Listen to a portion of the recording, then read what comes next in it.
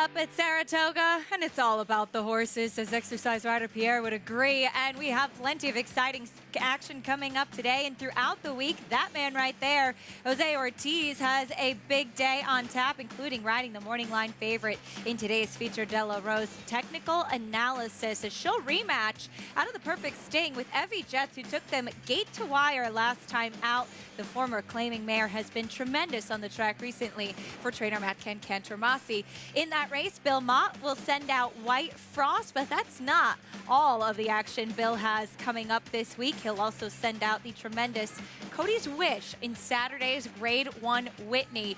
The great racing story, the namesake of young Cody Dorman, and Cody's Wish, who has won his last 6 races in a row, looking to add another big one in the Whitney on Saturday. All that and more coming up. Our program, Saratoga Live, brought to you by America's Best Racing. For the love of the race, visit americasbestracing.net today. It's an absolutely glorious day here in Saratoga. A little bit cooler temperatures this week than what we've been feeling recently. I'm your host, Acacia Clement, stepping in on the desk for you this afternoon and looking forward to it, as we have, as mentioned, plenty of exciting action this afternoon, including that De La Rose, as we'll take a look at the field for today's feature, as the fillies and mares will be in the spotlight. We'll have that rematch out of the perfect sting. It will go as race number 8 today, and it is for non-winners of a graded sweepstake. Coming up a little bit later on, as I'm pleased to welcome in New York Racing Association handicapper Andy Serling and our steeplechase expert Liza Hendricks. Liza, nice to have you on the desk with us this week. Great to be here in an exciting competitive race coming up. That's right. We're going to kick things off, as is the case every Wednesday, with some steeplechase action, Andy, and it's been a real fun tradition we have here in Saratoga. I love the steeplechase races. I've been seeing them since I was a kid in the 70s, and I love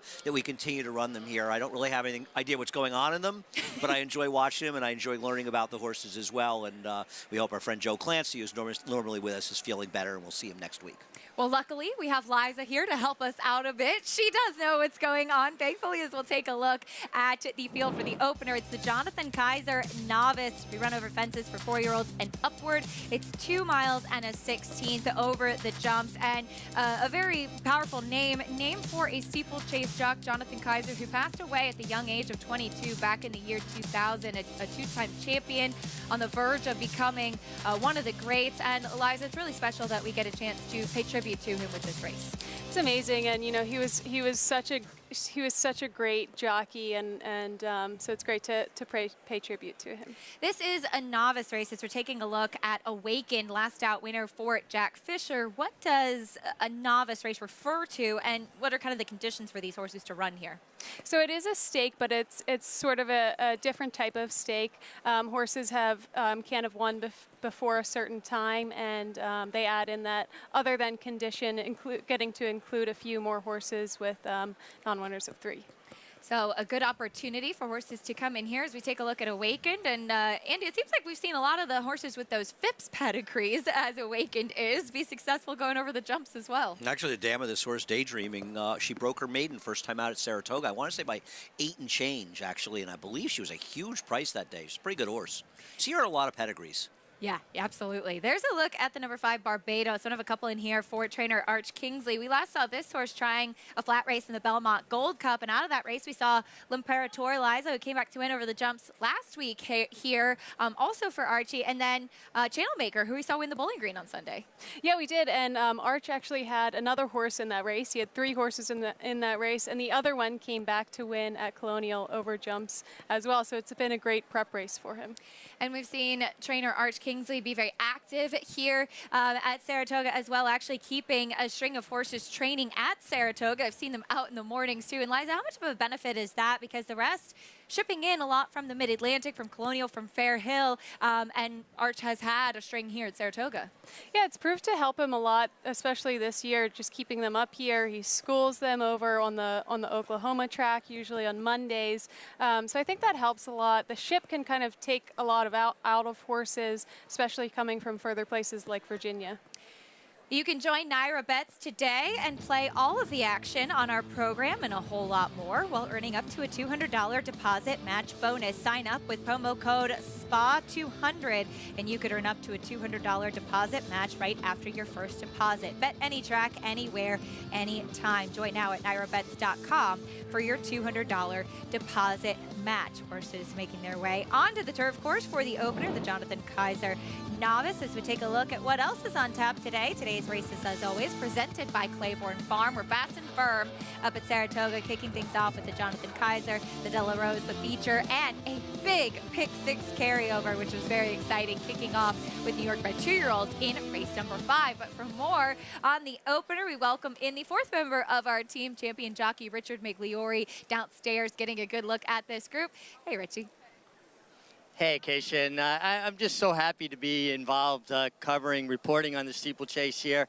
Steeplechase racing in North America goes back to the 1890s when it really started to get popular. And the first steeplechase meeting was in Aiken, South Carolina on March 14th, 1930. So a long storied history of steeplechase racing, and we continue that on here in Saratoga.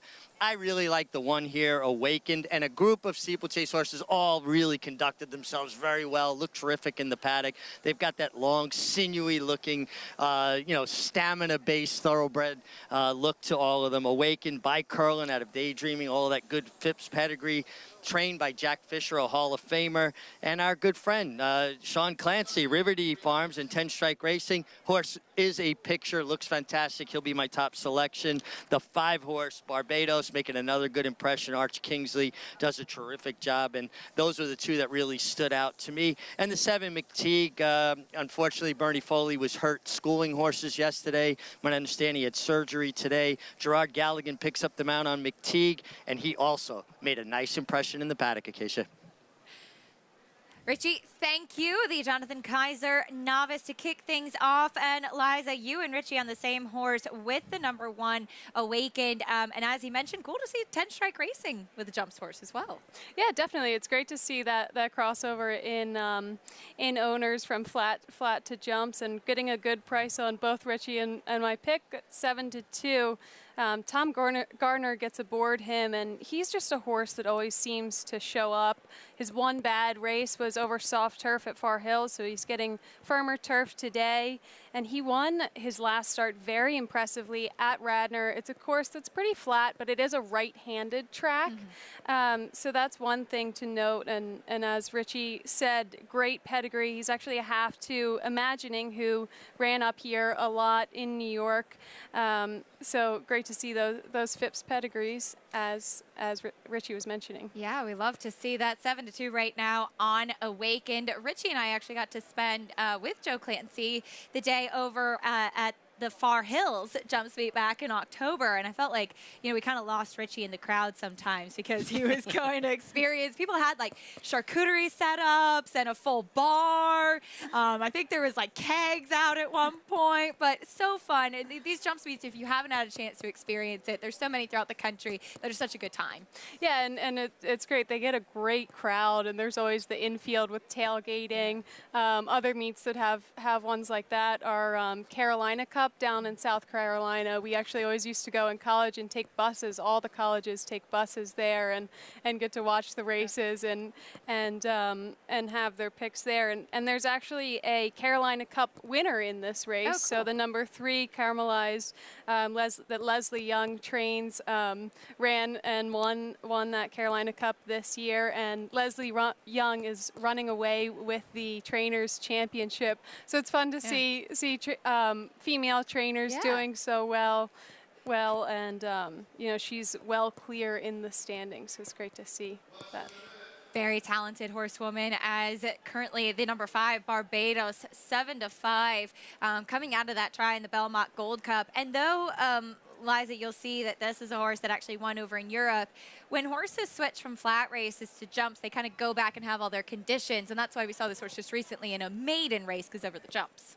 Definitely. So that's a great way to prep horses. You can switch to maiden races. You can kind of switch their conditions a bit, and it's great to have them. Frank Miramati with the Jonathan Kaiser Novice. Awakened on the inside.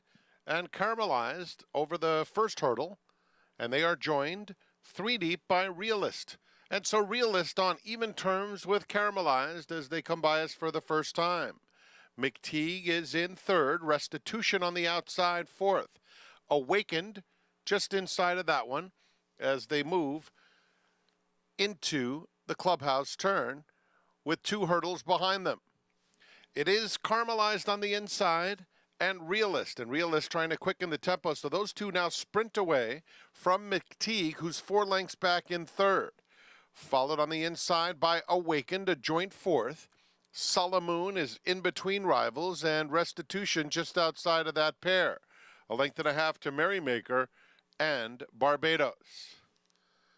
On the front end, it's Caramelized, head and head still with Realist, and they continue to do battle, pulling more than 5 clear of McTeague. Those two go over very smoothly. McTeague is a clear-cut third now. On the inside, Awakened fourth, followed by Solomoon fifth, now 10 lengths off that battle up top. Merrymaker, it will be biding his time, 3/4 of a length back to Barbados, who is at the back of the field alongside Restitution.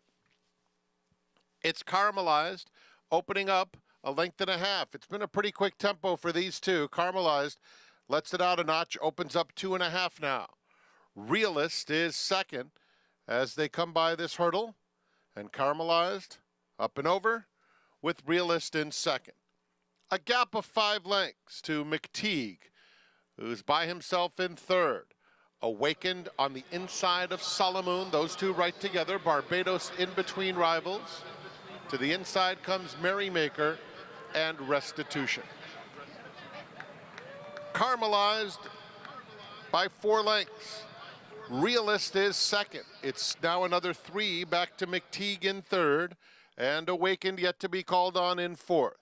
Followed by Solomoon fifth, and on the outside, inching a little bit closer to Awakened as they make their way onto the Saratoga backstretch. Merrymaker, followed by the 2 trailers, Barbados and Restitution. It's a 6-length lead for Caramelized. And now Awakened is starting to accelerate just behind McTeague. Another 2 lengths back to Merrymaker. Pulling up is Realist. Realist is out of the race. In front of Realist, Barbados, along with Solomoon.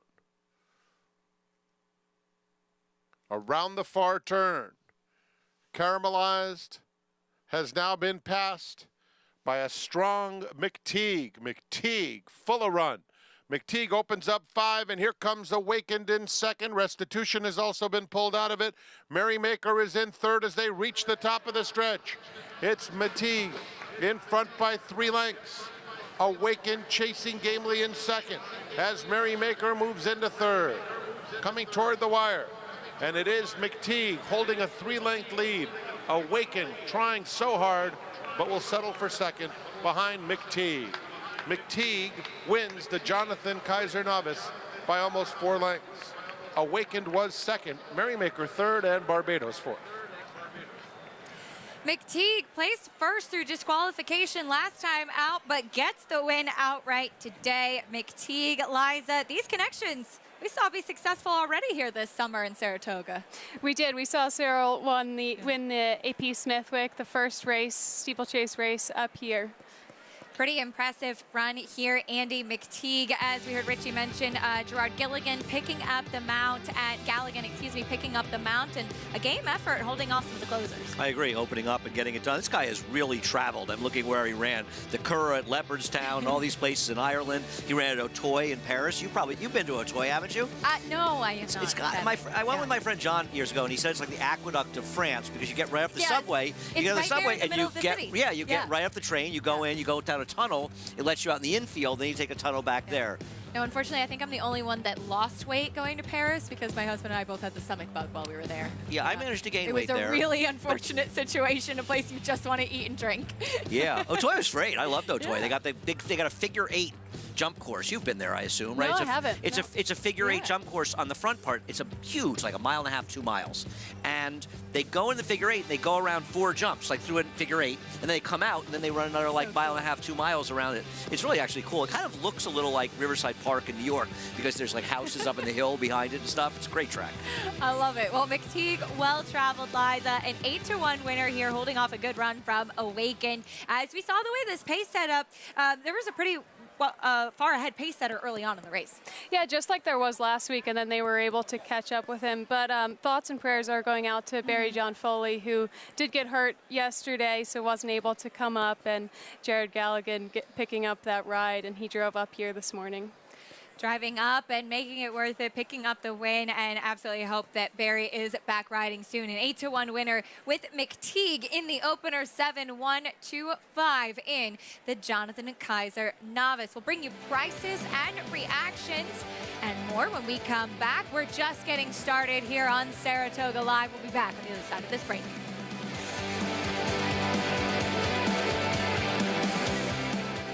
Eclipse champion Blade, a proven sire with over 15% lifetime stakes horses. And in the sales ring, Blame continues to prove his value. Now 50, 550, 550,000. 85 to back, 485,000. Thank you. 310,000 upstairs. His stakes-producing daughters include the dam of Eclipse champion Forte. Forte to win the Breeders' Cup Juvenile. Blade, standing at Claiborne Farm.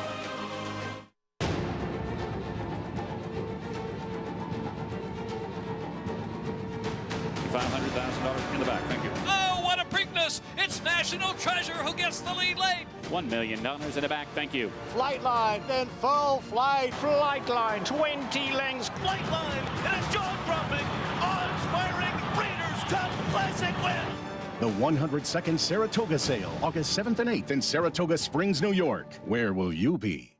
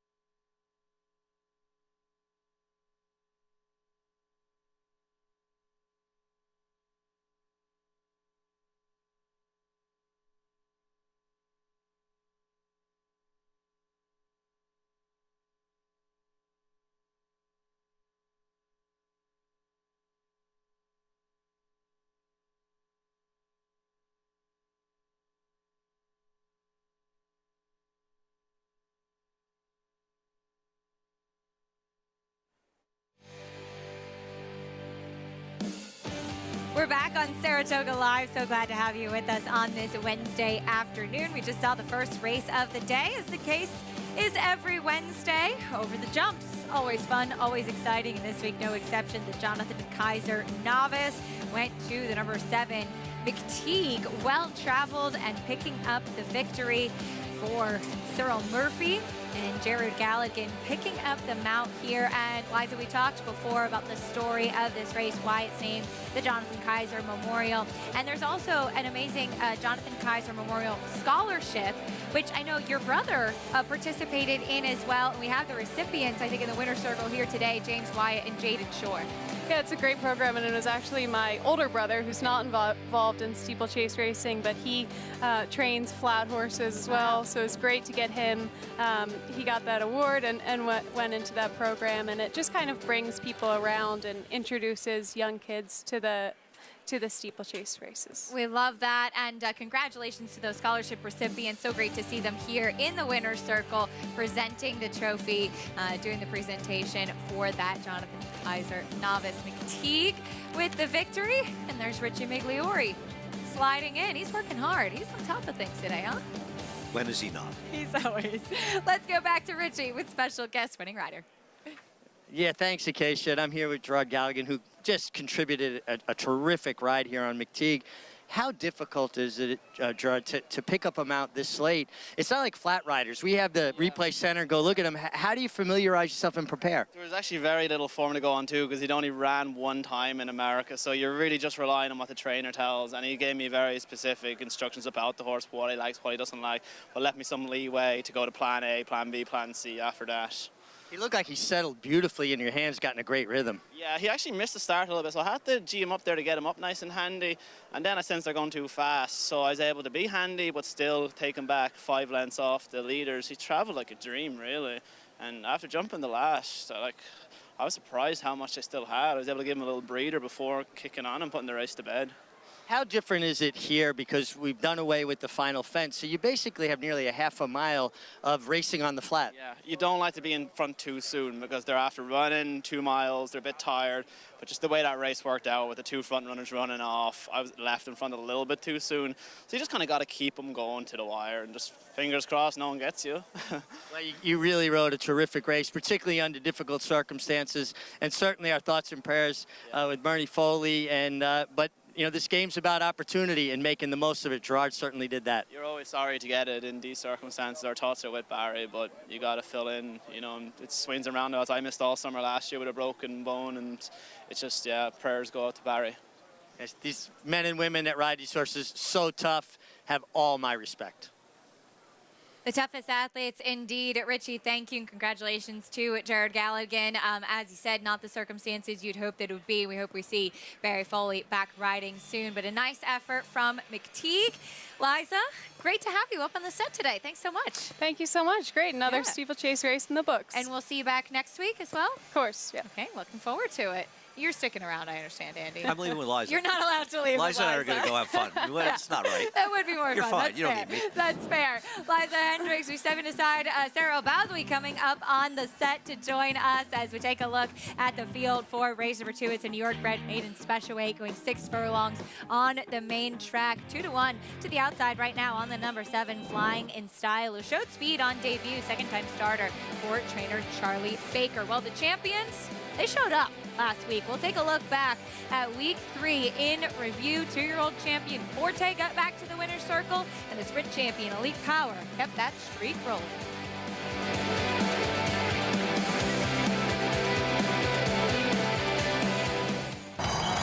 They're off, and the breeders come to them. And Forte sneaks round on the inside of Forte has come under a ride now, and he's going 3 wide, and he's coming up on the outside of National Treasure, and he's coming up after Cape Rock. The 2 of them coming down to the wire. Forte on the outside, Cape Rock along the rail, and Forte has upset Cape Rock to win the Breeders' Cup Domino. What are you waiting for? Experience the adrenaline-pumping, suspense-filled action of the Sport of Kings no matter where you are with Naira Bets. It's fast, easy, and secure. Download the app today and start winning with our lucrative weekly promotions, thrilling handicapping contests, and a one-of-a-kind VIP rewards program.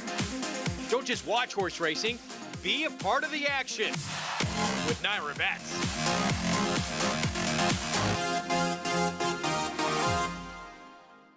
I just happened to be up on the 3rd floor of the grandstand at Saratoga, so I saw a horse load up in the gate and just decided to clock it. Went like 11 and 22 and 33, 44 and change. It was one of the fastest gate works I've ever seen. Nashville, first time out, much the best. Spice Down was a super fast horse, certainly no surprise when he has an offspring like Nashville. Never asked for a thing, track record. Nashville for the best sprint time of the Fairgrounds meet. Like my old boss Wayne Lucas always said, you can't coach speed.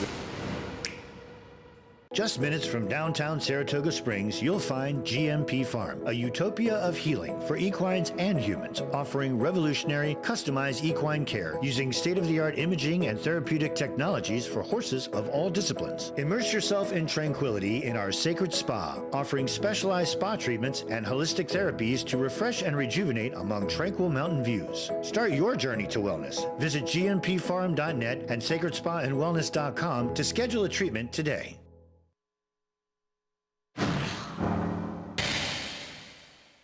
Dr. B gets the first call.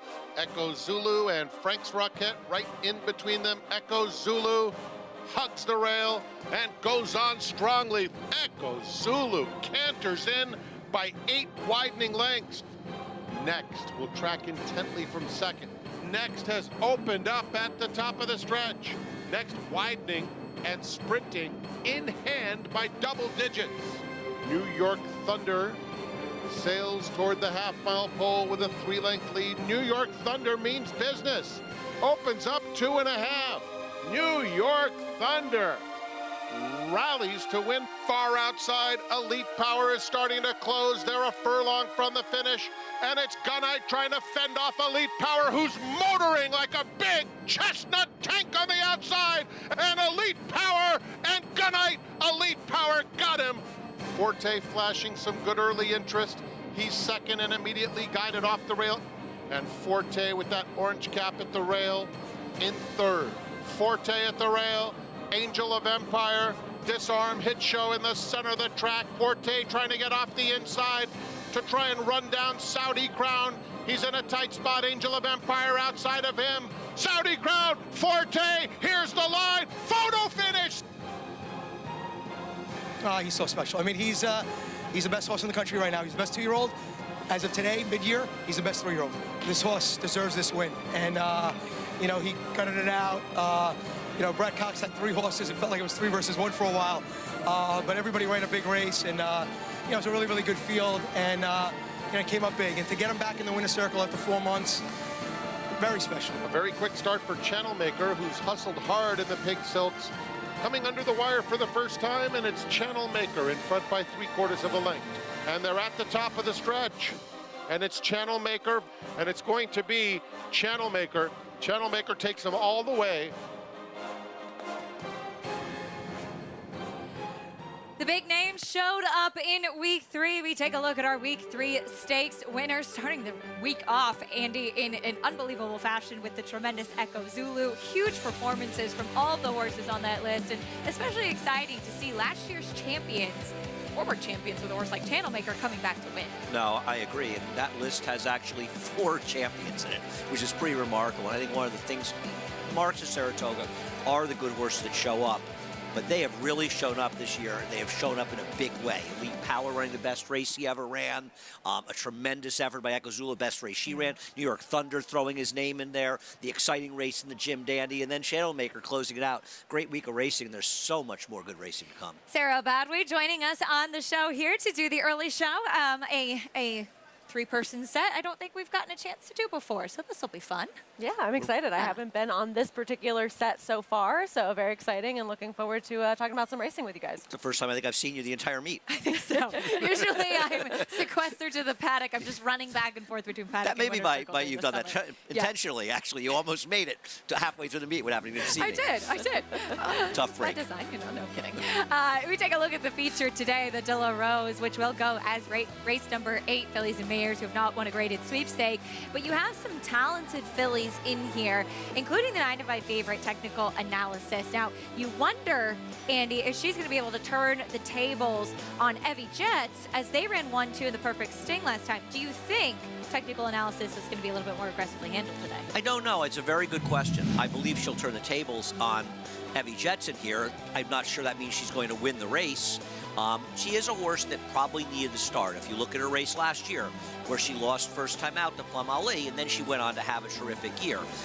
If she runs her race, she's going to win, but I do think it's fair, even if you believe she needed to start, to say she's a 5-year-old now. Are we sure she's as good as she was last year? Yeah, I think that's a really fair point that you bring up with her. And, you know, I like that you also mentioned that she is one that does usually take this race to get into her best, bringing her forward for the rest of the year. But she's also a horse that's been more successful when she's been forwardly placed. And now you have this other horse, Evie Jets, who has really come to life within this division, who has a little bit more speed than her from time to time. So it'll be interesting to see what the jockeys decide to do early on in the race. I think she's faster than Evie Jets. I think that Jose Ortiz, for whatever reason, decided to let Evie Jet go last time. May well have been by design. She's not a horse that needs the lead to win. She's been very successful in stalking and getting a job done. I just think she may have an advantage if she uses her speed more tactically. We'll see how it plays out today. One thing about Evie Jets, though, you have to give credit to the Cantormasi brothers, who claimed this horse back in 2021, and she's been a tremendous success for them. Unbelievably great claim. Cool story. Very cool story for the estate of the late Bob Amendola. Great to see those silks. Sarah, though, White Frost, who's coming off back-to-back second-place finishes, in fact, 4 in the money finishes. She's always right there, close away from getting that big one. Could today be the day? It's possible. I think that if you're looking at this race and you look at the morning line and you think that that's going to be how this race does ultimately play out in the wagering, I don't necessarily know that I want her at a slightly shorter price than a horse like Evie Jets, who has more of a tactical advantage, because she has had a little bit of that propensity to finish second and at very short prices in her last 2. She's obviously extremely talented, but I don't love taking horses at short prices that finish second more than they win. Yeah, I'm going to be surprised if the 9-5 on technical analysis held up and she was 3-1 and I picked White Frost, I would bet technical analysis because I think she's much more likely to win than White Frost. I was hoping that technical analysis would be closer to even money and White Frost might be 4-1 in here, and then I'd be interested in betting on here. I think White Frost is the second likeliest winner of this race.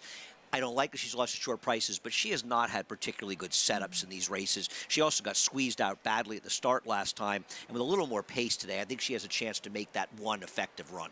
We'll see how it plays out. That's the feature coming up a little bit later on in race 8, the De La Rose. Here's a look at the week 4 stake schedule, kicking things off with that feature today. Of course, can't wait for Saturday, jam-packed day, including highlighted by that Grade 1 Whitney, the Test Saratoga Derby. Looking forward to all of that. It was special to see Channel Maker win the Bowling Green, but sadly we did see an incident take place where the Breeders' Cup winner of last year's Rebels Romance unseated jockey Richard Mullen throughout the running of the Bowling Green. He was rushed to the hospital and still hospitalized after a broken collarbone, thumb, ribs, and 3 fractured vertebrae. The good news, Rebels Romance unhurt throughout the running of that race, but certainly our thoughts and prayers with Richard Mullen, who we hope will be back soon, and glad to hear that he was conscious leaving the racetrack and able to move all of his extremities.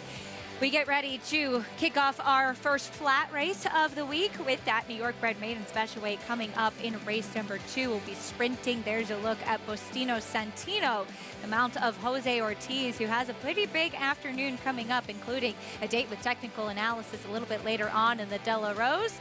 Jockeys are making their way into the paddock. We'll talk more about it after this on Saratoga Live.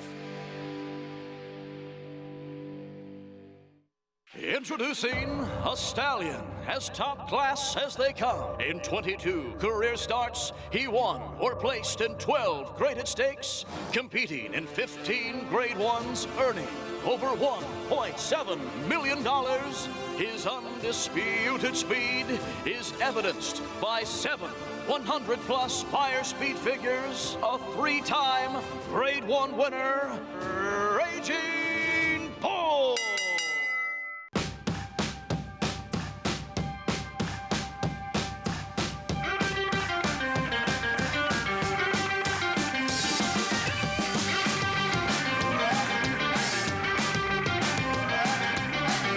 The Naira Bets Travers Bankroll Builder is back. Place a $50 win wager on one horse in any or all of the selected Saratoga Stakes races and receive a $20 bonus, win or lose. Opt in each week to play at NairaBets.com.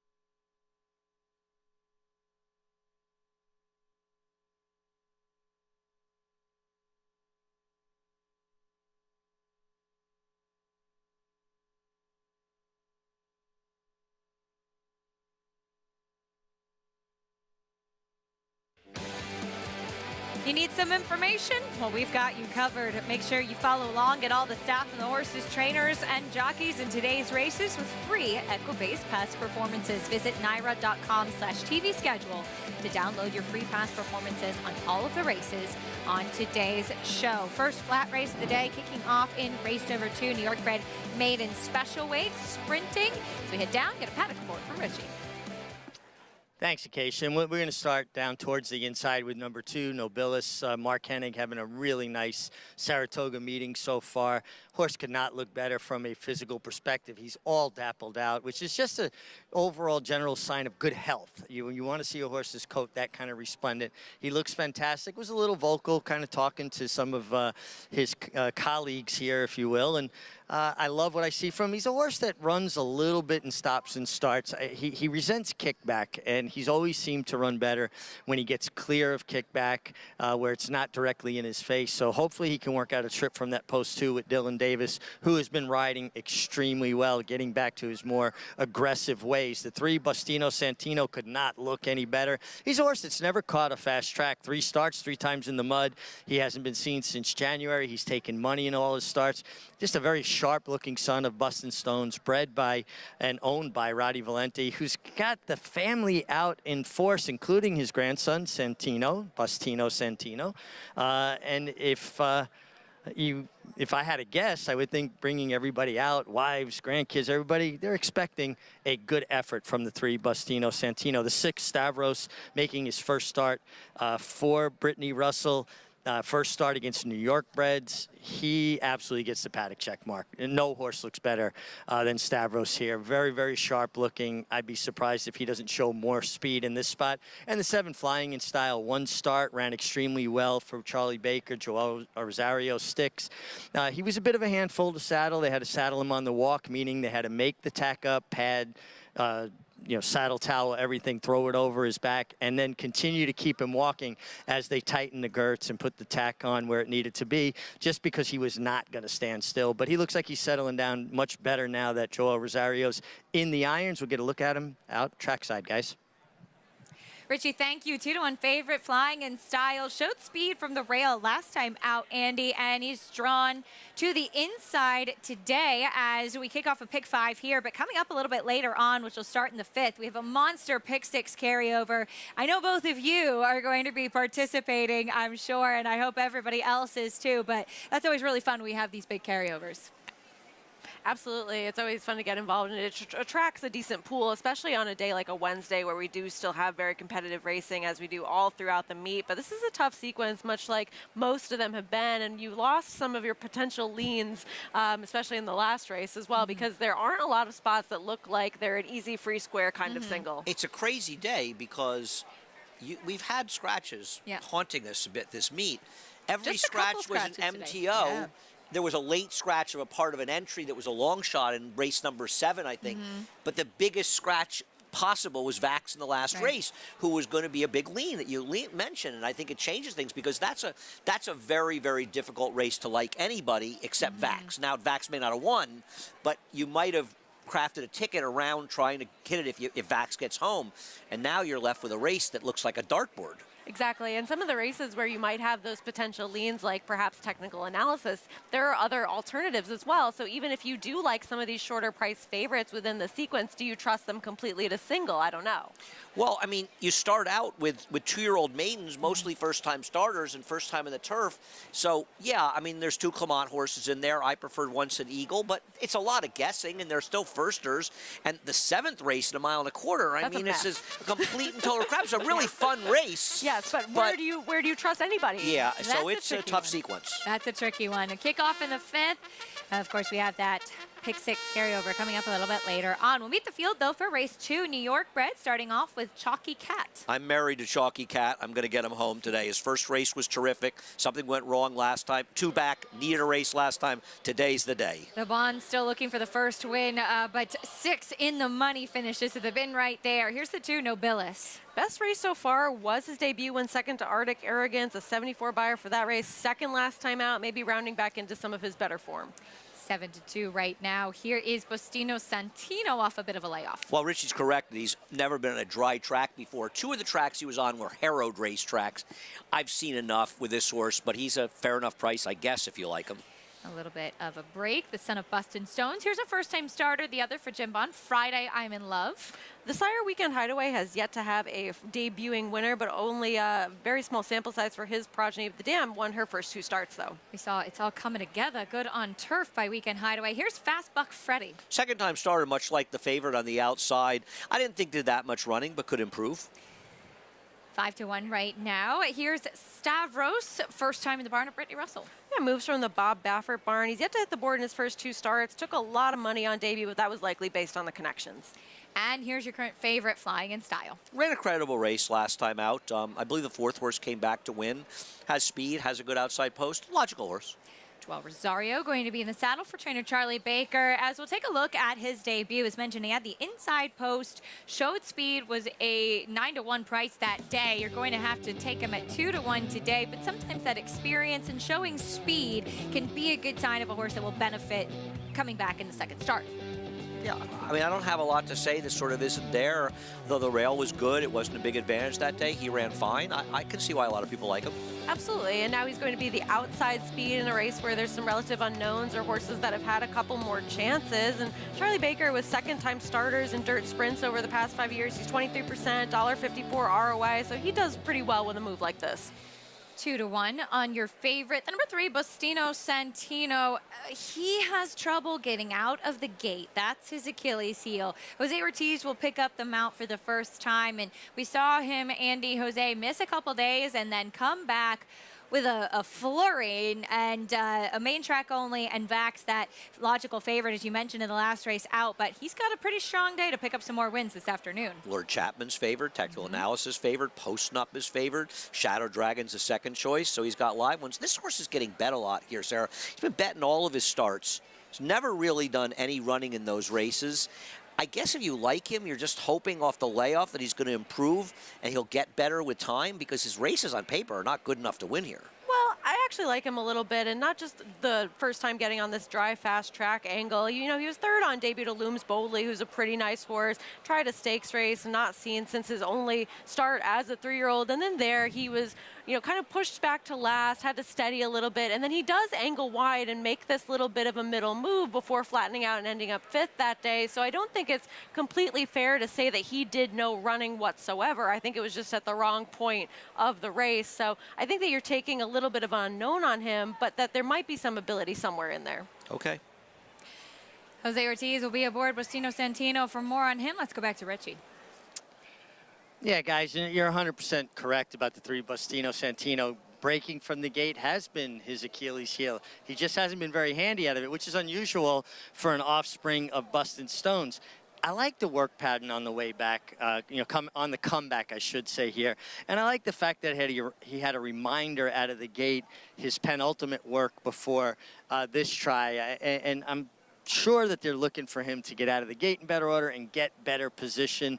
I thought he was a little bit interesting. And also, listen, you know, we can start getting silly and trying to handicap connections and people when they wear a suit or don't wear a suit, or when they have, you know, family members out. So I was a little bit tongue-in-cheek with the 3 Bustino Santino. My selection is going to be the 6 Stavros. I just think this horse, first time getting against New York breds. I love him from a physical appearance. He just was a standout, and I think he's going to find the company to his liking. Richie, thank you. Stavros, first time in against fellow New York breds, Andy. And Sarah, as you touched on, took a lot of money. It's a Bob Baffert first-time starter debuting at Santa Anita. But he's a New York bred. This is the company he wants to run against. I don't know why he didn't come here to begin with, to be honest with you. It's not as though these connections don't run horses in New York. That's a fair point. I think that, you know, he was the one that did get bet that day, and I do really believe, just like the rest of you do, that it was based on these connections. And while this might be looked at as a drop in class, since he is now facing state-bred company, don't you just wish that he did a little bit more in either of those starts? Yes. That's fair. Yeah, I mean, he ran against some good horses. Obviously, you know, he'd have to improve. We'll see. I used him because he's a new face in He's here. kind of the wild card. Yeah, I bet the 1 to win, and I used the exacta with the 2, Nobilis, who I think is the horse to beat, oddly, and I used him with Stavros as well. I would just like to point out, if you are concerned, which you shouldn't be, about a horse going from Bob Baffert to Brittany Russell, first off, SF Racing and Starlight, they have plenty of horses with Brittany. This horse worked at Los Al on July 22nd. I'm sure with Bob Baffert. You don't think Brittany took him out there? I don't think Brittany took him out and worked him. Make a great point, Acacia. Yeah. So if that's a concern for you, I don't think it's a concern at all. I think it's a very interesting point. You know, you're right. I mean, she's basically just gotten the horse. And Right. keep in mind, she won the Carter, the Grade 1 Carter, for these connections with a horse that Baffert originally had. With So Doppelganger. they're not Right. exactly shipping her horses because they can't run. I mean, I'm sure she gets some, but this horse is a New York bred. Of course this horse should be in the East. Makes a lot more sense for him to be here. Kind of the wild card of the group. We see a couple of horses at 4 to 1, 7 to 2 now on Nobilis. Andy, you had a bit of a theory with this horse and where his best running can be done. Well, I mean, I think it's been pretty clear watching his races that he's not a horse that wants to run inside of horses. He spins his wheels down there, and when he gets outside, even last time out, and I know he got drowned in that race, but he was really running at the end because he was sort of nowhere, and they're spinning his wheels. So it's up to Dylan Davis, and hopefully realizes that. Hopefully he drops back a little bit early, and he can get him outside to make that run. And certainly he's been riding extremely well over the past couple of days. So I think that he's in a more of a locked-in space and making some of those better decisions first thing out of the gate about where to position his horses. And I'm sure he's well aware of where this one will do his best running. Dylan Davis, the confidence at a high right now. I mean, Andy, when we were at Belmont in the spring, he had, 20-something second-place finishes. You know, the horses were running well, just not really getting the job done. And the tide started to turn at the end of Belmont, and certainly the right time coming here into Saratoga. Kind of turned when he started getting more aggressive at Belmont. We had talked about it quite a bit. You've got to be more aggressive as a rider. Passive riders are constantly going to get in trouble. Other riders and horses are going to take advantage of them. And Dylan, when he's been at his best, and this is something I know that Richie's talked to him a great deal, get him to be more aggressive, get him in the game. And when he started being more aggressive, good things started happening. It's not a surprise. He's Dylan obviously Davis, a good rider. Yes, very good rider. Had a 3-win Saturday.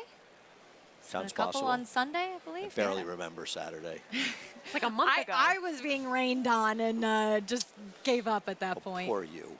You were on the set. Right, because I'm lazy and old. Race number 2 coming up next. First flat race of the day. There is Nobilis. We'll see what kind of trip he can pull under hot riding Dylan Davis. New York bred maiden special weight group lining up on this Wednesday afternoon. Is the 3 kind of a little horse? Is he a little? Is it just me? Does he look a little smaller? I've never actually seen him in I don't person know. before. So I don't think Probably just me. I don't think he looked that small. I mean, maybe Miniature compared horse. to Nobilis, who is pretty Yeah. pretty good size. We'll see if he may be small but mighty. Loading in, there goes first time starter Friday. I'm a Love, a little bit tricky to get in. Starting gate crew has him taken care of. We send it up to the voice of Saratoga, Frank Miramati for the call. Race 2. 2 more left to load. Stavros going in. Flying in Style will be the last one.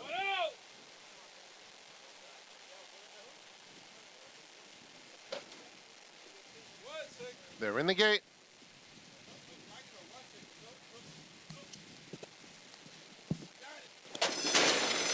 And they're off. Fast Buck Freddy comes out very smoothly for the lead. Flying in Style on the outside, moves to engage. And Chalky Cat, a close-up third. Friday I'm in Love has good speed and moving up in between horses to take the lead. So it's Friday I'm in Love in front. Fast Buck Freddy now second. Chalky Cat third. Flying in Style a close-up fourth, now taking the third spot. Stavros fifth, 4 lengths off the lead. It's another 3 lengths back to Bastino Santino, who is second to last, and Nobilis at the back of the field. 22-4 for the opening quarter mile.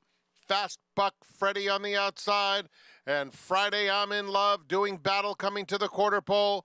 Just in behind them, Flying in Style is third. Stavros on the far outside there at the top of the stretch. Fast Buck Freddy at the rail. Friday I'm in Love. Behind them, Chalky Cat is trying to get a piece of it. Center of the track, Flying in Style. They're a furlong from the finish. And now it's Fast Buck Freddy. Flying in Style moves into second. Fast Buck Freddy by 2.5 close to home, and Fast Buck Freddy is too strong. Flying in Style second, Nobilis from last to get third, then Bustino Santino. Fast Buck Freddy getting the win under Flavien Prat as the two second-time starters finish 1-2. Yeah, no question about it. And this one actually would not run as well as Flying in Style, but ran a lot better today. And nice to see Jorge Abreu get his second win of the meet. Yeah, and first time out, this is a horse that was the third choice actually in there. So it had taken some money. He got a better price today, and he sat up close to the pace, was able to put that first time starter away and kick on pretty well as horses were rallying late down the center of the track. Yeah, and I thought that Dylan did a good job getting Nobilis outside. Just doesn't have any speed, and it's tough to win these races when you're that far back. Same for the 3. Yeah, absolutely. Certainly ran a little bit better than that horse once getting out into the clear, and does seem to fly on late. So made the right choices, just not enough. I was going to mention different running style from Flying in Style as well. We saw him so quick out of the gate last time and was on the rail, and today actually ran well, second best behind your winner, but coming from off of it a little bit. Well, an aggressive move. I don't think Friday I'm in Love broke that well. I don't think got particularly left, but Friday I'm in Love, the first-time starter, made a big aggressive early move to assume control, and I think it sort of helped some of the other horses. But the race didn't really fall apart. That horse fell apart, but the race itself didn't fall apart. 5, 7, 2, 3 in race 2. Number 5, Fast Buck Freddy with the win. Jorge Abreu, the trainer, Flavien Prat in the saddle. There he is. You see, he's used a few goggles there. Got a little dirt in his face. I always find it fun seeing how many goggles they use coming back into the winner's circle. Crazy to think that man right there, trainer Bill Mott, has not won a Whitney. Will look to do so this weekend with a terrific chance. Cody's Wish won his last 6 races and looks for another big one. He's still stretched out to the mile and an 1/8 on Saturday.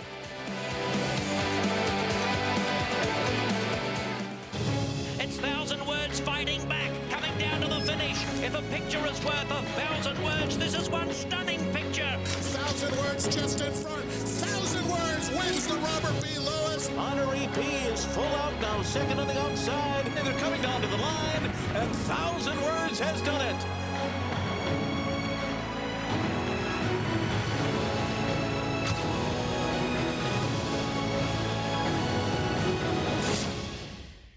Now more than ever, it's time to get with the program.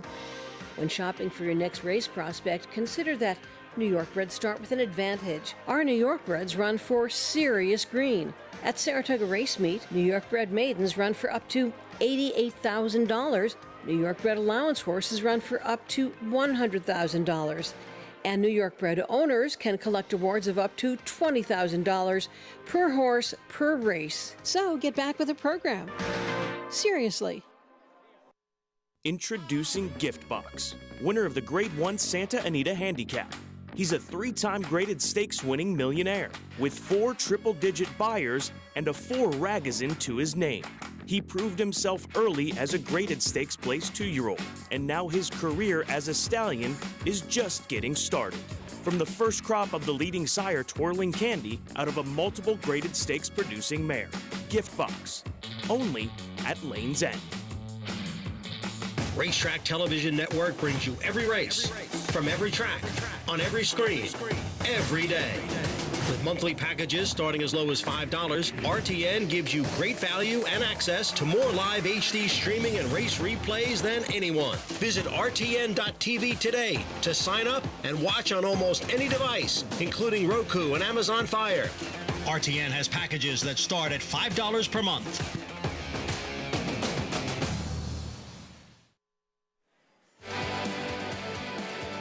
We're back on Saratoga Live, brought to you by Claiborne Farm. 100 years of doing the usual, unusually well. Race 2 in the books. New York breds in the spotlight, and it was second-time starter Fast Buck Freddy to get the win. The son of Fast Anna.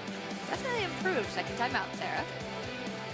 Yeah, absolutely. Took another step forward, showed a little bit more speed today than he did last time, and you got a better price this day as well. $11.40 winner, jockey Flavien Prat on the board. He's standing by with Richie.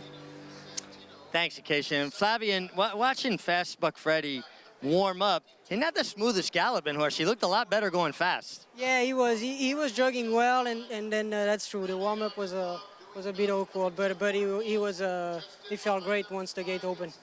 Yeah, he did, and he really took you to position. It looked to me like once you were able to kind of put the bit in his mouth a little bit, he really got fluid. Absolutely, yeah, he jumped really well. He has great gate speed, and then after that, I give him a chance to get himself together and respond well down the lane. Sorry.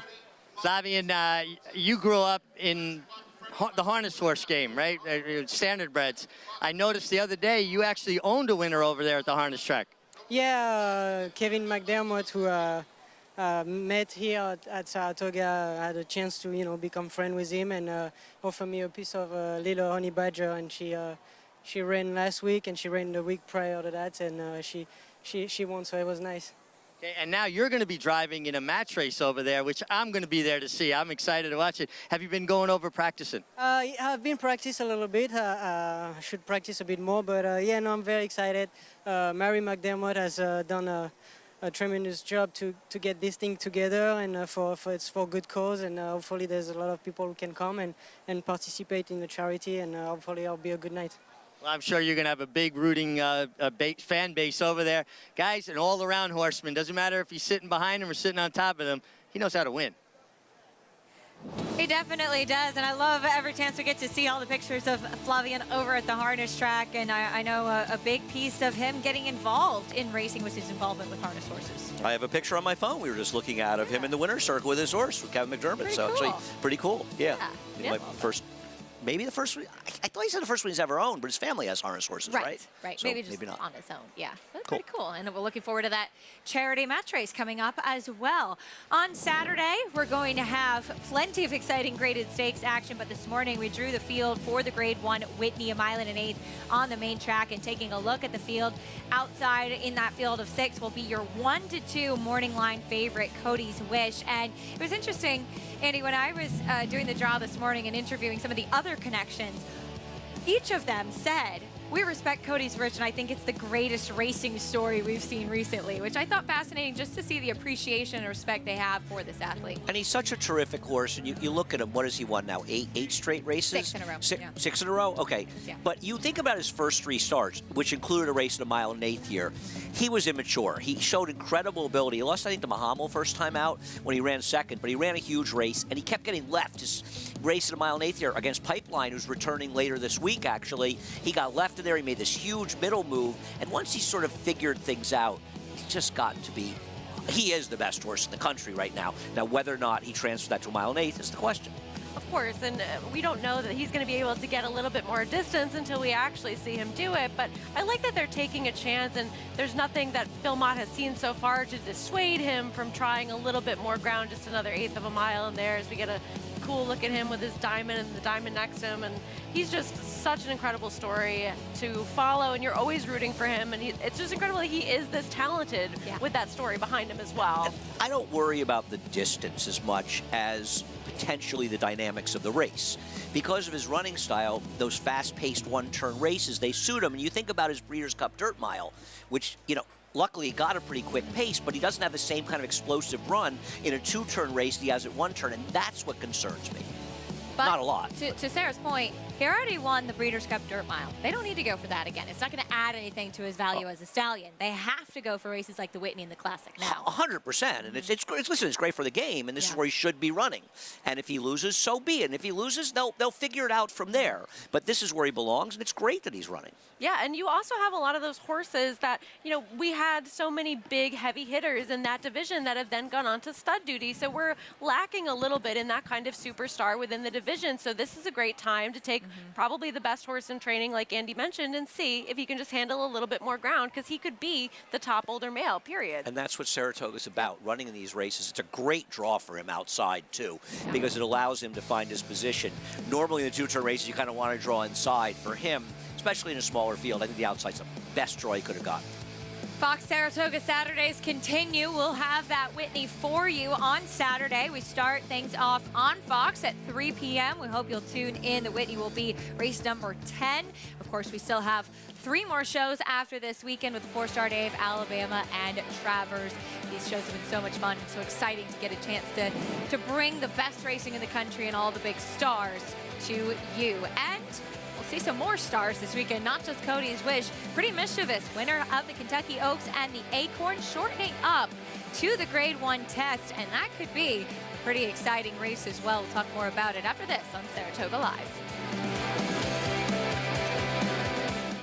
Warfront. This son of Danzig ranks among the world's elite sires. Ranked #1 by percentage of stakes winners, graded stakes winners, and Grade 1 winners. No stallion has a better strike rate. Warfront is the sire of over 100 lifetime stakes winners, including some of the sport's most talented runners both at home and abroad.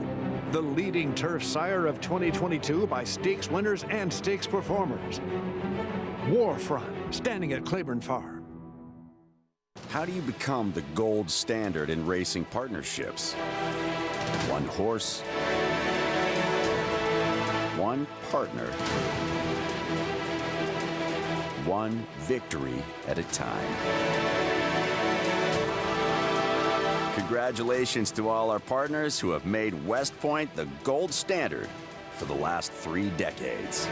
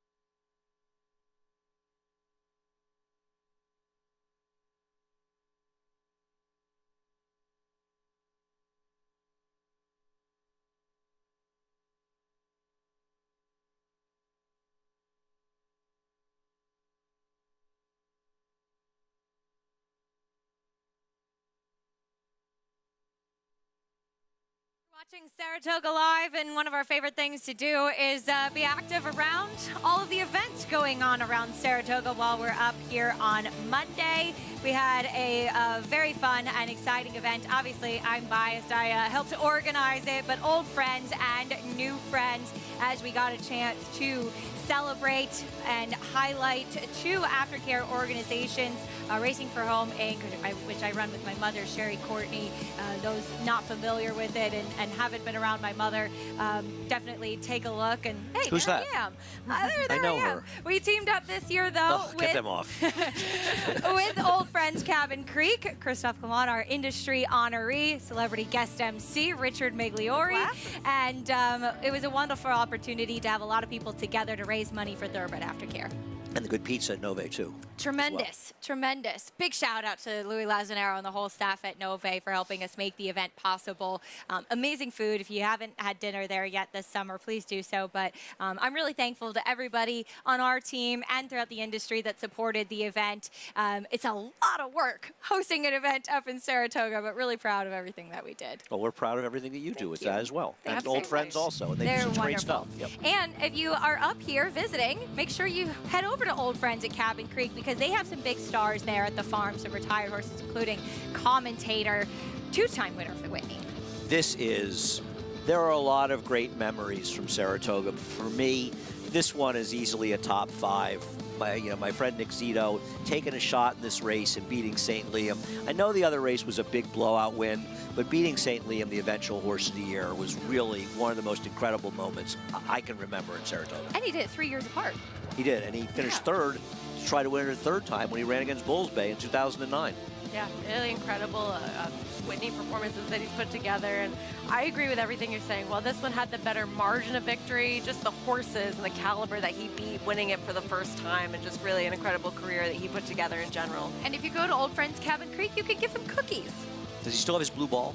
He just had a I'm blue sure ball he does. in mixed Little stable. ball. Yeah, I I'm love sure he that. does. Yeah, They are very spoiled over there, as they should be. he is the fastest New York bred ever. I mean, when he ran his best race, he was the fastest New York bred. He had an amazing horse. Somehow he paid $11 when he broke his maiden first time out. They have the Travers here. Just amazing.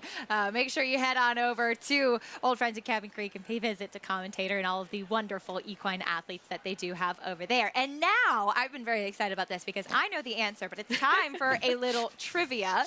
I'm always more excited when I know the answer. We're going to Really? name that. I know the answer too. You don't even have to tell me what it is. I'll get it. Whitney winner. All right. Won 14 races in 28 career starts. I have an idea who it is, but I'm not going to say. Sarah's got a lot of notes over there. I believe I know who this is. Did Todd Pletcher train him? Named champion older horse that year. I know who it is, but I'm not gonna say it. I believe he has the record in the Whitney, the fastest time, right? Track record with the Whitney win. I told our producer Terrence, I said, Andy's gonna guess this. I know, but I don't want to ruin it. I can just tell the questions It's before a game. they come. The Whitney. You don't know who this is? I do know who this is. I'm waiting for you to He was say. 5 wide around the Final field. race. All right, who's your guess? Go. Lear Run. Yes. No. No, he didn't. That was on his final race because he actually Whitney ran. was my final race. Oh my gosh. This is the key piece of it. Ooh, left bank. Sarah? Yes, he's right. Left bank. If you know it, you have to say it. Come This on. is an unbelievable The race. 2002, Whitney for Todd Pletcher. He died, unfortunately, shortly after this race. He beat the mighty Street Cry Lido Palace that day for Bobby Frankel. The amazing thing about it was, because he was really more of a 7-furlong type horse. He did, I believe, win the Cigar Mile. Incredible racehorse. He didn't even make the lead in there. There was a horse in there. I want to say it was Roar Emotion. I'm not sure. I know it was a Joe Alan Jerkins horse. He went out to like a half and like 45 and change, and Left Bank was chasing him, took over, and it was an incredible performance. He's also a horse that won the Vosburg, Cigar The year Mile, as before. you mentioned. he Incredibly was- versatile horse. Yeah. He was an incredibly talented horse. Yeah. And he paid $24 on Belmont Stakes Day when he won an hours of one allowance, and he should have paid about $4. Who needs encyclopedias when you have Nobody. Andy I love Serling? West Bank. That was fun. There'll be more Whitney trivia to come on the show as we turn our attention over to race 3. We'll be sprinting on the turf here in a $32,000 claiming race, 5.5 furlongs on the grass. There's a look at Chessmaster in the paddock. Let's head down, get a paddock report from Richie. Yeah, we'll continue on that theme of Chessmaster. Here's a horse that ran in Indiana roughly 11 days ago and delivered a nice effort. And the first thing you look for horses like that are coming off a good effort and shipping is, did they tuck up? How did they respond to the race and the ship? I'm seeing a horse carrying very good weight. Doesn't look tucked up whatsoever. His coat could be maybe not quite as dry. I'm going to keep an eye on him as we warm up. Now, we don't have as humid a weather, but it's still warm enough where you don't want a horse that's not sweating at all. But as far as his weight and how he looks coming off of that effort in the ship, I really think he looks terrific. The 6-horse Lyrical Poet coming off of a layoff. He couldn't look any fitter. I really think that he's very well prepared. Don't think he'll be short. Certainly, but for being a Kitten's Joy, has that, turf sprinter look, and he's really getting animated. Since they put the tack on him, since he got the saddle on, he's really kind of puffed up, got on his toes, and he's like right at that simmering point. And a horse that absolutely making a beautiful impression is the 7 after 5. Now, sometimes it's not as easy to discern with a gray horse, but he's got a rich, hydrated look to his coat. He's dappled out, and I'm really liking what I'm seeing from him. He would get the paddock check mark. Now, we know it's not a beauty contest. You got to like what you see on paper and get it reinforced by what you like from a physical perspective, guys. Richie, thank you. 10-1 shot after 5 right now, taking a bit of a drop in class for Pat Quick. As we want to remind everybody, you can join Naira Bets today and play the action on our program and a whole lot more while earning up to a $200 deposit match bonus. Sign up with promo code SPA. $200, and you could earn up to a $200 deposit match right after your first deposit. After 5 is ready for it to be after 5 and go to happy hour, I see. Bet any Looks like you may have already been there, actually. Anytime. Join now at NyraBets.com. Spooking a little bit there with the crowd. Trevor McCarthy and his handler did a great job in trying to keep him settled. Chessmaster's the horse to beat in here. I don't think there's any denying that, who had run so well in his last start, but I'm going to try to beat him. Mike Maker's barn's been a little chilly. Here's a stat on Wesley Ward, though. Wesley comes here to play. It feels like when Wesley ships horses to New York from Keeneland, they seem to frequently run particularly well. And this is a horse that, while he's been a short price on several occasions, he's one that does tend to show up and run his better races, and you can see the information right there. When they're here and they're spotted like this, they usually perform pretty well off a break. Do we think he's a little chilly on the board, though? He's actually the third choice, co-third choice. I expected him to be a clear-cut second choice. I thought so, I don't know too. what price David made him on the line. I thought so, too. Well, I remember last year when he ran here, when he was the short price favorite, he was a bit of the buzz horse because he had been the workmate of Golden Pal in the mornings. And so how'd that work out? He got a lot of, that was the day he finished 4th in Saratoga. But Dancing Buck was in raging form, and Fauci and Comedy Town were better horses than they are right. Well, actually, Fauci ran fine the other day, but Comedy Town sort of lost a little bit at the time. That was a pretty tough race, and I think a tougher one than this. Right, I'd agree with that. 6-5 right now on your favorite. We'll meet the field, though, starting off with the #1, Chuck Willis. Comes off the claim, cutting back a little bit for David Jacobson. Jose Ortiz potentially has speed. Finished behind, bringing a check, who would come back to win again in his subsequent start. Breaking from the rail is Chessmaster, your favorite. Big favorite right now. He has yet to win going past that 5 furlong distance. I know it's only 5.5, but if he hasn't done it yet, and at this price, I don't necessarily want him. Cutting back from 1.25 miles to 5.5 furlongs. Here's Brazilian Air. I think the biggest question is, how is this horse only 6 to 1 and not at least 16 to 1? Half his morning line right now. Here's 7 Cents, who is also taking a drop in class. He's making his 3rd start off a layoff. His last 2 not particularly promising, but he could just need some racing into fitness. Last year's races were pretty good. Here's Me and Sap, New York bred for Dave Donk. Had a big win here last year for Dave Donk, but this is a tough spot. He'd have to step forward. We saw those stats on Wesley Ward. Here's his charge, Lyrical Poet, the 6. Yeah, making his debut for the year as a now 6-year-old. And if he runs back to some of those races we saw against what were better horses last year, certainly a contender, and Wesley brings them in ready to fire. And the outside runner after 5 looks like he's settled nicely now. Yeah, his recent form scares me a little bit. If he can get back to that perfect trip win off the claim 3-back, he's a gigantic player in here. Who is he? Who is he? We will find out. Here's #2, Chessmaster, though, your favorite, 6-5. Got a win last time out at Horseshoe Indy and aggressively spotted here, I think, in the right place. But as Andy mentioned, the Mike Baker barn has not been firing as it has in the past at Saratoga. No, I mean, in this 90 buyer speed figure that he got, you know, it's not really a number that we've seen from him in his last couple of races. I know that he has that 100 buyer if we go back to Tampa earlier this year in the Turf Dash, and maybe you make the argument that he's a horse that just really didn't appreciate the kind of turf course that was at Gulfstream Park, because I think that you have to make up some sort of excuse for those races coming into here based on those efforts, because they just weren't quite as good as what we saw last time. I worry a little bit. He's a horse that at times has had some gait issues. Drawing the rail makes me worry a little bit about him getting out at the break. I was going to say, if you're running 5 furlongs down at Gulfstream, if you are not braking well, it is so easy to get run off your feet in those races, and they're so quick the way that he's run. And Yes, I Am Free, a horse that he ran against, is one that Laura Casares has had down in Florida and has been in terrific form for a while too. So he's running against some decent horses, but I think if you get out-footed there, you're done for. The problem I'd also say with him is Chessmaster lacks consistency, and at a short price, that concerns me. And this is after 5's win 3 races back. And he ran an 89 buyer. He ran a figure that makes him very dangerous near perfect trip or not. He really ran well, but he's just completely fallen apart since then. And it's not like he's had particularly bad trips in those races, Sarah. Right. You wonder if he's going to be able to replicate this kind of performance, because his last 2 races just haven't been quite that level. And while maybe he didn't want to go quite as far as 7 furlongs in his last race, now cutting back to that 5.5 furlong distance today, he's a pretty big price in this field if you like him, but you kind of wonder what his typical ability and if he's going to replicate some of those better performances. I think that's a very fair question to ask.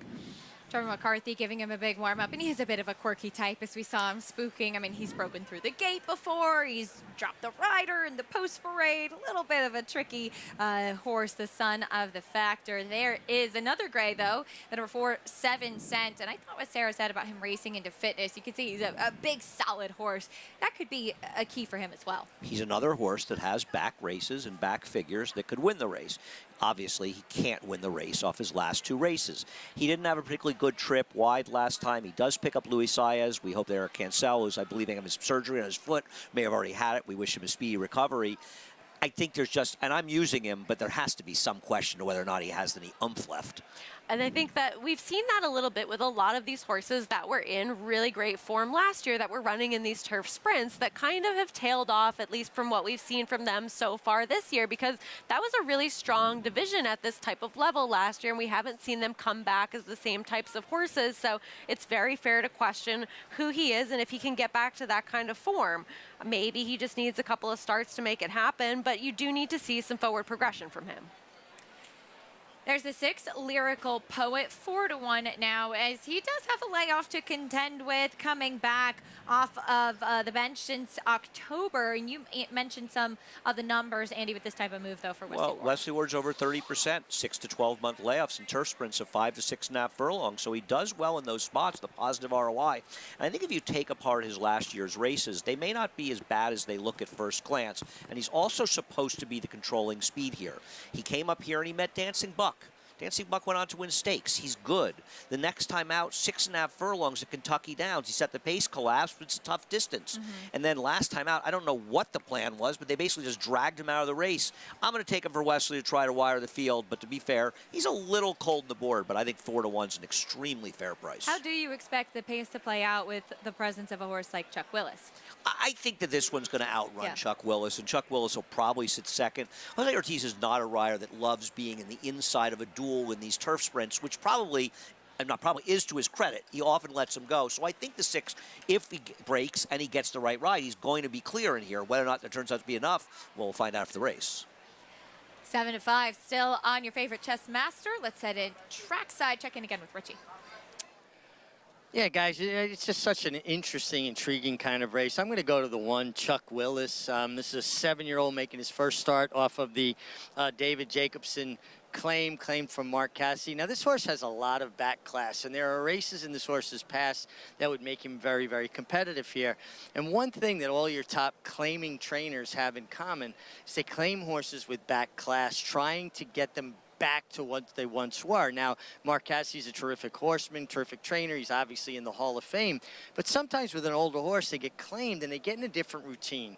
And just something kind of tweaks a little bit. They get out of a rut and they respond. Now, the 1, Chuck Willis, did not stand out to me in the paddock, but I loved what I saw from him in the warm-up, and he is going to be my top selection. David Jacobson's very good at taking older horses.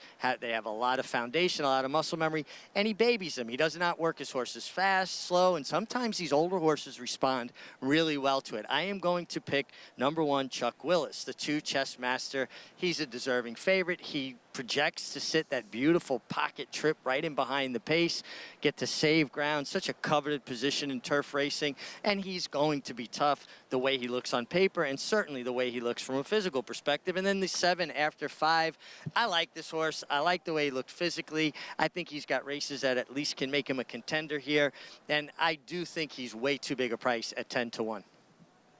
He's a nice price, offers some good value. Richie, thank you. Reminder, coming up in just a couple of races. In race number 5 with the 2-year-olds, we will kick off today's Pick 6 sequence, and we have a 6-figure carryover of over $193,000. The best carryover I believe we've had the whole meet so far, and it's not an easy sequence. We should get a nice pool for that, and Pick 6 carryovers are fun. Yeah, definitely fun to get involved with those. We saw a couple when we were at Belmont, but this is the first one we've had here so far, and even some very challenging sequences. You still have those tickets that end up being live towards the end of the day, so really astute handicappers going into Saratoga that are betting this kind of sequence, and it'll attract a lot of attention, especially for a Wednesday. We have some sharp cookies betting here at Naira. I was reminiscing about some funny Pick 6 stories back in the day, and back in the day they didn't show you what horses were live going the last leg. And the last leg back then was like the stake race, the second to last race. So One day there was a double carryover, a huge one, and there have been crazy results. And Cody's Wish won the feature at 30-1, and I said to friends of mine, Cody's we're Wish? going to have a, not Cody's Wish, I know the horse, I'll think of his name, Cody something. Anyway, I said, it'll be a triple carryover, and the guy said to me, I'll give you 100-1 and $1 that somebody hits it. Wow. And I said, sure, I'll take 100-1 and $1 and just about anything. So we bet, and they put it up, carryover, nobody hit it. Oh, no, he says to me, I know someone hit it because somebody told me he's live to all. And then they put it up and nobody hit it, and he said Sneaky. to me, I can't believe the guy lied to me. And I said, yeah, at the racetrack, somebody lied. Cody, who's the horse? It's a Mike Hushin horse. Richie knows the horse. Hopefully he'll... Maggie texted me, she knows the horse. Help us out, Maggie. No, No? not Cody's more. No. No, Someone will get you.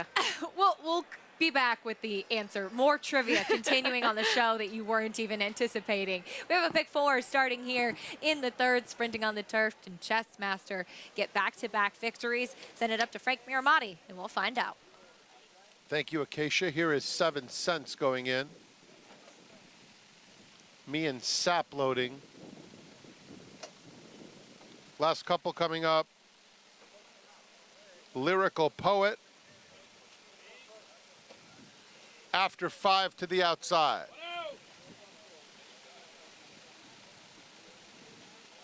Going in. They're in the gate.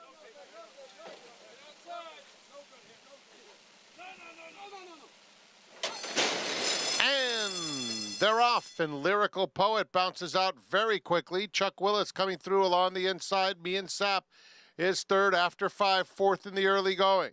Then it's Chessmaster fifth, 3 lengths off the lead. Brazilian Air in the purple colors is second to last, and 7 cents is at the back. Lyrical Poet takes him into the far turn with Chuck Willis pressing a length back second. Then comes Chessmaster along the rail, Yellow Cap in third. Me and Sap in between horses. After 5 is next. The opening quarter went in 21 3/5 seconds. Brazilian Air second to last, 7 cents continues to trail. Lyrical Poet has been there all the way, leads them into the stretch, in front by a length and a half. Chuck Willis in second. Chessmaster still 4 lengths back in third. Then Me and Sap, Brazilian Air, they're in the final furlong. Lyrical Poet, Chuck Willis have been dominating. Chessmaster is now kicking in, and kicking in fast. And here's Chessmaster with a ferocious stretch kick to run them down. Chuck Willis second, Lyrical Poet third, Brazilian Air was fourth. Leading jockey Arad Ortiz picks up another one. Chessmaster, the favorite, gets the right setup today. Got a perfect trip with Irad. He just sat in that pocket position, angled out in the stretch, and got it done.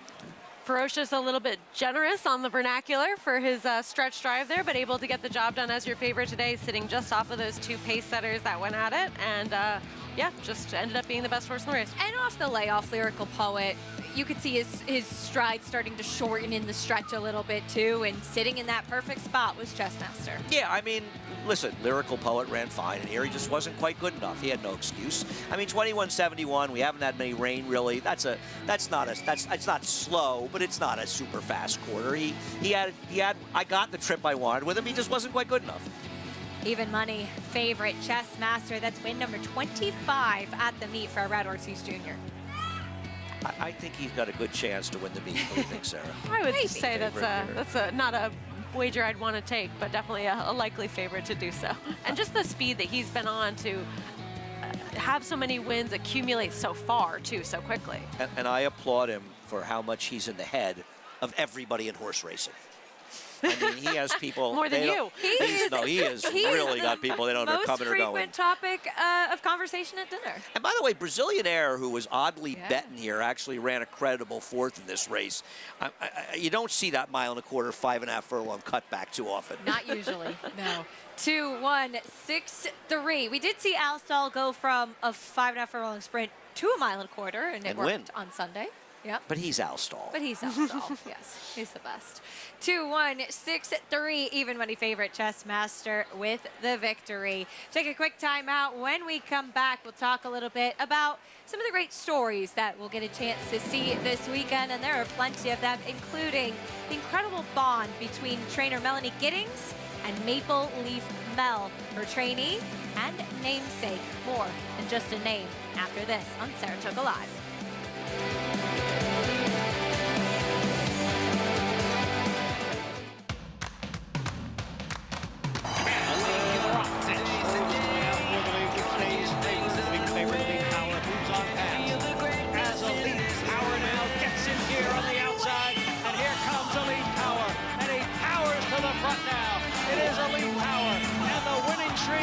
At 7 as he takes the Grade 2 True North Stakes. Elite Power, a champion sprinter. Curlin, the classic sire. When it comes to horse racing, you can never have too much information. With Twin Spires, you can place your bets with confidence. Whether you use handicapping insights, like our Brisnet speed ratings, prime power and past performances, the guidance of our experts' top picks, or just choose a name that catches your eye. Yes! No matter how you pick your horse, bet with Twin Spires. Start earning your $200 sign-up bonus when you sign up with offer code GET200. The momentum continues for War Dancer as Ms. Big Bucks goes wire to wire to win the New York Stallion Stakes. Ms. Big Bucks, who got the job done today. Ruse also wire to wire. Ruse, rough draft, one last try. Ruse holds on. And Long Shot War Museum delivers at Monmouth. War Museum is now in front. War Museum at 41-1. Shouldn't you have a War Dancer? War Dancer, proud to stand in New York. There's a big, bold, beautiful world waiting to be explored by you and your friends, of course. But not just any friends, the best of friends. The kind of friends who let you do you. Because in this world, it's positive vibes only. And when you get in the zone here, you stay a while. These aren't just good times, they're the best of times. And your time is now. So come explore. Resorts World.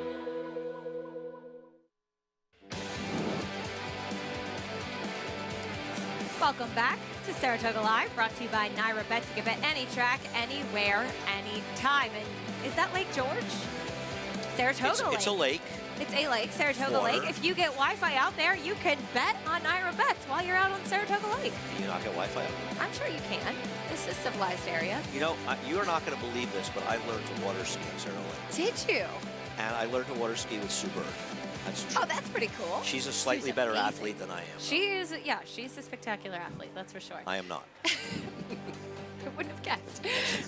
Hey. Chess master getting the victory with Irad Ortiz, makes it back-to-back victories, getting the right trip for the third. You can't get a better trip than this. You draw the rail, you got the speed to stay in the pocket. You do it with Irad, they get a little ahead of the field, you break out, and he gets the job done with a very, very good trip. I actually thought it was a really good effort by the #1 horse, Chuck Willis, in this race off the claim for David Jacobson, because he attended the pace and he kept on running the stretch, got beaten by probably a slightly better horse that got a very good trip. Chuck Willis hanging on there for second, horse that Richie liked in there. 2, 5, 6, Chessmaster, the even money favorite with the victory as Irad Ortiz picks up another one. We'll take a look at the field for race #4. It's a 1.125 for the New York bred allowance optional claiming here 9 to 5 on Shadow Dragon, a horse that has run some good races, including facing the likes of Forte in the Fountain of Youth. My favorite thing about this race is that you and I were talking on Friday before talking horses, and you brought up Unoho. And just like we were thinking like, yeah, what happened? It was just part of the conversation. And then they draw that race later in the day, and there's Unoho showing up, a Rebel winner from a few years ago. That's right. Unoho, if you don't know what that means, it means one eye in Spanish, which he does have, just one eye. And pretty cool to see him back. It is, but he's going to get his running shoes on to beat the likes of Olympic Dreams and Shadow Dragon. These are two pretty nice New York breds. Horses that are in good form right now. We talked a little bit about the Whitney coming up on Saturday, but there are a lot of other good storylines, including that in the Grade 1 test where the Kentucky Oaks winner, Pretty Mischievous, was able to hold off Gambling Girl, and then she came back to win the Acorn. She's going to cut back in distance, Andy, and Godolphin has a very strong hand as that 3-year-old filly division. My guess is that they felt she's probably not a 1.25 mile horse. They've got wet paint for the CCA Oaks and the Alabama. They won the CCA Oaks. And it would be pretty incredible for her to be able to win the Oaks, the test, really two of the very biggest races for the division. And she's going to be a handful, but this is coming up a spectacular race. Yeah, it really is. As you see trainer Brendan Walsh giving her pats after the acorn. I remember Brendan actually stayed back in the paddock over at Belmont Park. He watched on the bench by himself, and I had interviewed him beforehand, and you could see he was nervous. There was a little bit of pressure coming back off the Oaks victory, and just see how much this filly means to him and his team. He's a terrific trainer. It was great to see. I'm a huge fan of this horse.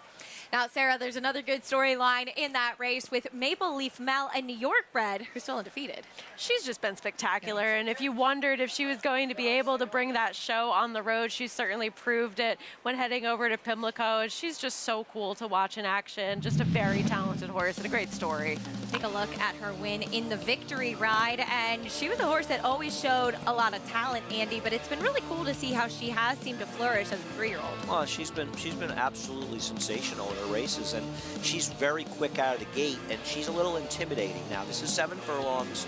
I don't know the exact makeup of the field, but I believe that Todd Pletcher's Money's Gold's in there. She's quick. And she's quick, and I have a tough time seeing them allowing her to control the pace the way they did in the victory ride. I am not denying her talent. She's absolutely sensational. But I think we're going to see a more contested pace, and they got to get 7, and with the likes of Pretty Mischief in there and Money's Gold as well.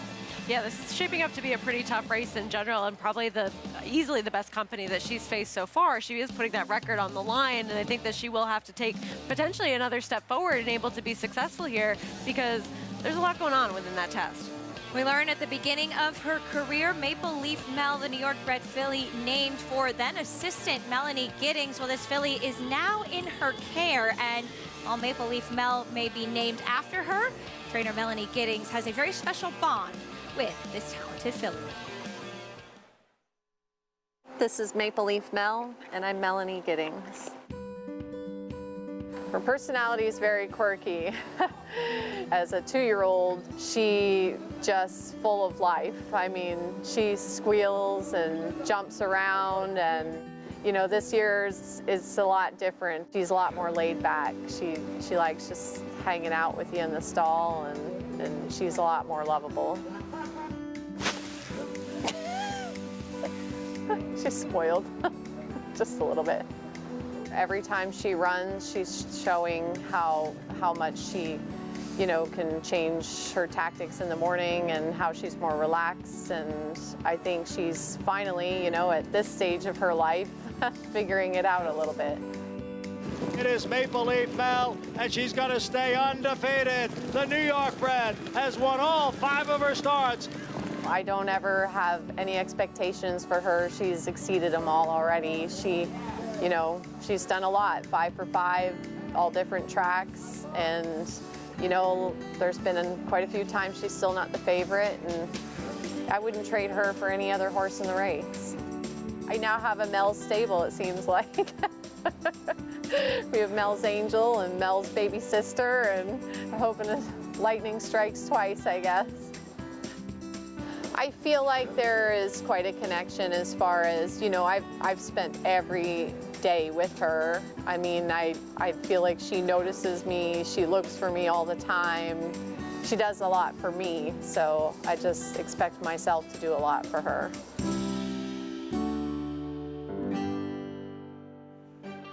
Maple Leaf Mel, she's 5 for 5, and what a terrific job Melanie Giddings has done with her for Bill Parcells' August on Farm, and yet another special storyline that we see throughout the sport. No, it's a great storyline, and it's a really, really good horse as well. Yeah. And Bill Parcells, of course, most people know because of his success as an NFL coach, he's trying to win his first Grade 1, so that might be even as big as some, or bigger than some Super Bowl wins.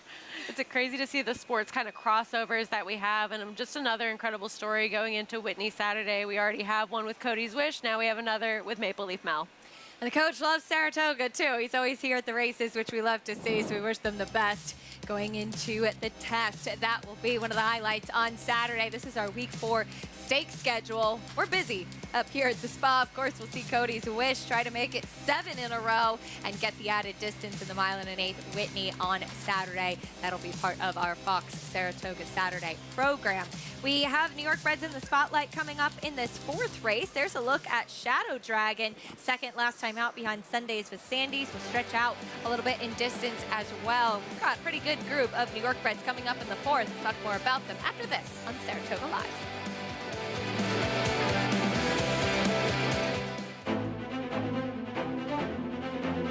Society building a 3-length lead, set down for the drive. She just went past Rafaros, but she's still 5 lengths behind Society, who rolls off the turn, now in front by 6. Society down to the final furlong, now by 7. Drafaros in a good battle for second with Matt Torreya. Nobody catching Society. Streaking through the stretch to score by 9 lengths on the wire. Join us for Whitney Day, Saturday, August 5th at Saratoga Racecourse, featuring a Best in Pink photo contest and complimentary samples of Shandong Garden Spritz while supplies last. Admission is just $7 when you buy in advance at NYRA.com.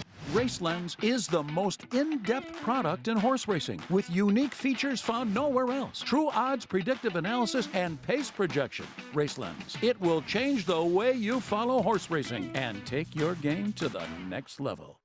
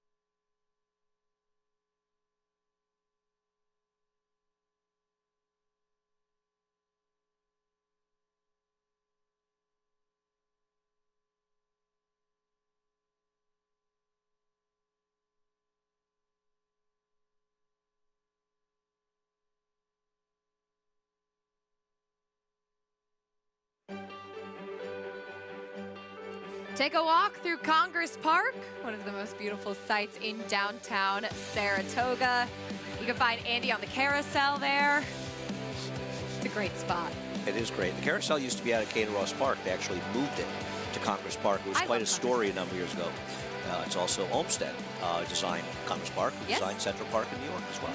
And it's beautiful. I used to go running through there when we were renting downtown. I love it. After, they were stealing a cone at Ben & Jerry's. You went running down. Yeah, it was after my hot yoga class. Whatever. Because you have time for all of that, right? I'm not running anywhere. It's a great spot. There's a lot of ducks in Congress Park. I brought my dog there the other day. It was fun. I didn't see Andy, though, unfortunately. I have not been in Congress Park yet this year. Well, actually, I walked briefly by the carousel. We'll have to make a change for that. There's your favorite Shadow Dragon for Bill Mott. He's 9 to 5 right now. Richie, a pretty talented New York bred, looking to get back to the winner's circle. Yeah, and this is a really nice group. And, you know, for me, this race is as easy as 1, 2, 3. Shadow Dragon looks good on paper. Liked his last race. And he looks terrific. I mean, you know, when I look at horses coming off of good efforts, I just want to see that there was no regression. I'm not seeing any for Hall of Famer Bill Mott, who is just having a tremendous year. I mean, what bench strength in his barn. And Bill's a guy, when he gets a horse in a good form cycle, they hold their form for a while. You see him very consistently have horses win races in bunches and run good races in bunches. And I think Shadow Dragon looks just as good as he did last time, if not better even. Unoho coming off of a layoff, hasn't been seen since January. He adds blinkers. Now, Unoho is a horse with one eye. He's missing his left eye or his inside eye. When I say inside eye, I mean the eye closest to our rail as we race left-handed. And he's always been a horse that's run well inside of horses because I guess his vision not being inhibited in the outside eye, he sees his company. Sometimes you get a one-eyed horse, they come around horses, they don't see their company to the inside, and they lose focus a little bit because they don't have company or they don't realize they have company. But he could not look any fitter for Will Walden, who started out training not too long ago on his own. He's been doing really well, and this horse has been training extremely well. As far as fitness, listen, Unoho may not be good enough, but Unoho looks extremely fit. It won't be fitness that gets Unoho beat. And the 3 Olympic Dreams. Boy, if a horse ever looked like he wanted a 1 1/8 and more, it is Olympic Dreams. Big, rangy, scopy, gelded son of Medaglia d'Oro. And he's won at the 1 1/8 distance, and I think he looks terrific, guys. That was the distance of his last victory. Richie, thank you. Last seen finishing second behind the classy Bank-It. There's trainer Bill Mott, though. He'll send out your favorite Shadow Dragon in this upcoming 4th race. Talk more about it after this quick break. Stay with us on Saratoga Live.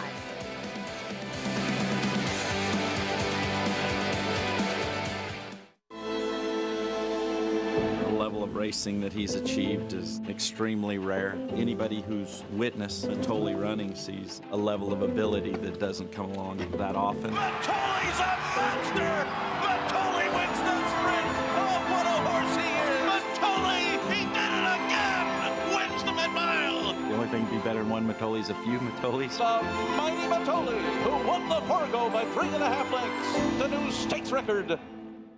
Experience the adrenaline-pumping, suspense-filled action of the Sport of Kings no matter where you are with Naira Bets. It's fast, easy, and secure. Download the app today and start winning with our lucrative weekly promotions, thrilling handicapping contests, and a one-of-a-kind VIP rewards program. Don't just watch horse racing, be a part of the action with Naira Bets.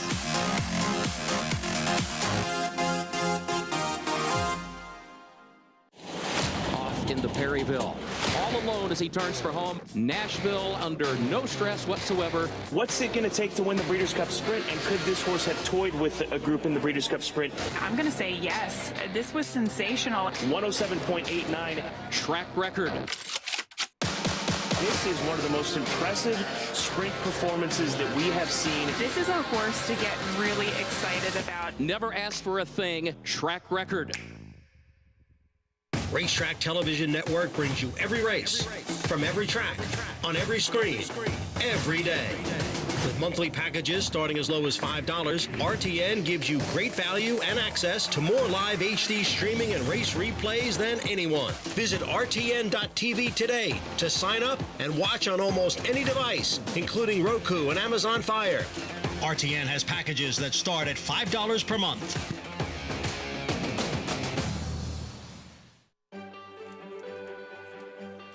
You're watching Saratoga Live. Thanks for being with us on this Wednesday afternoon as we are well underway, kicking off week number 4 up here at the Spa. You can get a $10 bonus today just by playing with Naira Bets. Bet $50 each at Saratoga at Delaware Park, and you can earn a $10 bonus. Win or lose, all you have to do is opt in. Check out NairaBets.com to opt in today. Getting ready for the 4th race, 1 1/8 on the main track. These New York bred allowance horses and a good group here, Andy. You've got plenty of horses with the likes of Shadow Dragon, Unoho, with plenty of back class in this race as well. And they're very different horses because Olympic Dreams is a forwardly placed horse, which may well work in his favor, where Shadow Dragon, Sarah, is a horse that comes from well back. This race at Forest Field, I thought he ran well to be second to Sundays with Sandy, thank you, who was able to control on the front end. I like that he's improving. I kind of trust him a little more than Olympic Dreams, who was a vet scratch the other day, but Olympic Dreams may tactically have an advantage over him. That's a fair point. You know, Shadow Dragon was one that was very briefly on the Kentucky Derby Triple Crown Trail after finishing second to his stablemate Rocket Can in that Holy Bull Stakes. And he didn't really perform in the next 2 races of his career, Fountain of Youth and Wood Memorial. Getting back into state-bred company, he's really improved lately, able to come from off the pace and almost get there versus Sundays with Sandy, who had that major pace edge on him that day. And, you know, he's just one that has really put it together over his last couple of starts, but he is a horse that you're going to see run late. He's also a horse that probably benefited from getting to Belmont Park in the one-turn routes, where the paces are a lot faster than they are in the two-turn routes. So as a horse that lacks relatively speed early, he's a horse that's compromised if the pace comes up a bit slow here, but they don't come up as slow in the routes at Belmont. And he's also a horse that he did it pretty seamlessly in that last effort. He was a bit awkward two-back in that allowance win at Belmont and was very bad about switching his leads and kind of hanging on his left lead throughout the winter at Gulfstream. And I think Jose Ortiz has kind of figured him out too, as we've seen him now ride this horse 4 times. And you could see he was immediately going to the left-handed crop in that last race, knowing that this is a horse that can be a little bit tough to get him to switch over to his outside lead. And I think he's going to have to try to get him a little more in the game. He could be a horse that lags, and that would probably hurt him here. He's your favorite, Shadow Dragon, the son of Army Mule, who will look to get back to the winner's circle today. Army Mule is turning into a remarkable sire, a brilliant, speedy horse that was very fragile, but he's something like horses can do anything. Here's Un Ojo, blinkers on. Big fan of this horse. Wish that I could really make a case for him as he returns off the layoff, but he'd have to run a race that's faster than anything that we've seen from him so far in a spot like this. Won the Grade 2 Rebel at 75-1. Here's Olympic Dreams. Yeah, I mean, he's going to be more forwardly placed, and I'll be honest, if he runs back to his race in the commentator where he was almost 30-1, he will win this race. He's being a little bit rude there, trying to bite his lead pony. Here's the number 4, Boss Making Boss Moves. They've tried a couple of different things with this horse lately, putting him on the turf, and you know that he's going to be able to handle more distance going back to some of his races, like his race in the Albany, but I just don't know if he quite classes up in this field. Wild Banker, 5-1. Going out second off the claim for the notice. He's got some figs that put him within hunting distance of getting a piece. He's had some trouble at the gate recently, too, though. Here's number 6, Mason Mania, picks up Luis Saez. Another one that's had a little bit of trouble at the start of his races in his past few, and he's one that he fits at this level, but he would need to take a slight other step forward to compare, or the top 2 in the wagering would have to take a slight step back. And Monmouth Invader, El Hermano. Yeah, he's actually was originally with Bill Mott, and he used to have a lot of speed when he first started racing. He is a different horse now with a tough outside post, and at best, he's a fringe player.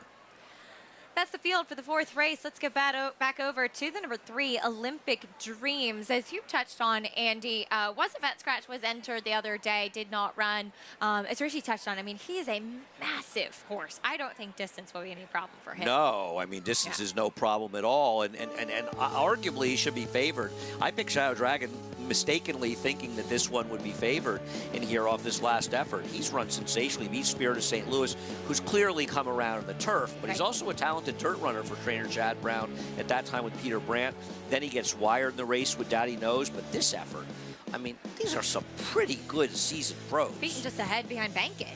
And this was a stocked field in general in that commentator. And the fact that he was so game in that effort, he was 27-1 that day. And he's just one that really has been showing up in his last couple of starts. You also have to factor in that he is going to have that pace edge on his main rival to the inside. And Shadow Dragon, he's going to be in front of that horse early. So the fact that he is not favored over him, a little bit surprising to me as well. I think a key horse in this race for both him and the favorite is the 4, Boss Making Boss Moves. We saw him win the Albany here at a 1.8 miles last year, albeit in a wet track. But he is an effective horse when he's aggressive. And if he's aggressive in this race, Javier, and you would think Javier would be, that could help the one and not necessarily hurt Olympic Dreams a little bit, but only hurt him in that it helps the one. Right, and if you have a horse like Shadow Dragon getting a little bit more assistance on the front end, getting a little bit more of that pace to close into, and Jose Ortiz likely to take a horse that is drawn to the inside and bring him more to the outside for that clear running space, perhaps then you don't want a horse like Olympic Dreams at a slightly better price. But I think that without that key player in the race, Olympic Dreams is a horse that while he's going to be forward, he doesn't need the lead to win. No, but he may have the tactical advantage, but we'll see. Boss Making Boss Moves, putting the blinkers on, could hold the key to the race. Mason Mania, there he is.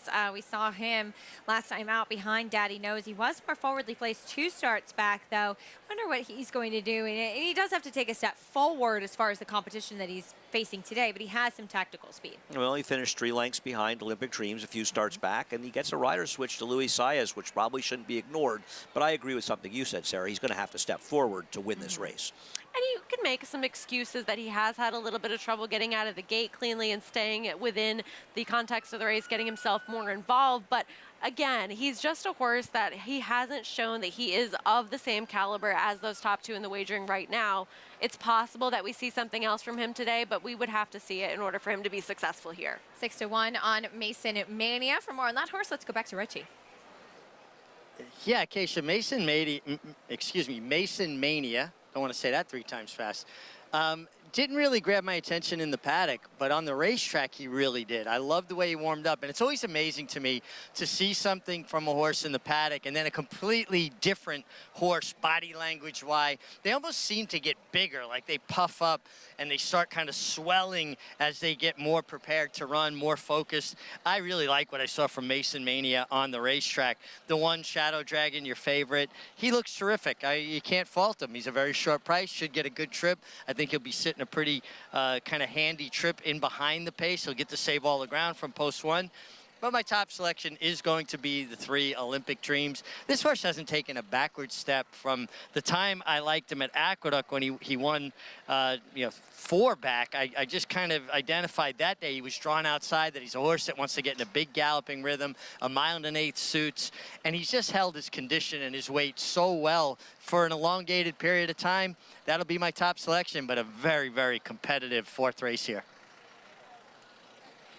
5-2 on Olympic Dreams to see if his forward running style should help him out. Richie, thank you. And you can see how he just towers over the pony as well. We'll love getting back to the 1 1/8 distance, that we know. Yeah, I don't see any reason. He won a 2-turn race at 1 1/8 at Aqueduct. He ran well that day. I think the concern to me with him is we now haven't seen him for over 2 months. Right. He was a vet scratch not that long ago, and those are the things that concern me. I'm not concerned about his talent. There's the 4, Boss Making Boss Moves, and Un Ojo. You can see the shortcut blinkers going on Un Ojo. He has no left eye, as Richie touched on. Certainly hasn't inhibited him before. I've actually been around. We have a mare named Perfect Love in our aftercare organization who's been with us for years, and she has no left eye, and she is probably the most receptive horse I've been around. You know, horses, they rely on their rider a little bit more if they don't have one eye, but they're perfectly capable of running and running well out on the racetrack. Yeah, absolutely. It's incredible to see what they can do with some of their senses a little bit more inhibited. Why would they put the blinkers on a horse that already has that eye lacking it's of an eye? It's interesting. I was wondering if it was almost going to be kind of a goggle on the eye that there wasn't an eyeball, but there doesn't seem to be the case. And maybe he just needs a little bit more focus. Let's go to Richie for more. Yeah, guys, and just so you know it's clear and you can see it, it's a very, very short cup, so it's really not inhibiting his peripheral vision as much. He can't see directly behind him, and sometimes a horse will be more concerned with the rider's movements if they can see fully behind him. I think this was just more to kind of keep him from paying attention to the rider more as far as him throwing him off a rhythm, and it's not much of a cup anyway. It's pretty much a cheater cup, and that's what we refer to a very short blinker cup. Some great insight from Richie. And yeah, horses have much better peripheral vision than we do, and that's why you'll sometimes see even the cheek pieces, because they can see behind them much better than we can. So they always know what you're doing, Andy. Always. Yes. Me or everybody? Everybody, Just but me. particularly you. Yeah. They're always thinking about you. I sensed that. Felt that. 6-5 on Shadow Dragon.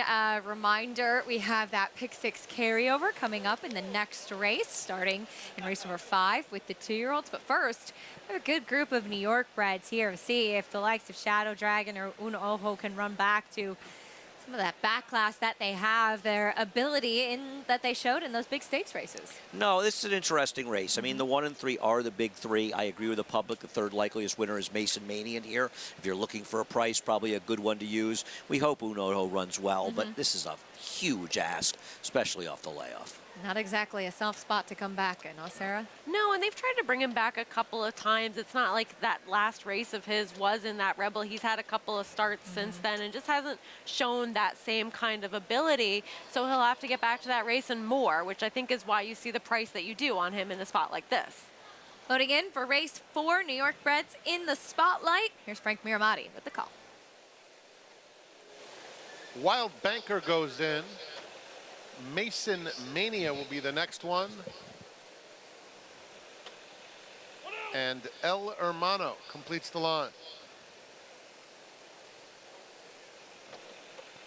They're in the gate.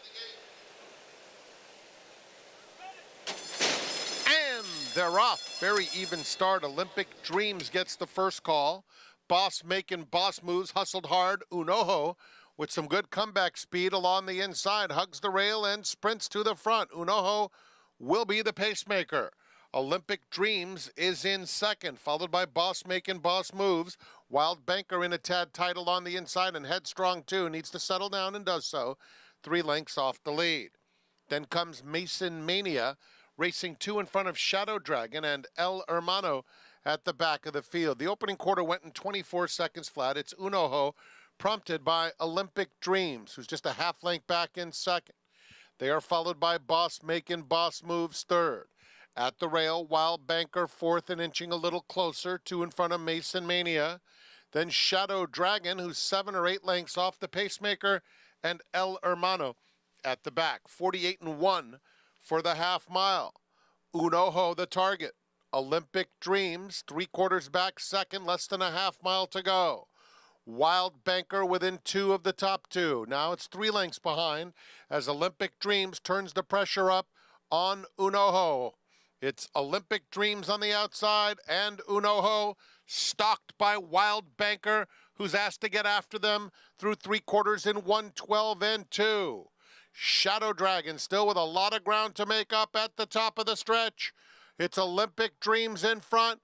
At the rail, Unoho a half length back. Center of the track, Wild Banker trying to get to them. They're in the final furlong. Unoho resilient inside Olympic Dreams. Olympic Dreams just in front. Unoho's going to make him work.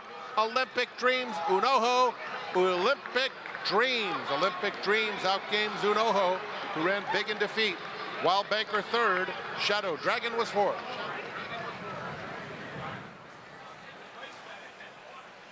Olympic Dreams top pick for both Richie and Sarah gets the victory, but how about the effort off the layoff from Unoho? They threw it down in here. Yeah, it was a fun race. I mean, obviously the pace was relatively tepid, and we talked about that beforehand. These paces don't get that fast, and it worked against Shadow Dragon, who really didn't run well regardless of the pace. But these two horses put a nice show. Olympic Dreams was just best.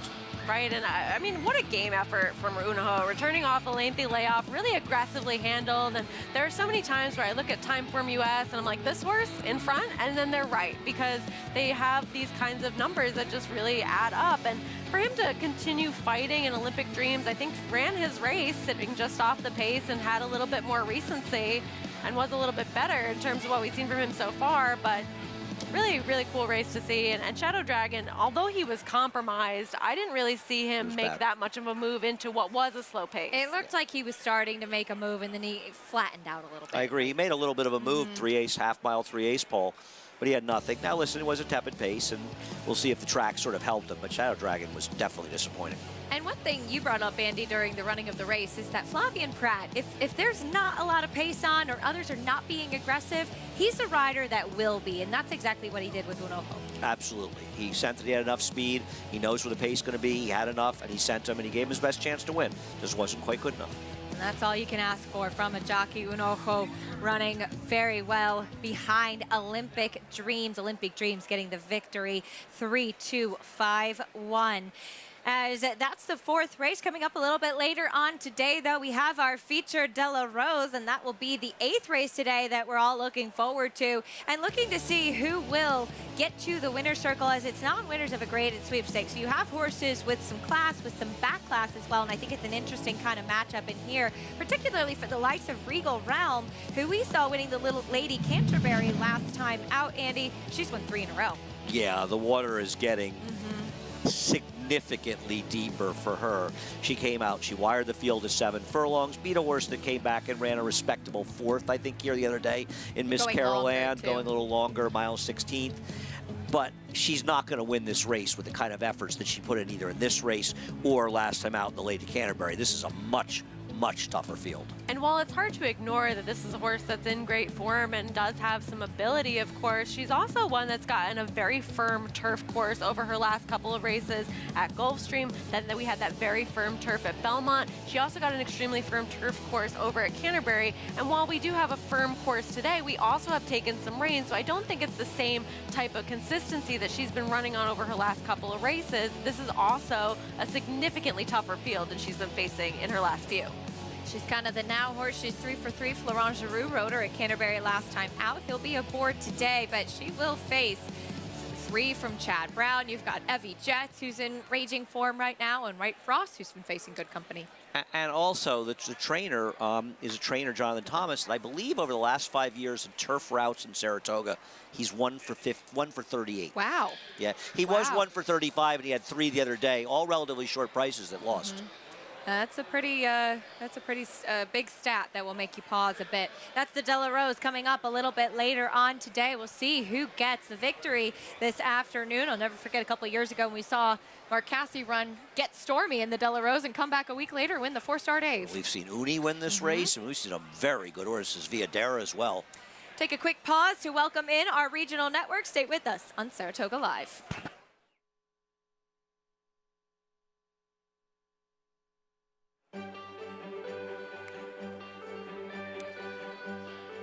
You're watching Saratoga Live. If you're just tuning in on Valley Sports, Southern California, or San Diego, we're so glad to have you with us on this Wednesday afternoon as we're kicking off week 4 up here at the spa. Keisha Kamon, Andy Sterling, and Sarah Albadoy here with you. Richard Migliori reporting with us today, too. 4 races down.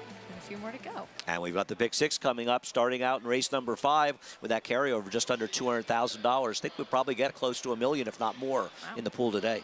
Absolutely a great opportunity to get involved because these pools do heat up, especially for a Wednesday, and it's a very competitive sequence. I think you're going to get paid if you can successfully solve this puzzle. Seems tough. Happy August, by the way, as it is August 2nd, and you can definitely feel the buzz picking up around the spa here. Great crowd on hand today. Cooler temperatures as well, a little bit less humidity, which we're happy to see. Here's what you missed. In race 4, the favorite was Shadow Dragon. He's the one on the rail pretty far back. But up top, we saw a game effort with your winner, Olympic Dreams, and Un Ojo off the layoff, digging in to finish second. And happy to see Patrick Quick get the win. He doesn't have the same kind of opportunities, and winning a race in Saratoga for him has got to be really, really feel great. And I'm happy for him. He's got a nice New York red in his hands. Yeah, this is a great horse that just ran second, and the commentator certainly has some significant ability. Game effort from Un Ojo, finishing second off a little bit of a layoff as well, so they really threw it down throughout the stretch of this race. And you must be happy. We talked about commentator quite a bit today. Of course, 2-time winner of the Whitney, and now at old friends Cabin Creek. I have so much love for commentator. He was a remarkable racehorse. You know, the dam of this horse, Kirov, actually won first time for Chad Brown up here a number of years ago. Homebred for Gallagher's stud. As Olympic Dreams gets the win, let's head down to Richard Migliori with the winning rider. Yeah, thanks, Casey. Here with Trevor McCarthy. Trevor, you seem to get on so well with Olympic Dreams, but he's a horse that takes a ride. Yeah, he's a little quirky, you know. He's definitely has his quirks, and he lights a dogfight, and when he loses that dogfight, he goes and looks for it again, and he loves to kind of play games out there, but you know, when the battle comes to it, he gets down, he boogies. It seems like the key to it with him, because he's a big, strong, one-pace kind of horse, is putting him in the game. Yeah, look, I mean, last time at Belmont, he went out there 22.45 with another horse, and it doesn't matter how fast he goes, he carries his speed pretty well, and I mean, look, today he got just a dream trip, and Pat had him in really good form, and just all the credit to the barn, really. Trevor, you and I were on a panel yesterday talking about jockeys and mental health. I see your daughter Riley's here, right, with you today. Talk about the balance up here. It's so difficult, only so many good mounts to go around, of keeping the personal life and the business life, you know, balanced. Yeah, it's tough, you know, because, you know, you kind of sulk when you go home and after a rough day, and but when you have that pride and joy and daddy at the door, you know, it's like, how can I be miserable with this? And I have a beautiful wife and with a big, beautiful smile, as everybody can see, and then such a positive attitude. I mean, those two just give me so much motivation to just keep going and stay positive no matter how hard things get. And, you know, I have my whole family here. My mother's here. My father's coming up for the weekend. And my aunt and uncle is from Long Island. So, big crowd today, and I was happy we could get it done. Mom always brings good luck, so. Well, great job. Good ride here. And, guys, nice to have that family support and then get a chance to show off a little bit. I like that. Mom always brings good luck. Well said, Trevor. I'm an unabashed Trevor McCarthy fan. I like Trevor a lot. I think he's a very bright rider. Tough to get the opportunities. Of course, his dad, Mike McCarthy, was a terrific rider as well, and he was even taller than Trevor. We have that pick 6 carryover coming up, starting here in race number 5. It is our Spendthrift Farm 2-year-old race of the day, brought to you by Spendthrift, home of North America's 4-time reigning champion General Sire. Into Mischief. We'll be going long on the turf, 1 1/16 on the inner for the New York bred fillies. Here's a look at the field, and I think the field is kind of showing how wide open this race could be. A lot of first-time starters. The number 6, Belvoir, your tepid 3-1 favorite, a firster, filly by Flame Away. With these races, I always try to look through and see, are there horses taking money, at least initially, that I hadn't really expected to take money. The 4 and 6 both horses worked the 2-year-old sales. I don't know about you, I was not impressed by either of the sales work with them, and I think that Belvoir is getting bet because of West Point money a little bit early. We'll see. Belvoir currently 3-1 on the board. We'll take a quick timeout. We'll talk more about our Spendthrift Farm 2-year-old race of the day when we come back. We'll also take a look at the 3-year-old picture, which is still a little blurry. You have Forte, who just won the Jim Dandy, but waiting in the wings is Kentucky Derby winner Mage and Arcangelo winner, our Belmont Stakes winner Arcangelo. See if they line up in the Travers coming up.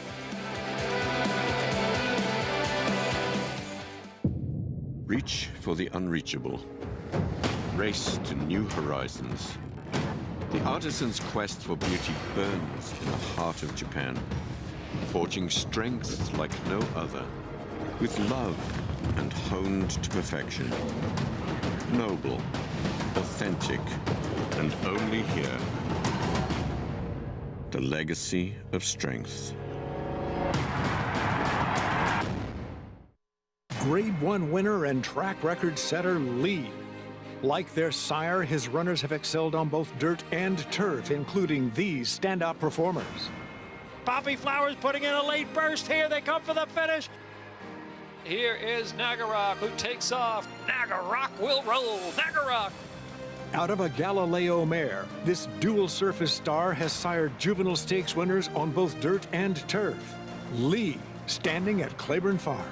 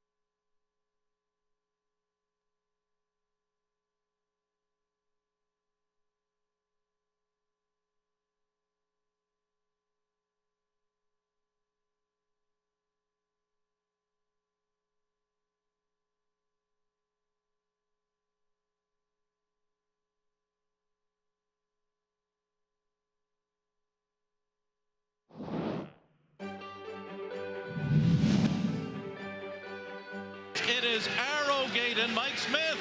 Oh, they've opened up a 6-length lead here with 1 furlong to run. They've left the field reeling behind. American Freedom and Gunrunner are fired behind Arrowgate. What a commanding performance. He won the Travers by 12. Oh, what a race he ran today. That unbelievable Travers performance from Arrogate, 159-1 in the 2016 edition. And it's unfortunate we lost him too soon, Andy. What an amazing sire he's turned out to be, now the sire of a Belmont Stakes winner. This performance really was legitimately jaw-dropping. I can remember watching in the boxes and turning the person I was with, and both of us were just in complete shock. And those are those moments that you live for at the racetrack, where you can still be so impressed and just in the moment and awed by something like this that we saw from him. And unfortunately lost too soon, but we're seeing quite a bit of successful progeny of his. Arcangelo, of course, the one that comes to mind right now. And I remember thinking that it was great that he did that, because I know Gunrunner improved a great deal after that, but it was a very ordinary bunch of 3-year-olds. And I hate when people refer to mediocre horses as great, or mediocre good horses, and there's some good horses. Arrogate told everybody, this is what happens when a truly great talent shows up against some nice horses. And he would go on to do some more impressive things too, including the Dubai World Cup, the Breeders' Cup Classic, over California Chrome, who will also go into this year's Hall of Fame, and Songbird, who was tremendous in her time on the racetrack. And we have Cora Nakatani and Fernando Toro going in, along with the Pillars of the Turf. Okay, congratulations to all of them. Absolutely. I voted for your father-in-law. I just want you to know, I voted for your I father-in-law. appreciate that. I think he does belong in the Hall of Fame. I think he should be in. I believe he belongs there. I voted for Graham Motion as well. Yes, I could not agree more. 2 of the others that got in, I'm not going to say who they were. One of them was Arrogate. Yes, that's fair. All right.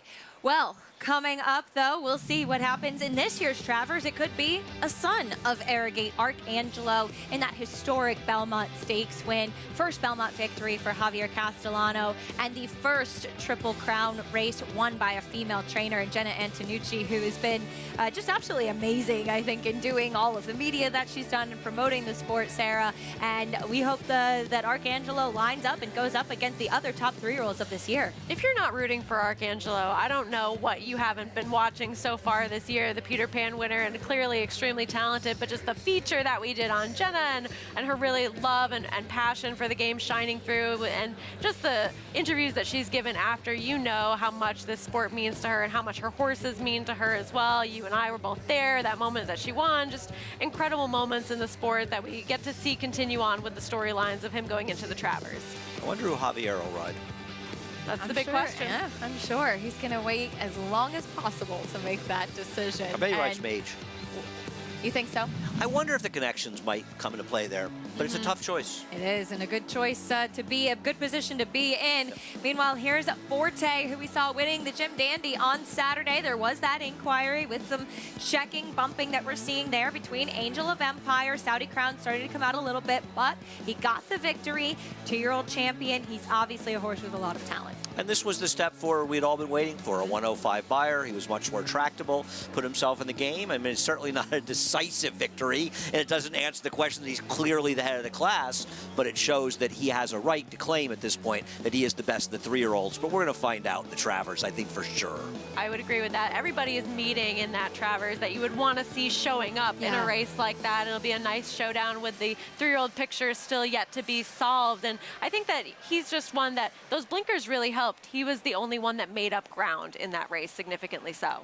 Equipment change going into the Jim Dandy. Todd Pletcher saying they didn't want to try something new before the Travers, and it's something they'd been considering for a while. The Jim Dandy, the perfect opportunity to test it out, and it seemed that equipment change did work. There's trainer Christophe Clemani. He'll send out 2 in this upcoming 5th race, including the current tepid favorite Belvoir, first time starting filly by Flame Away. We'll talk more about the first leg of today's Pick 6 with that big carryover after this on Saratoga Live.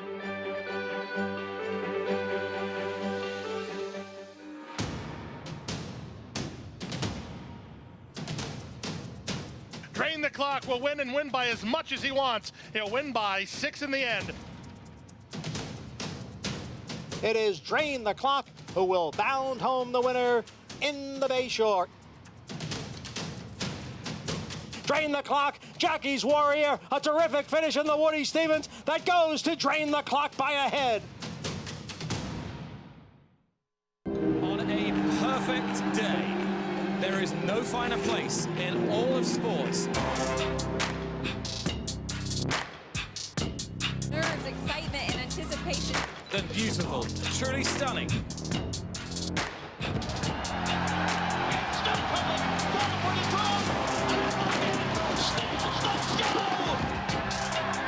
the Breeders' Cup World Championships.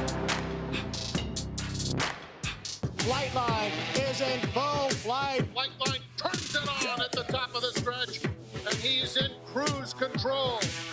And Flightline takes off. Take a good look at this, because you're not going to see this too often, maybe never again. Flightline, 20 lengths clear. World-class racehorse, world-class performance at a world championship event.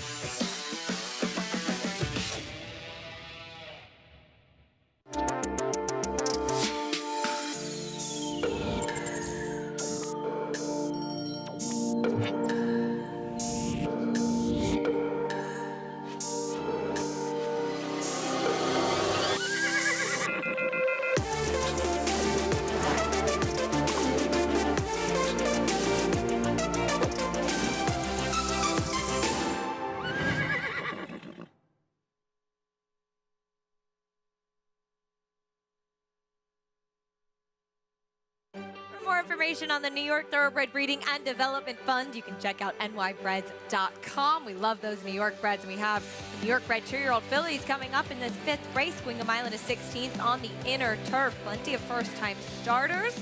A pretty wide-open race, as this does also kick off today's Pick 6 sequence. There is Belvoir, and learn from the owners. I believe this one she is named after Fort Belvoir, which is on the Potomac River. They said you do pronounce the R at the end, and a pretty important fort as far as research and development. Okay, Sarah, you can only use 3 in your pick 6, or your 3 A's. Who would they be? God, why would you do this to me? There's no favors done to anyone within this entire pick 6 Mine would be sequence. 2, 3, 5. Okay, well, I would include the 7, so I would go 2, 7, 3. Or 2, 3, 7. Okay. Yeah.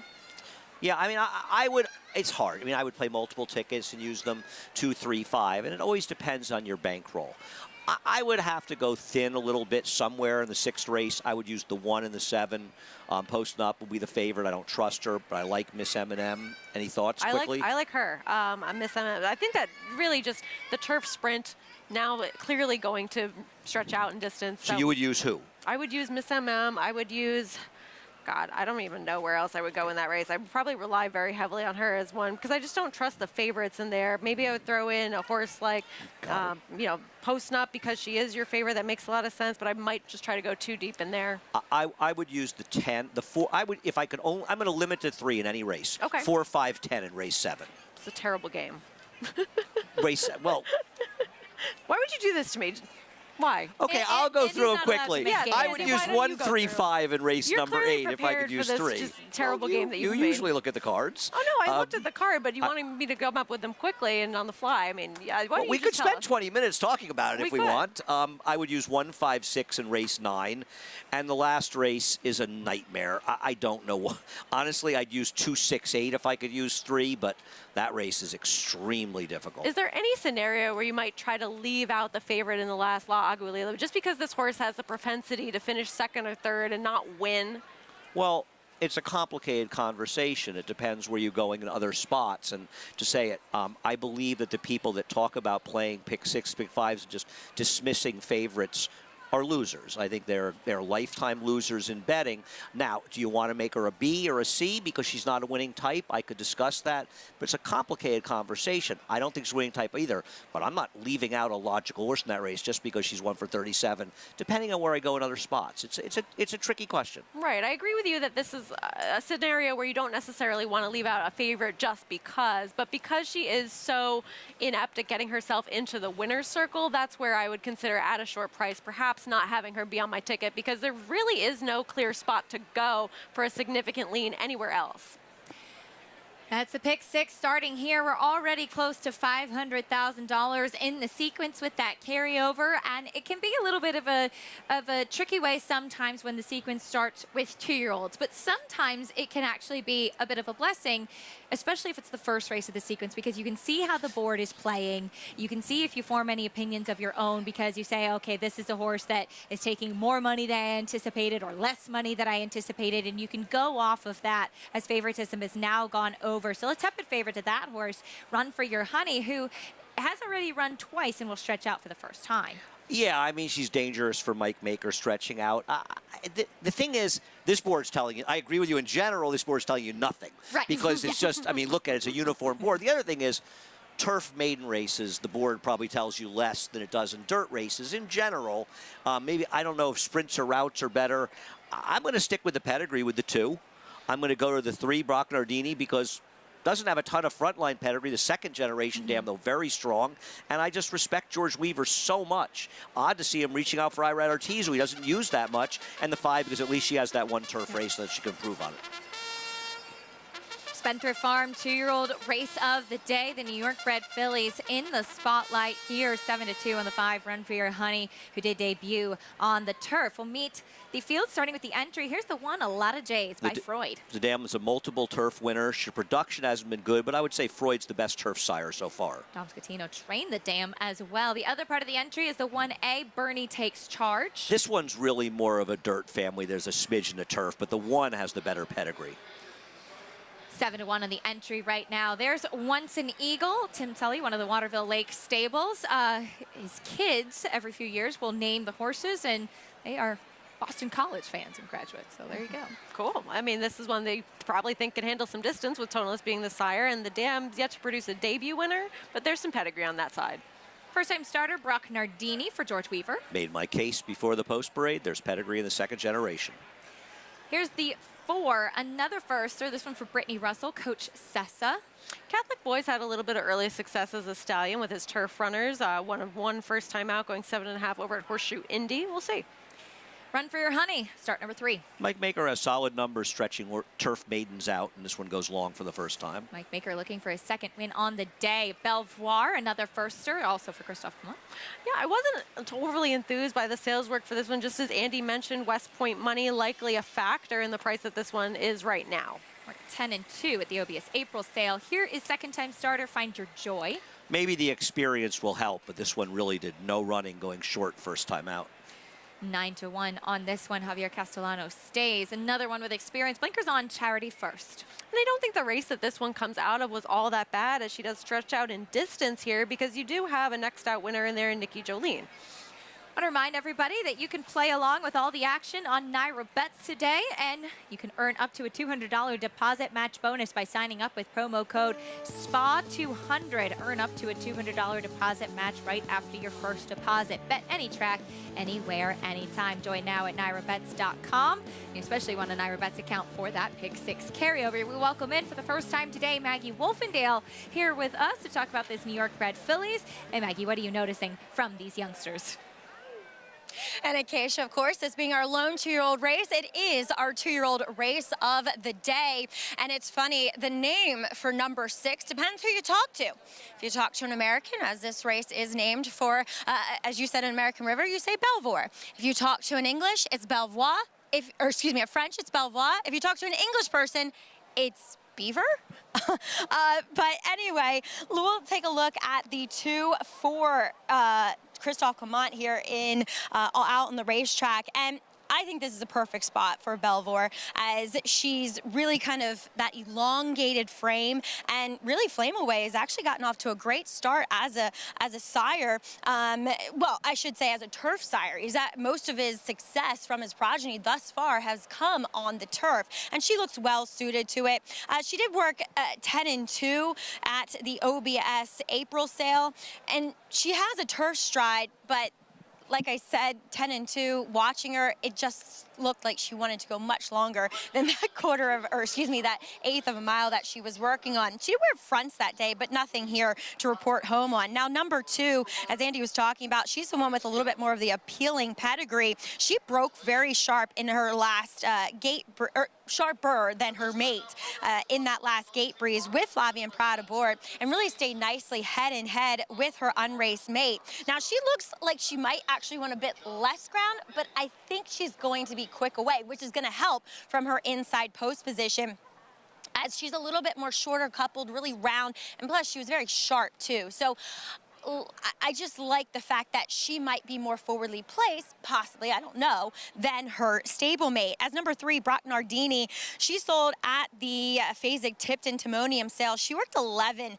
She reacted when she was asked with the crop. She started lugging in. She kind of had her head to the sky, cocked to this outside. It was not a pretty looking breeze. And then watching her last gate drill, which albeit she covered the 3 furlongs in 37 and 4, she just is kind of awkward the way she moves, and kind of get the same feeling here watching her in the paddock and out on the racetrack, that while she's physically, when you look at her, she's well suited to these conditions, she just might need to start to put it all together to kind of really develop a bit more. Do want to make a quick note on number 7, Find Your Joy. Now, she ran the 5 furlongs last time, and she broke fine, and she was chasing that day, but when she got to the head of the stretch, she just kind of ended up tired. Now, she does have the propensity to displace, and that's when a horse gets kind of like, not entrapped in their epiglottis, but they have trouble flipping the proverbial flat back and forth to get their air. Now look at her, she's wearing a Sherwin, so that's going to keep the bit up in her mouth, and it's going to lead her to be more comfortable in keeping her airway clean and unobstructed. I do like a little bit more ground despite her tiring going the 5/8, and look for her to be forward. She's actually bigger and scopier than a typical sprinting frame. So Acacia, personally hoping that this piece of equipment helps Find Your Joy out today.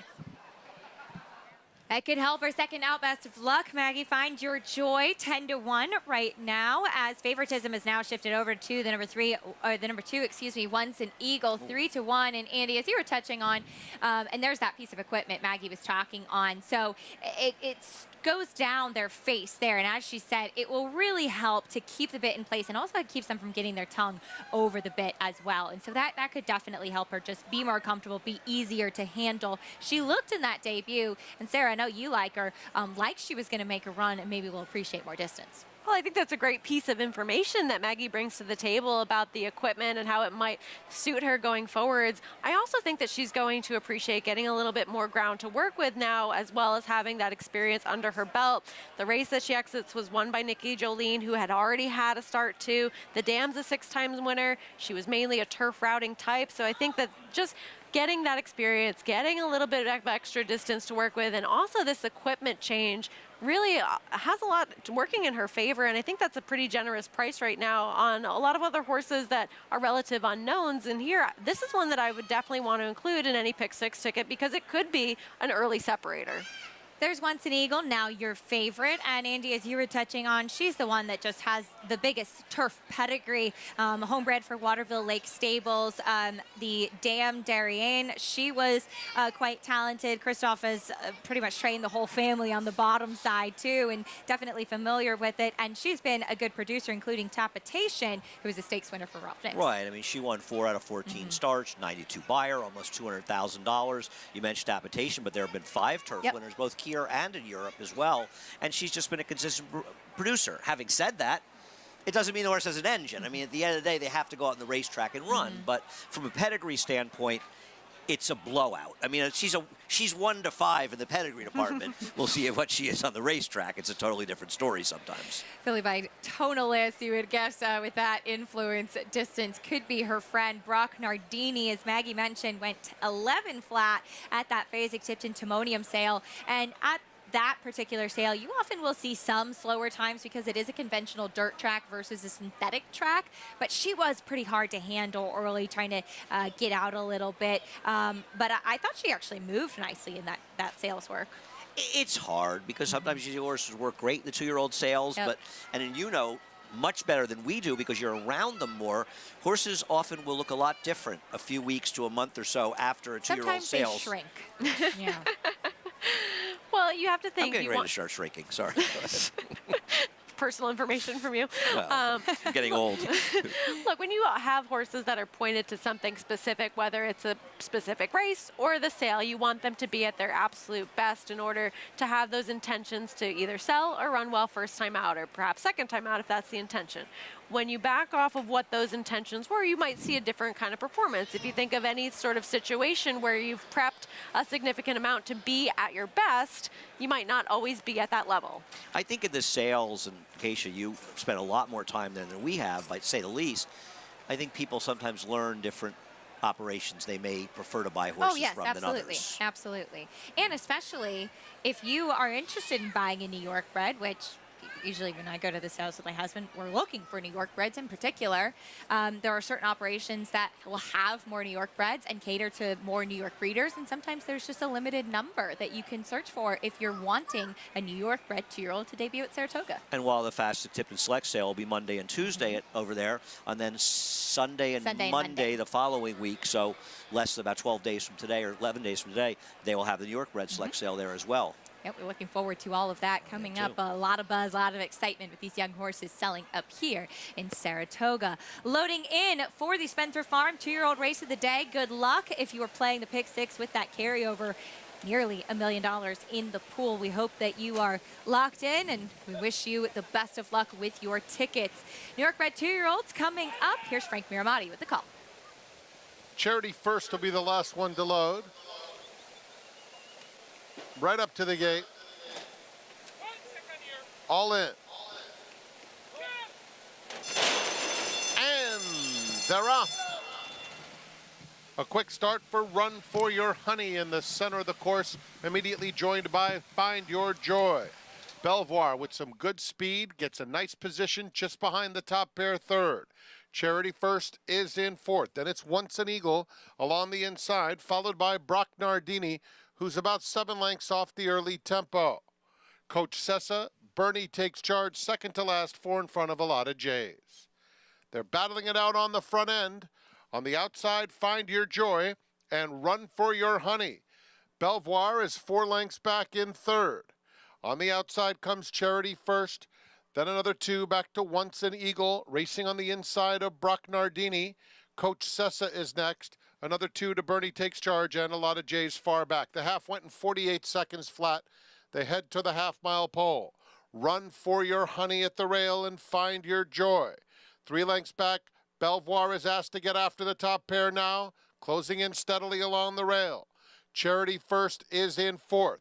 They're followed by Once an Eagle. In the thick of it, fifth, 4 lengths off the lead. Brock Nardini is next.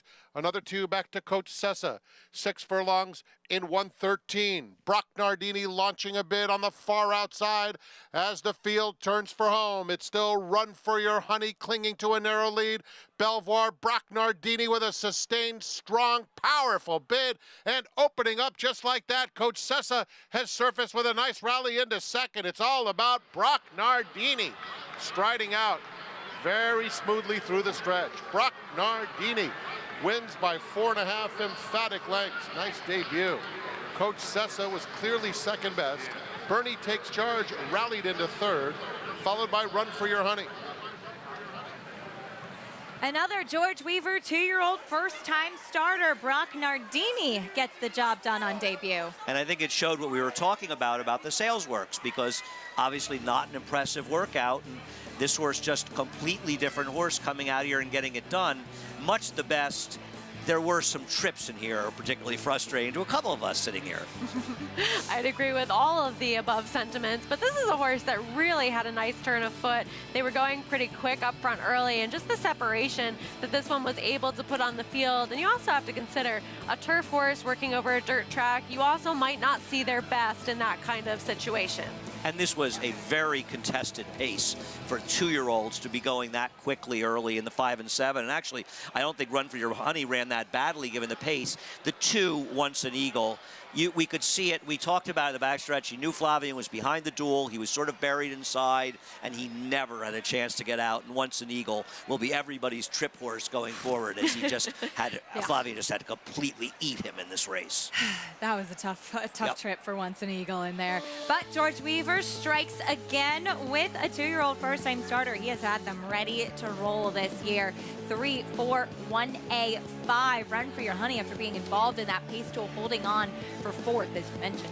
Yeah, I thought there were big gaps here, to be fair, but at least he showed she showed a little bit of courage in here, holding on for a barely beat for 3rd, actually. Brock Nardini for Thomas Broccoli and Co. gets the win. There's George Weaver. The tough beat in the Coaching Club American Oaks a couple weeks ago. Yep. That horse ran. That horse ran very well. Yeah, good to see him in the winner's circle again, and once again with a well-prepared and ready first-time starter in Brock Nardini. Bringing prices in a moment, but we've talked a lot about the upcoming stakes action today. What about tomorrow, as we have the Glens Falls going 1.5 miles on the inner turf, and this is going to be a really fun and exciting race. Andy, Warlike Goddess will be featured, as we saw her disappoint in the New York last time, and I thought that she was kind of showing her hand in the paddock that day. She just didn't look like herself, and she'll rematch with Virginia Joy, who we saw finishing 1-2 in last year's Flower Bowl. Yeah, I mean, Virginia Joy was very fortunate to win this race, obviously. Warlike Goddess, not the best of trips, at a very slow pace. I think Warlike Goddess is going to be extremely tough to beat in here. She had the worst kind of trip in the New York. That was a day you wanted to be inside. She was wide. The pace was slow. I'm going to be surprised if she doesn't rebound in here. The only time she's lost at 12 furlongs is the Breeders' Cup Turf. Right, and a considerable race in there for her to lose, as that was extremely tough company. She's one that, while she is always sort of up against it from a pace standpoint, it just wasn't her race last time, and I'd be very shocked, like you, if she were to run that poorly again. She had some things against her in that spot. She had no shot when they hit the first turn, and they were going slow, and she was last 3 wide around the track. She had a no-shot trip. 10 for 15 career, the 6-year-old mare by English Channel. I want to talk about 2-year-old sales. She was purchased at an OBS June sale for just $30,000. You could have had Warlike Goddess. I was the underbidder, actually. Yeah, of course you were. I thought you were. And I was under you. All the good horses. I'm the underbidder. Warlike Goddess will try to get back to the winner's circle. She's 3 for 4 at Saratoga. That's coming up tomorrow in the Glens Falls. Pretty exciting race coming up on Thursday as well in that Grade 2 event. Back to today in the winner's circle in our Spendthrift Farm 2-year-old race of the day went the number 3 Brock Nardini, ready to roll on debut for George Weaver. Take a quick time out, bring you prices, reactions, and more when we come back. We'll also get ready to kick off the Late Pick 5 after this on Saratoga Live.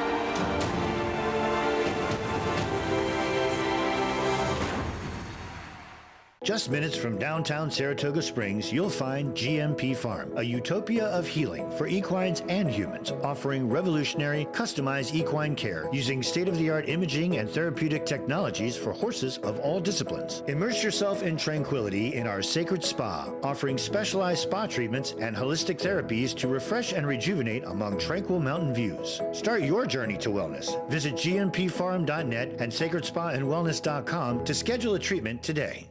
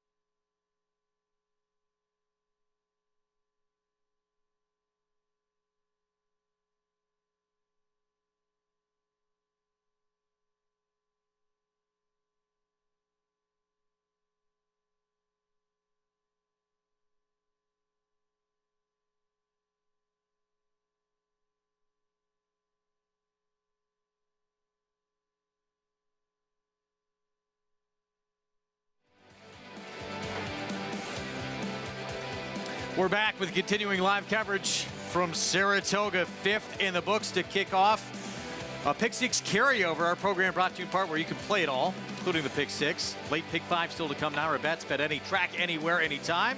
Go to NYRABets.com. It's Pick 6 carryover. Hello, everybody. I'm Greg Wolf. Begins with Brock Nardini. And the second win this afternoon for Arad Ortiz Jr., trained by George Weaver. Let's go to Maggie Wolfendale. Here with the winning conditioner of Brock Nardini, George Weaver. And George, as you've said to me, Brock Nardini, she's kind of been a project from the get-go. Talk a little bit about her development, and were you surprised by this effort today? I don't know if I was surprised, but I really didn't feel like I had her ready to do that. She took a while to get sorted out at the gate.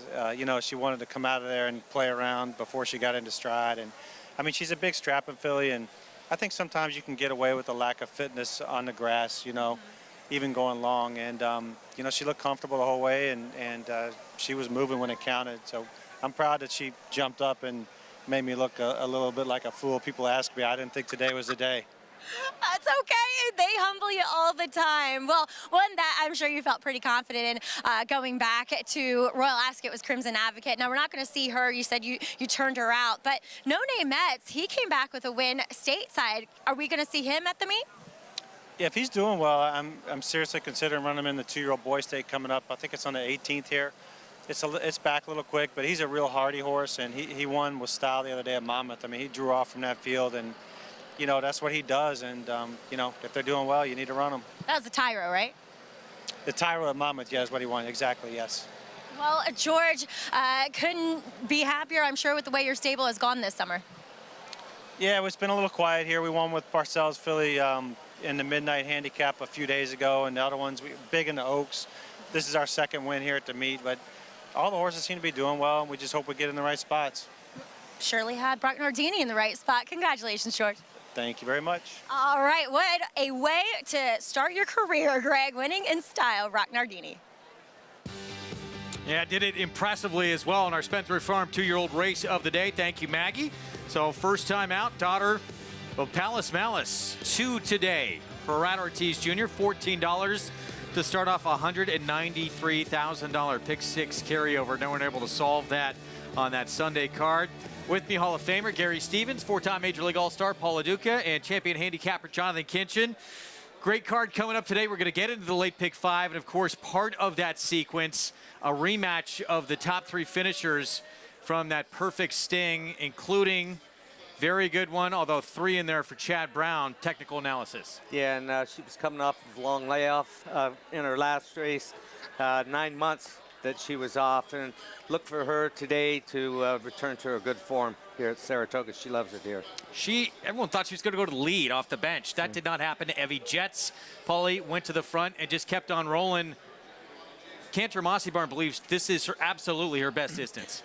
Well, she's in great form right now, and I think a lot of people maybe in the last race took her for granted, let her go to the front end. I think it's going to be a different ball game today, and they're not going to take her for granted. So I think technical analysis will go after her, JK, and maybe this could be a quickish pace in here. Yeah, I mean, I think they're going to run a little bit in here, but the thing to keep in mind about technical analysis is 2 of her best races in her entire life have been on this inner turf course. She's 2 for 2 running on the inner here. She's run on soft ground on the inner. She's run on fast ground here on the inner. I think she likes those tight turns, and I think that she's going to be sent away from there, and she's going to put it to Evie Jets. I think technical analysis will win, but if she doesn't, I feel very confident that Evie Jets won't. 4-time graded stakes winner. Technical analysis, 3 of them, to JK's point, have come here at Saratoga. Late pick 5 begins in the next race. We're 17 minutes away. Della Rose, part of that sequence. This is brought to you by Claiborne Farm. As we take a look at what's still to come on this Wednesday card. Beautiful Wednesday afternoon here in upstate New York. Let's take a look at the whole field that will line up in this Wednesday feature here. Some big names have won this race. Regal Glory back in 2021 got Stormy, who wheeled back a week later, would win the 4-Star Dave, and of course Uni, who was a champion back in 2018. Perfect Sting Stakes, so here it is. Top 3 gonna line up again, and crafty ride from Javier Castellano, putting Evie Jets on the front end. Yeah, and he kind of just walked the dog early on, and this track was playing for speed down inside. It was kind of like a merry-go-round. not a lot of changing.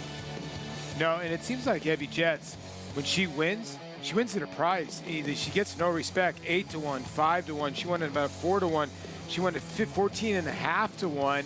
Like I said, she's kind of one of those mares that you kind of forget about, but if you leave her alone on the front end, she's dangerous. Gary, I get the impression, and you've sat on their backs before, I get the impression that technical analysis likes to run in those tight turns here at Saratoga. So, you know, being at Belmont, she's kind of at a disadvantage in those big sweeping turns. But today, she's going to get to have that advantage running into those tight turns. Yeah, the tighter turns, you're exactly right. Here at the inner turf course, takes a more athletic type horse to negotiate him. If you've got a horse that'll run the turns, you've got an upper hand. Fair question at all to ask, though, if she's as good as she was last year, maybe it's held off? 100%, and that's why it's a pari-mutuel game. If you feel that she's not, there's plenty of opportunity for you to find other horses in there to play. I think it was circumstantial last time. You know, Evie Jets kind of got loose. She kind of took some of her edge away by not finding the front end. I don't think that'll happen today. I tell you one thing, Wolfie, we'll know the answer to your question right after this race is over. I will say this, though. Evie Jets does have 2 races here at Saratoga with the first and the second. Now, White Frost, who draws the 1 hole, has just been knocking on that door. A lot of second-place finishes, does have that W off the bench. Caught a yielding racetrack last time, lost at 29 cents on the dollar. It's starting to become a trend a little bit, Gary. Yeah, the thing is, it doesn't look like she's stopping there. I mean, she was still trying. She just got run down. Yeah. But she's got a ton of seconds. Both those fields, those last 2 starts, JK, she towered going into the race over those fields on paper and did not get it done. Oh, trust me. I was involved in one of them when she was 1-5 and didn't get the job done. But I do think that she's going to get a nice setup in here today, because I do believe that Evie Jets and technical analysis will look each other in the eye at some point. Could set up well for her, but you know, she's going to have to run better than her last 2 starts. It's not often that I want to lean on a horse who was odds on in 2 starts and didn't win. Well, a part of the Pick 5 that begins with this race coming up. This will kick it off. 14 minutes away from race 6 on the card. Mile and a 16th on the turf. It's on the Mellon Turf course. And a conditioned $35,000 claiming race. It's the 7 post-up. Linda Rice moving to her barn. Used to be with Sharita Vo. Jose Ortiz will ride the current favorite. You can play the Pick 5. All the action this summer and beyond by getting signed up with Naira Bets. That's the offer, that $200 deposit match sign-up bonus when you punch in spot 200 for new members. Again, right there at NairaBets.com. to bet any track, anywhere, anytime. We're going to take a timeout. We'll hear from Maggie Wolfendale in the paddock here in this first leg of the sequence in this late Pick 5. Get to the post parade as well. You're watching Saratoga Live here on FS2.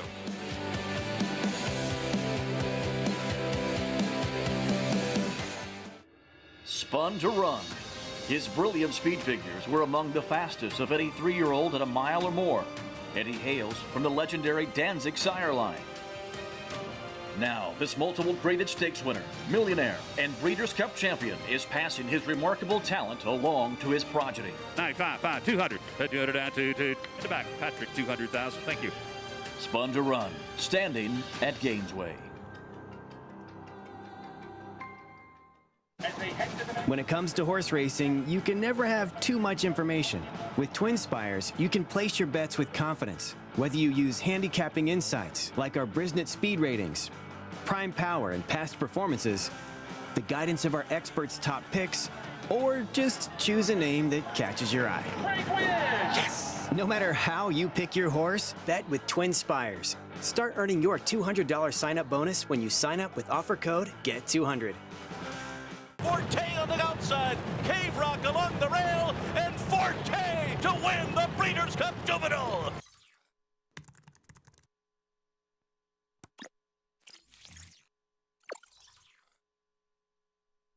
RaceLens is the most in-depth product in horse racing, with unique features found nowhere else. True odds, predictive analysis, and pace projection. RaceLens. It will change the way you follow horse racing and take your game to the next level. Racetrack Television Network brings you every race, from every track, on every screen, every day. With monthly packages starting as low as $5, RTN gives you great value and access to more live HD streaming and race replays than anyone. Visit RTN.tv today to sign up and watch on almost any device, including Roku and Amazon Fire. RTN has packages that start at $5 per month.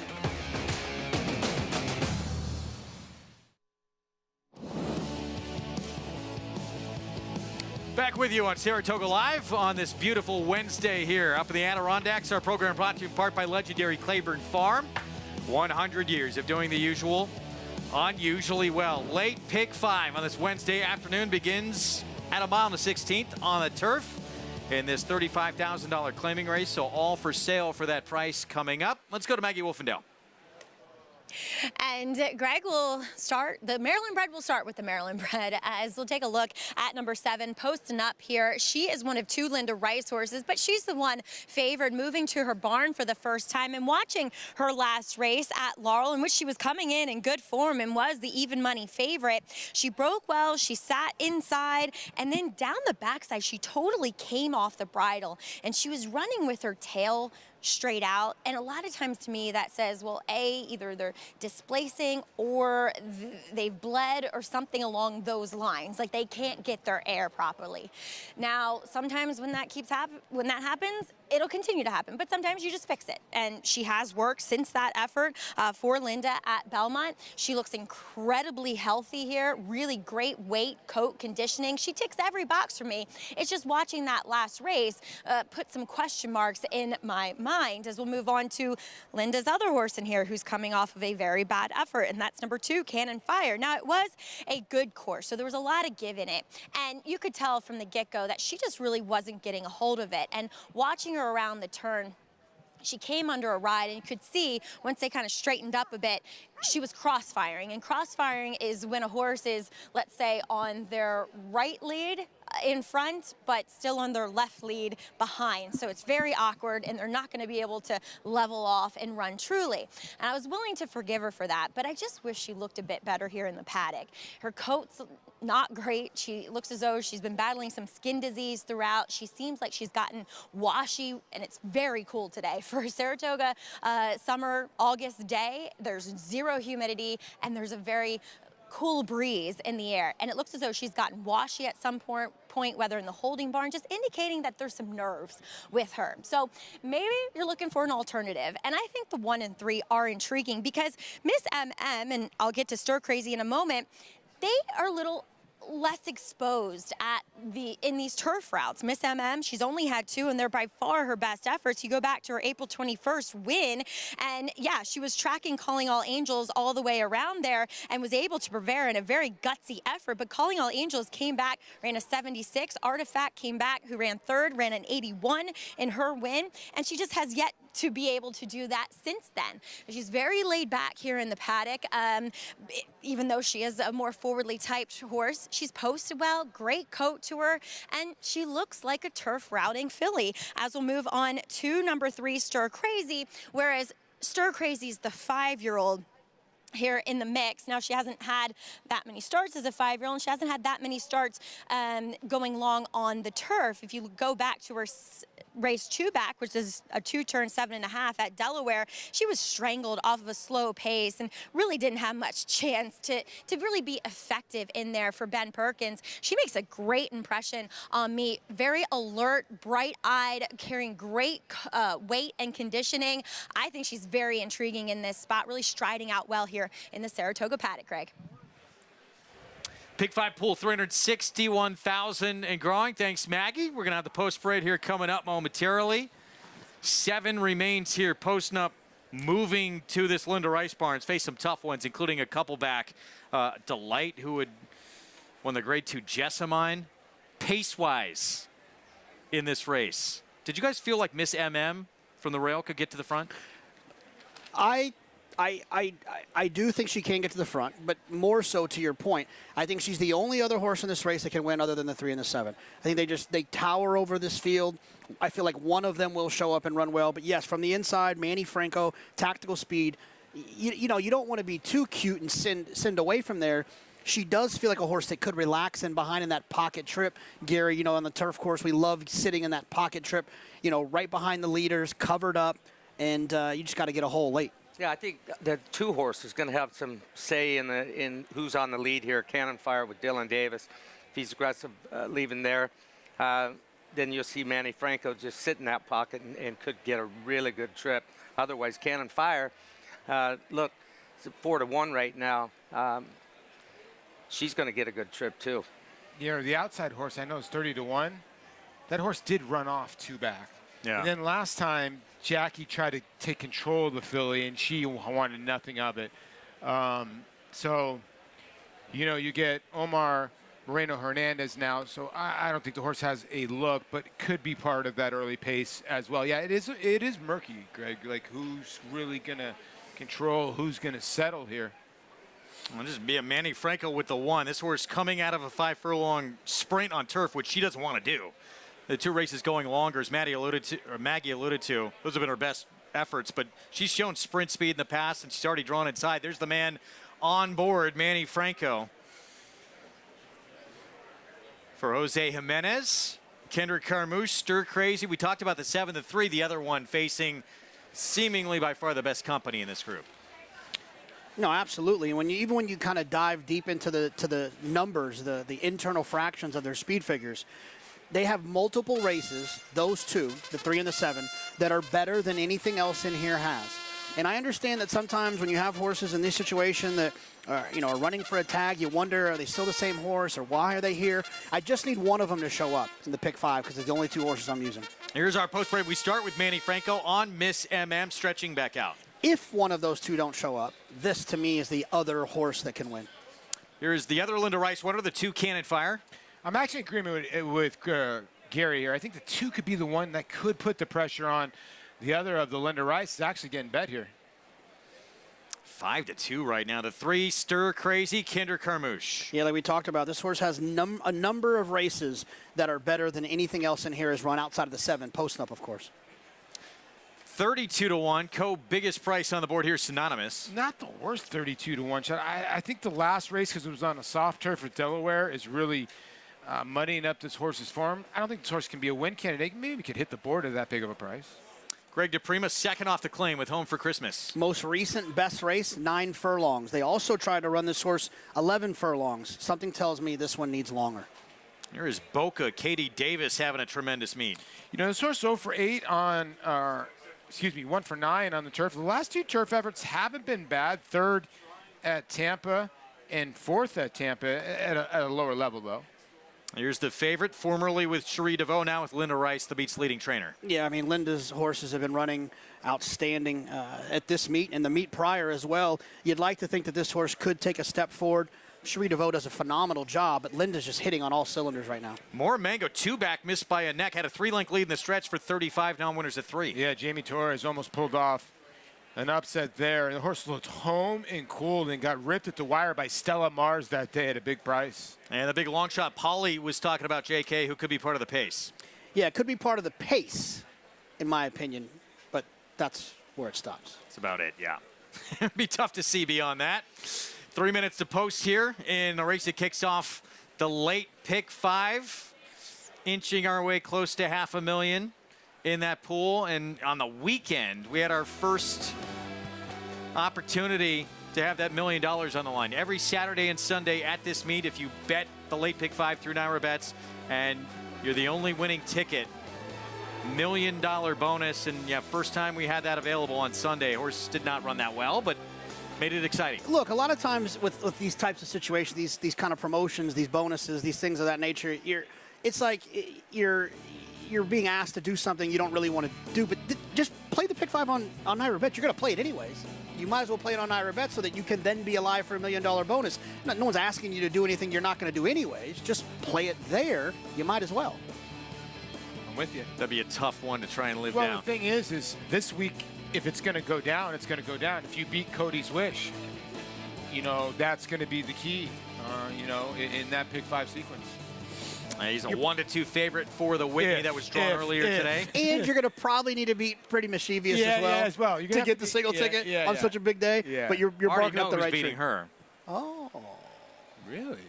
Don't ruin my card talk for this week. Okay. Don't ruin my card talk.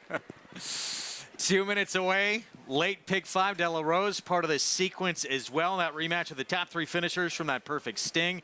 And we should talk about, too, it became such a great, for a couple of reasons, great way to play this pick 5 with this, who scratched out of the last race. That probably was a lean. It was a Linda Rice horse named Vax, the 7, who might have been a single for a lot of people. That horse came out, and now that race is impossible. It was, you're right, it was a single when I woke up this morning, and then it turned into a race where I needed to use 6 horses.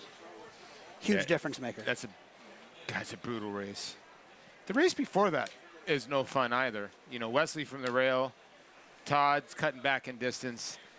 That turf race in race number 9 is not easy. And then we have a Let's race face it, they're not all at 1.25 miles coming up next. It's a 20,000 starter allowance. And we have no idea who's going to be able to get 1.25 miles in that race against that bunch. No idea.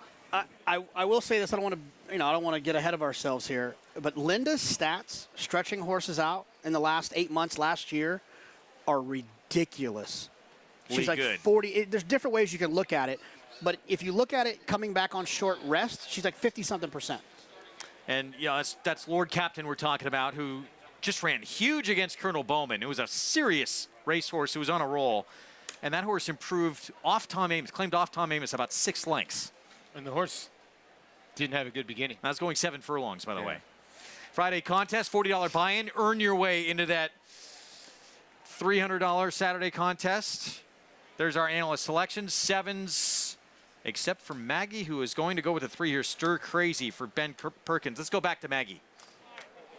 Yeah, I couldn't quite get over that last race, so I'm not going to be surprised if Post and Up's able to get the job done here. But let's talk a little bit about intent, as you guys were kind of discussing the pace makeup in here. And I don't think that Miss MM will be off the pace by any means. You must take advantage of an inside post. Manny is aggressive, though she got the most quiet warm-up and remained kind of quiet, though perked up a bit once on track relative to what I saw from her in the paddock. But let's not forget, too, that she's a 3-year-old. And those good races at Gulfstream did come against fellow 3-year-olds, and she just looked a little bit smaller than her older competitors here. So that was kind of why I leaned off of her a little bit more. Now, intent, as Gary mentioned, number 2, Cannon Fire, she could be a part of it. She was warmed up very aggressively by Dylan Davis, who maybe you could, a little hesitant, but let's not forget that Jose Lascano, I believe, is serving a 1-day crop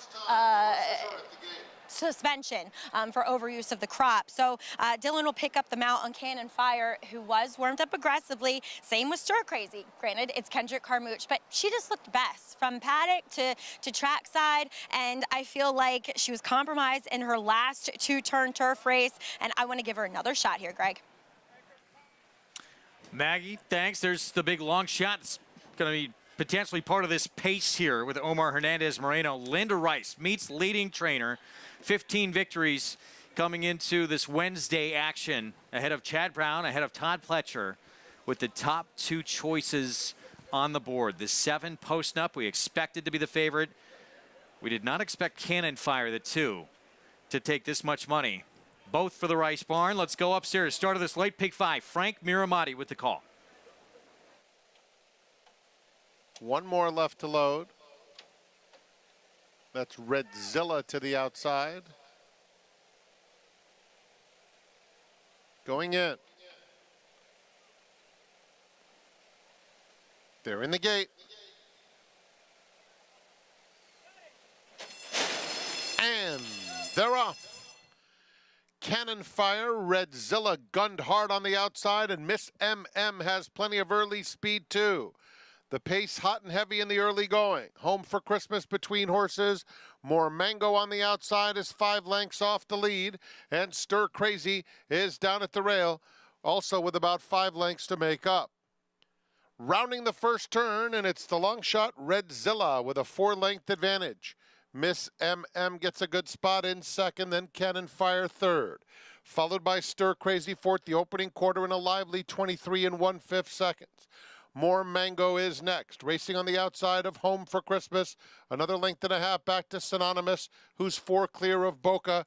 And Post Up is at the back of the field, quite a ways behind front-running Redzilla, who went the half in 47 3/5 seconds. It's Redzilla lead down to 2.5. Miss MM tracking second.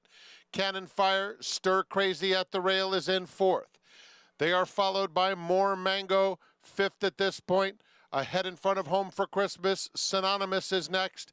Now on the outside, Post Up gets underway with Boca just inside of her. They're coming toward the quarter pole, and here's Miss MM to get the first run. Miss MM takes the lead. Stir Crazy moves into second.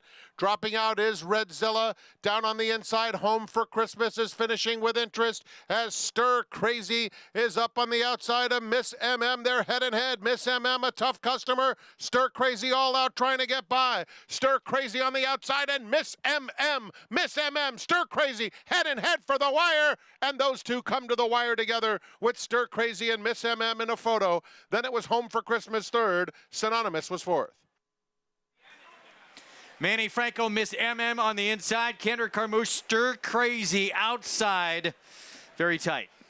Yeah, they were ding-donging it all the way through the stretch. It changed leads, changed horses in front 2 different times. 3 horses in front here. 1 horse, Miss M&M under Manny Franco, digs down, fights back, sticks her nose back in front, but I'm pretty sure that Stir Crazy got her nose down on the wire.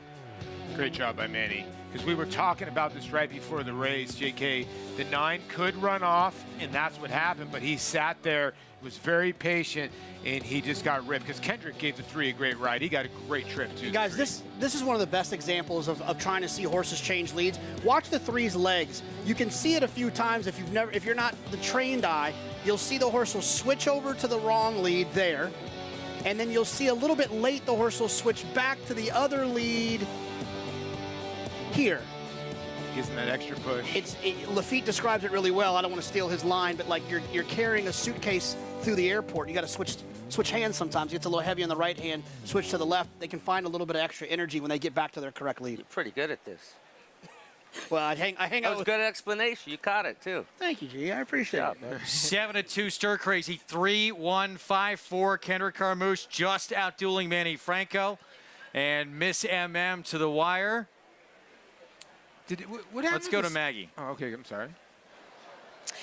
Oh, it's okay, Paul. As I just wanted to add to that lead switching thing. You don't see dirt horses do it, and that's because it's harder for them to switch leads because the turf is such a more springy type of surface where they can kind of get that momentum from behind and switch their leads. And like JK said, it's like when you kind of get tired, you find that other gear when you switch leads back and forth. My dad had a turf sprinter that would do it about 7 times in the lane just because he was so competitive. But going back to your favorite, Posting Up, she was out the back early and never really involved, swinging out wide down the stretch. But this race, for the most part, Greg, seemed to be forwardly dominated. That's what I was going to ask, Greg. What happened to the 7? And you know, I was asking Gary. Gary's like, the Chicklet's not even on the screen. She was not engaged, but she made it a big move wide, and then she got green in the lane. It was weird, right? Yeah, she didn't. I'll tell you, at the 16th pole, she didn't look totally comfortable to me, and she wasn't really persevered with heartily the last 16th of a mile to 3/16 of a mile. Well, you can see right here, she makes the big move, and she looks like she's really moving. And then at this point, okay, you got to make a decision. Okay, am I going to move forward? And when she starts leaning in, it's like, okay, now do I really need to keep on going? I'm about 8 lengths behind with, 2 furlongs left, and at that, right? You got to save it for the next spot. Absolutely. Yeah. At that point there, he had no chance of getting any kind of placing. Was not going to be any better than at least 6th. Then you don't get paid any extra as the owner or trainer for finishing 6th versus where he did. That's when you save him for the next trip around. Kendra Carmouche, Stir Crazy, Ben Perkins Jr. in a duel to the wire and getting the best of Miss MM, who ran big in a narrow defeat. Big 5 underway, 7-2. We'll talk Cody's Wish. I don't even know if it's an argument. Maybe the best dirt horse in the sport right now, trying to take his game a little bit longer in the Whitney.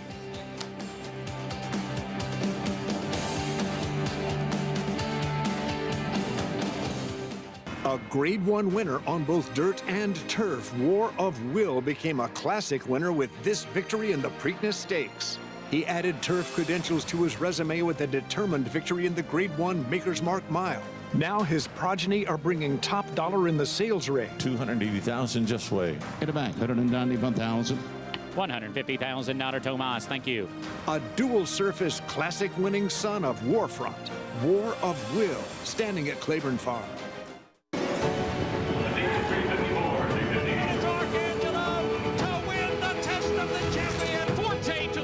Breeders' Cup Juvenile. And Trice wins Toyota Bluegrass.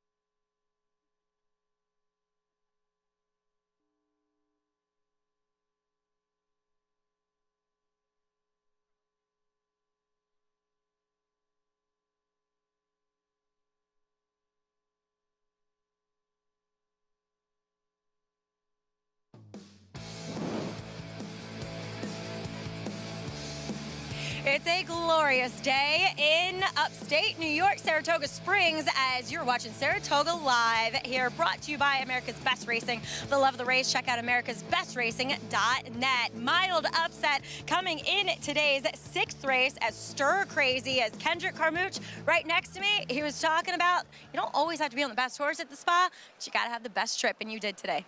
Yeah, I mean, I had the best trip. I thought Manny would be aggressive with his horse. You know, I saw the outside horse come over from nowhere. You know, he wasn't really a factor in the race. I just followed Manny around. And listen, I thought my filly dropping from those allowance races in the 35 today should be tough. Benny just told me, can you give her a good trip? And, you know, I got around there pretty good, and we made it a horse race home. We were talking about horses swapping leads on the turf, and she did it like 3 times. Was that kind of her finding her extra gear to get it done? You know, yes and no, because sometimes that can get you beat. As you can see, right before the last 16, she swapped off because she saw the horse.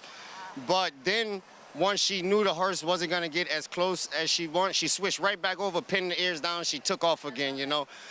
And you're mostly going to see that with fillies. I mean, that's the grindness out of them. They gritty, you know, and that's what I like. You know, she pretty much got me there today, and Benny Perkins and the owners, they put her in the right spot for me to be successful today at the spot, you know, 5 college movers. So, wait a minute. So, you're also saying that the fillies and mares are tougher than the colts and geldings? When it comes down to fighting, at the end, I really do like the fillies better because they just mean, you know.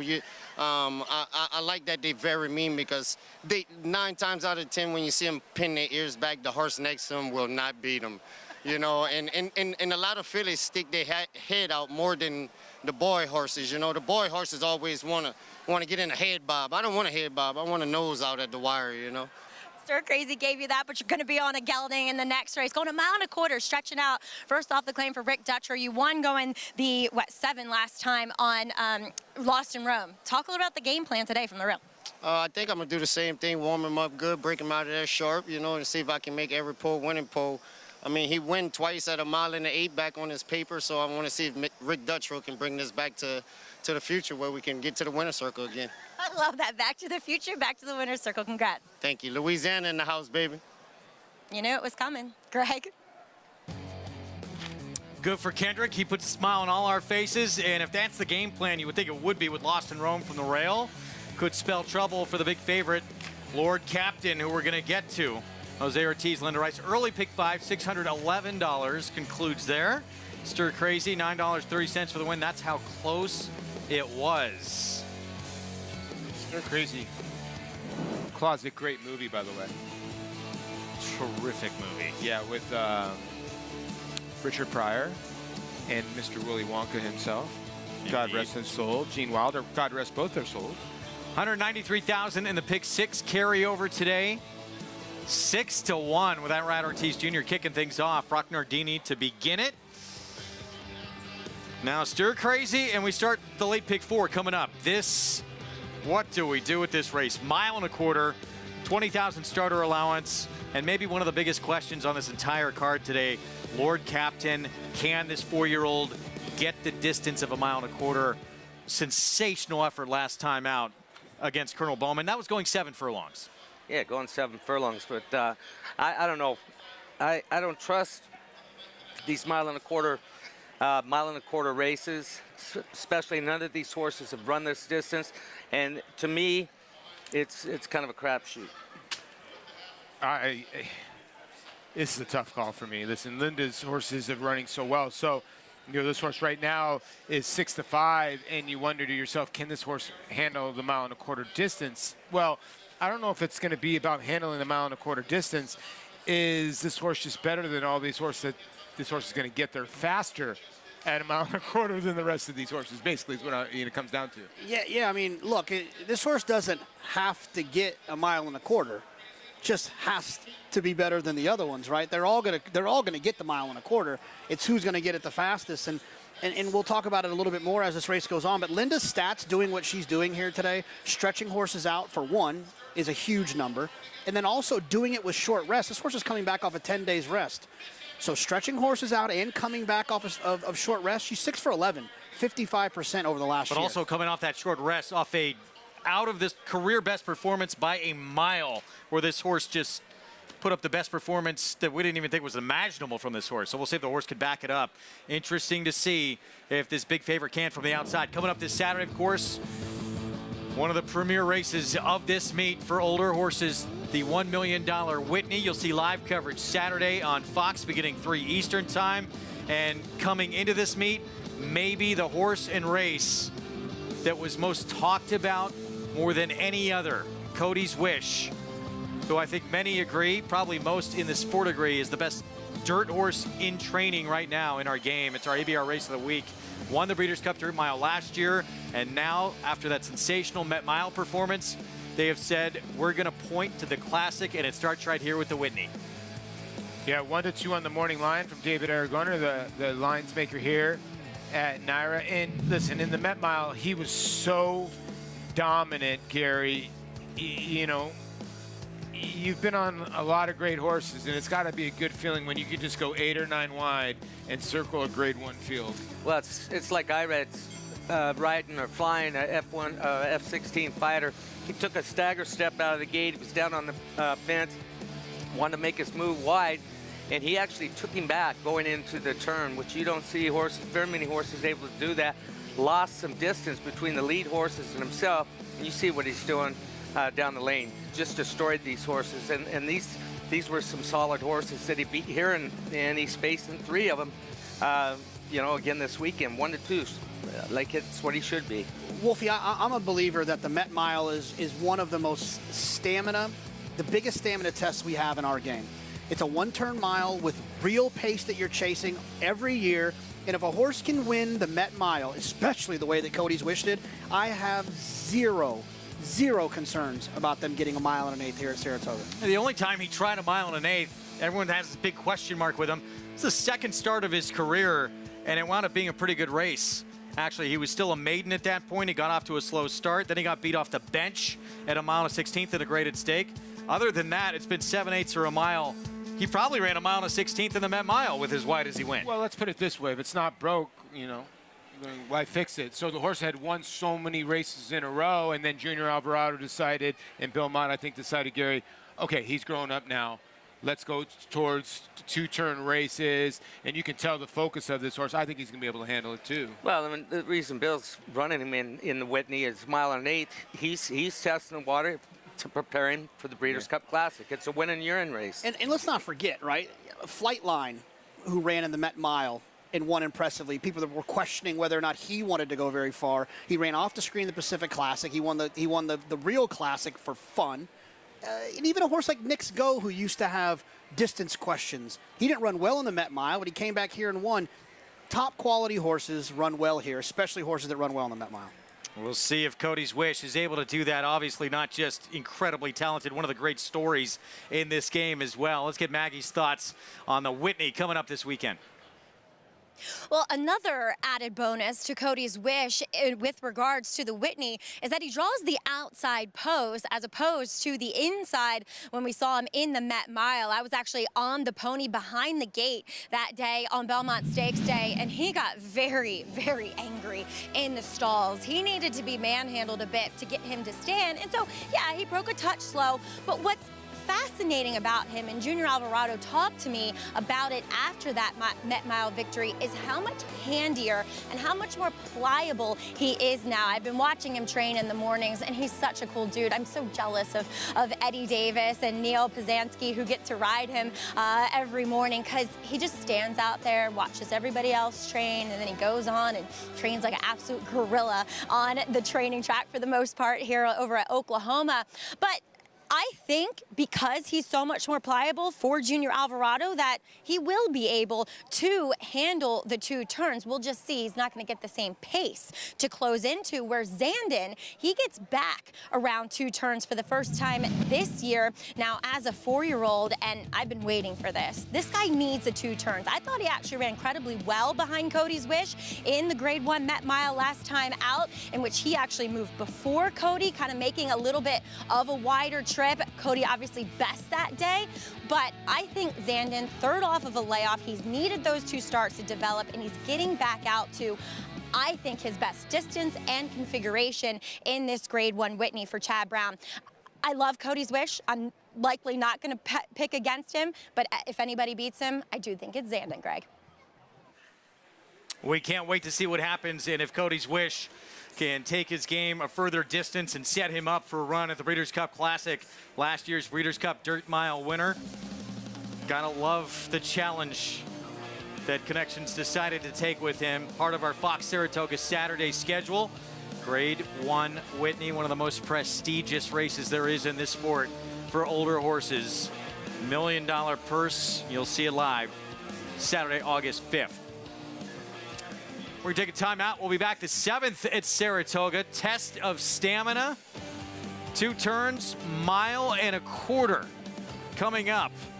And a 6-5 favorite for Linda Rice from the outside post, Lord Captain. We'll have the post parade when we come back.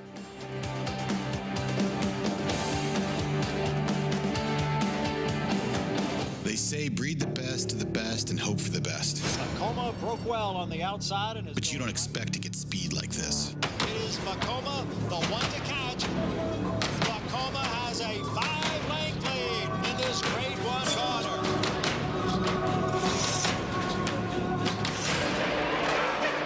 Inside, Macoma continues to battle on down at the rail. It is Macoma who's going to win the Met Mile.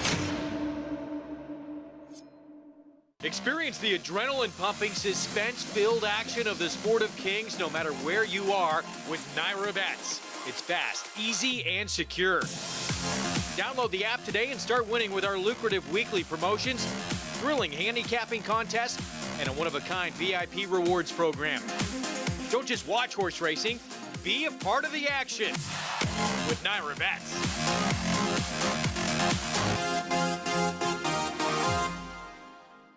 If you're looking into racing partnerships, you should know they're not all the same. When you partner with Bond Racing Stables, you become a member of a growing family of racing enthusiasts, all guided by 3 generations of experience in thoroughbred breeding, training, and racing. Sharing the excitement at Saratoga and Belmont Park, where we've graced the winner's circle with winners like Giacosa, who was bred, born, and raised here at our Song Hill Farm. Get more than just a partnership. Become a member of the Bond Racing family. 3 generations of thoroughbred excellence. There's a big, bold, beautiful world waiting to be explored by you and your friends, of course. But not just any friends, the best of friends. The kind of friends who let you do you. Because in this world, it's positive vibes only. And when you get in the zone here, you stay a while. These aren't just good times, they're the best of times. And your time is now. So come explore. Resorts World.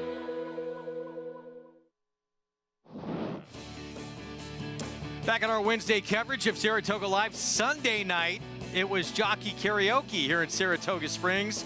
Always one of the most fun nights there is in town, and all for a great cause to help support the Permanently Disabled Jockeys Fund. Did you ever do this in your day? I did. Did it a lot of times. What was the best? Day. What was your go-to song? Steppenwolf, Born to Be Wild, baby. Very nice. Born to Be Wild. They have so much fun up there. Get a video of it. You have to dig that up. You won't recognize me. Shocker Kendrick cut up there. I had a little Jimi Hendrix look going. Some 60s stuff, Amazon. You sure you didn't sell that costume on eBay, or you still got that? I still got it. Any chance we can get off early tonight? If we just give out the winner for the last and we know going in who's going to win it, we can get out of here and go to this event? That'd be nice. I can. You're the host. You got to stay. Delphi Hotel, Casamigos for Jocks and Horses, and this benefits the PDJF and the Thoroughbred Retirement Foundation. 2 great causes tonight. That's from 6 to 8 tonight here in town. See Javier Castellano, Ramon Dominguez, Mr. Graham Motion. I guess Maggie's there already. Little Bobby Flay. Maybe start till 6, Maggie. We need you back. Go challenge Bobby Flay tonight. We got to get Mig to see if he could beat Bobby Flay. Right? Well, there's, as usual, there's a ringer in the basketball game. I heard John Wallace is showing up. I'll tell you what. For the Jocks. You know who's legit? Comes with the wristbands, old school?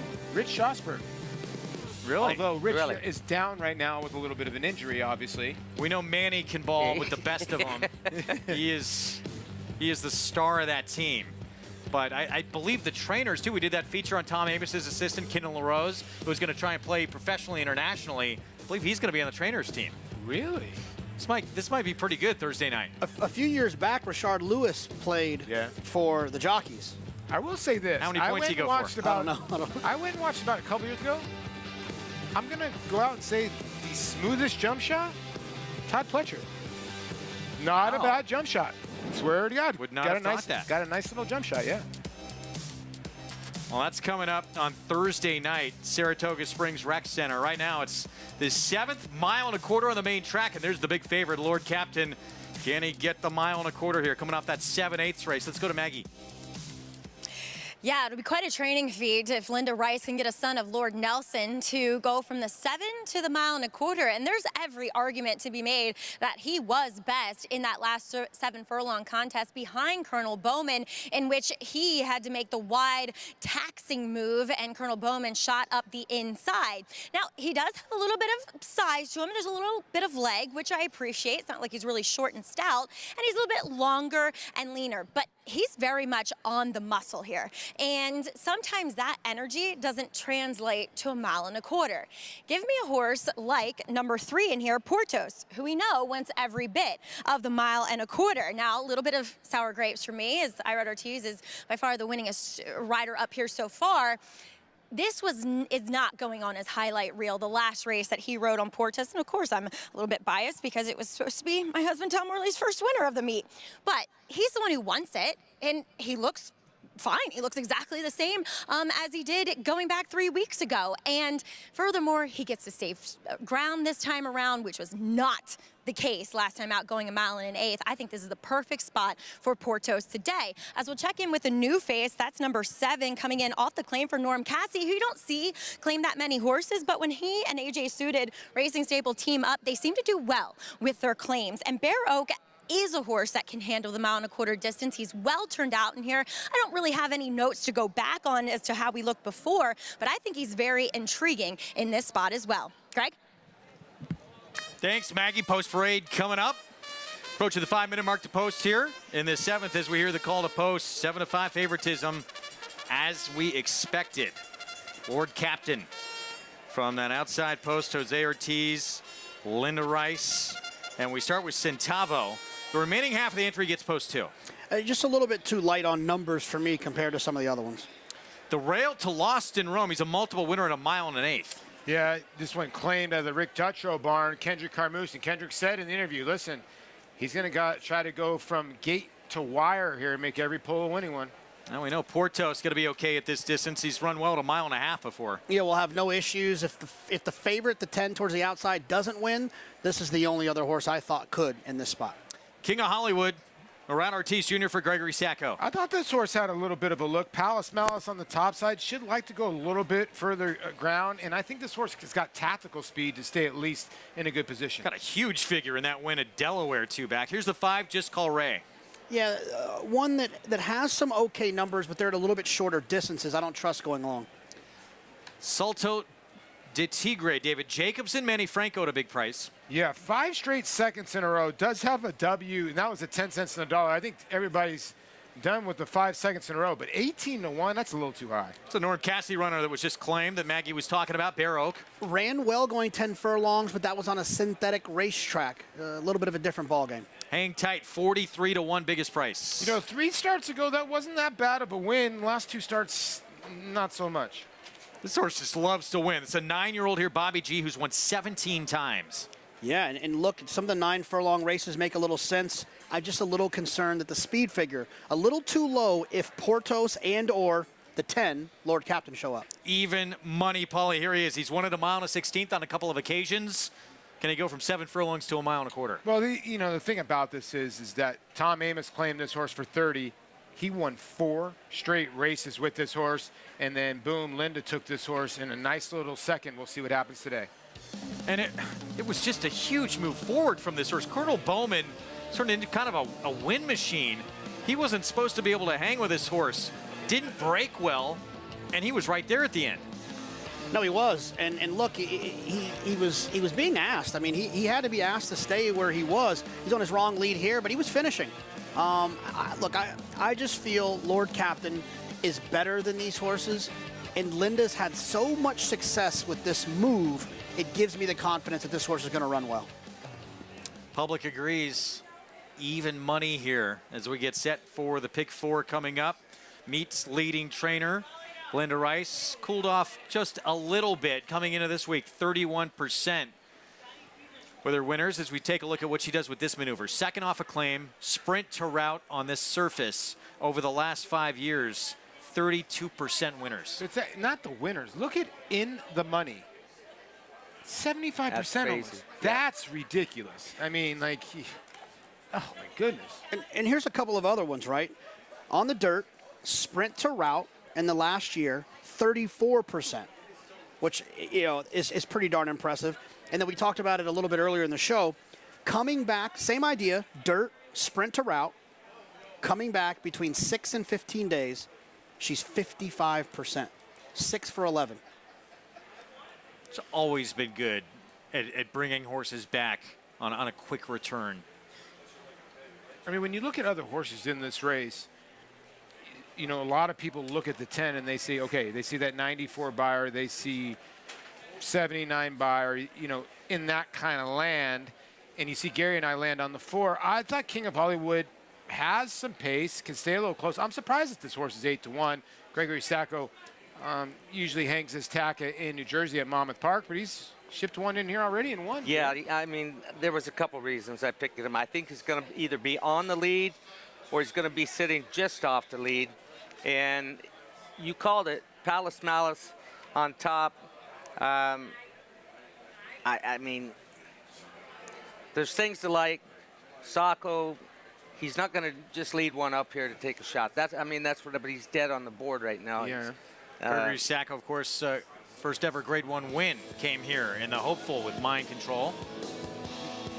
Saratoga Silks, Game of Silks, standings brought to you by Game of Silks. Irad Ortiz Jr. 2 today. So he's leading the way, 26 winners to pace this jockey colony. Let's go to Maggie.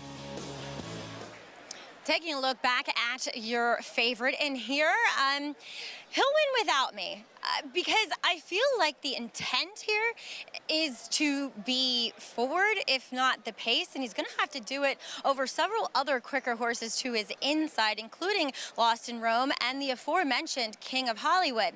Now, on the flip side, he is moving so well out there, but Jose Ortiz did warm him up very aggressively. But you're taking a horse that, yes, he could be the up-and-comer. He could be the new shiny penny in this type of division. But I would rather take a proven commodity in this spot than go all in on an even money shot. Am I going to be surprised when he wins? Absolutely not. But give me Portos, who I know is good at this distance and had a bad trip last time. As we'll move on to the inside with number 9, Bobby G, who total hard knocker. As Greg mentioned, you have to love this horse's record. 9-year-old, 76 starts, 17 wins, and he tries. Watching his last race where he finished second behind the favorite AC Expressway, I mean, he just tried and tried and tried. Now, I think he's better when he can be kept close to the pace here, so we'll see what he does from that far outside post with Trevor McCarthy aboard. But he looks great here. For a 9-year-old, you couldn't ask him to look any better. Warmed up well there. Got a little hot out on the track, but no worse for wear, as he'll be trying his hand at this mile and a quarter distance for the 3rd time in his long career. Greg. Maggie, thanks. You know, you're back to Portos. He's taking money here. This barn does not win a lot on the circuit right now, but Portos, half the morning line, broke his maiden by 10 lengths. It was a wet track, but at 1 1/8 in the slop. He was 3rd in the Withers at 1 1/8. Won at Keeneland in an A other than by more than 5 lengths, going 1 1/8. And he was 3rd to Lone Rock when Lone Rock was the beast of that division at 1.5 miles. A couple of years ago. Yeah, this is a distance play, right? Look, the 1 1/4 miles is probably the most famous distance in racing because of the Kentucky Derby and also the Breeders' Cup Classic. But at this level, it's almost kind of like, the horse is too slow to go shorter, so we're going to kind of run him here. So half of these horses are going to excel and be a little bit better than normal going 1 1/4 miles. The rest of them, these trainers are just guessing because they're too slow to do anything else. I think the 3 is a consistency play. This horse is 0 for 12 the last 2 years. But if you look, 84, 86, 83, 82, 83, you look at some of these horses, 68, 86, 70, they all throw in a tiny bit of a clunker. It seems like he runs the same race each time, and it might be good enough if they all throw in a clunker. On some of the horses he's faced, too, Dust Devil, Law Professor, Zozos. These horses would be, what, 1 to 5 in here? Zozos would. 1 to 9, probably. Yeah. There he is. Junior Alvarado aboard 9 to 2. And that's second choice on the board right now. 4 to 5 favoritism. Odds on Lord Captain. Ran back on July 23rd at the meet. Ran a huge runner-up to Colonel Bowman. That was at 7 furlongs. Now going to try and go 2 turns and 1.25 miles for the first time in his career at a short price. Let's go upstairs to Frank Miramati for the call. They're in the gate. And they're off. And King of Hollywood gets the first call out of the gate. On the inside, Lost in Rome has some speed too. And here's the favorite, Lord Captain, securing a good tracking spot from 3rd. Barrow comes away in 4th. Just Call Ray 5th in the early stages. Salto de Tigre is next, followed by Centavo as they move into the clubhouse turn. Then Hang Tight, Portos, and Bobby G. It's Irad Ortiz Jr. and King of Hollywood through a quick opening quarter in 23 seconds flat. Opens up 4 lengths. Lost in Rome is second by the same margin. Then Lord Captain on the outside of Just Call Ray together 3rd and 4th. That pair followed by Salto de Tigre. on the inside of Bear Oak. Another couple of lengths to the next flight. Portos is on the inside right now of Centavo through a half in 47 and 2/5 seconds. Another 3 lengths to Bobby G and Hang Tight. They're heading toward the half-mile pole. King of Hollywood has been left alone on the front end. 3-length lead. That lead diminishing. It's down to a length and a half. Lost in Rome moves in, and Lost in Rome with a big bid to take the lead. Lord Captain in third. Down on the inside, Just Call Ray is fourth. Moving up in between horses now. Bear Oak, red colors, making some headway, and Bear Oak makes a bid. And Portos is coming alive. 5 lengths off the lead. He's currently behind Salto de Tigre, 1:12 and 4 for 6 furlongs. Bear Oak on the outside is up to vie for the lead. In between, Lord Captain, Lost in Rome, Portos on the far outside, and down at the rail, Just Call Ray. There's an 1/8 of a mile to go, and it's Bear Oak holding the lead. Now Salto de Tigre is trying to come with a late bid, and on the outside, Portos is in it too.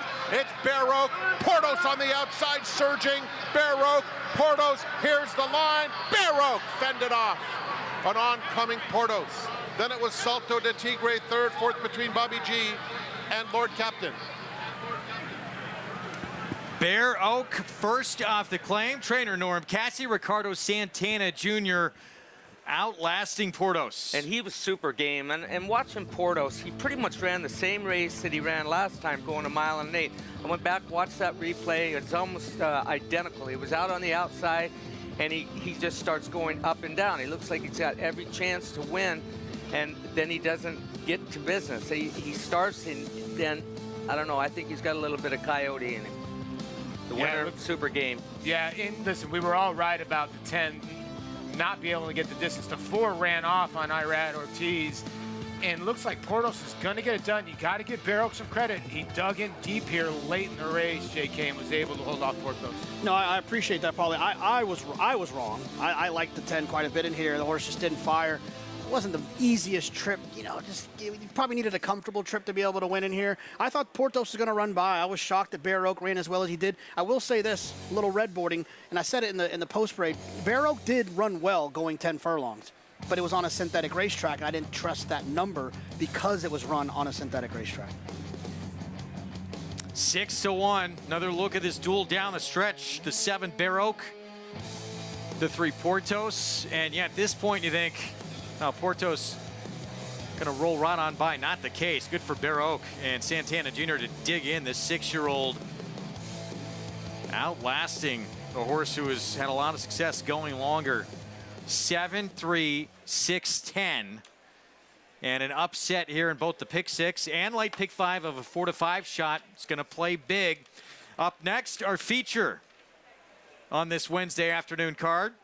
Mile over the inner turf in the Della Rose. And again, the top 3 finishers from that perfect sting matching up again against each other. It was this one who took them gate to wire. Evie Jets. Can she do it again for the Cantor Mossy Barn? We'll be back.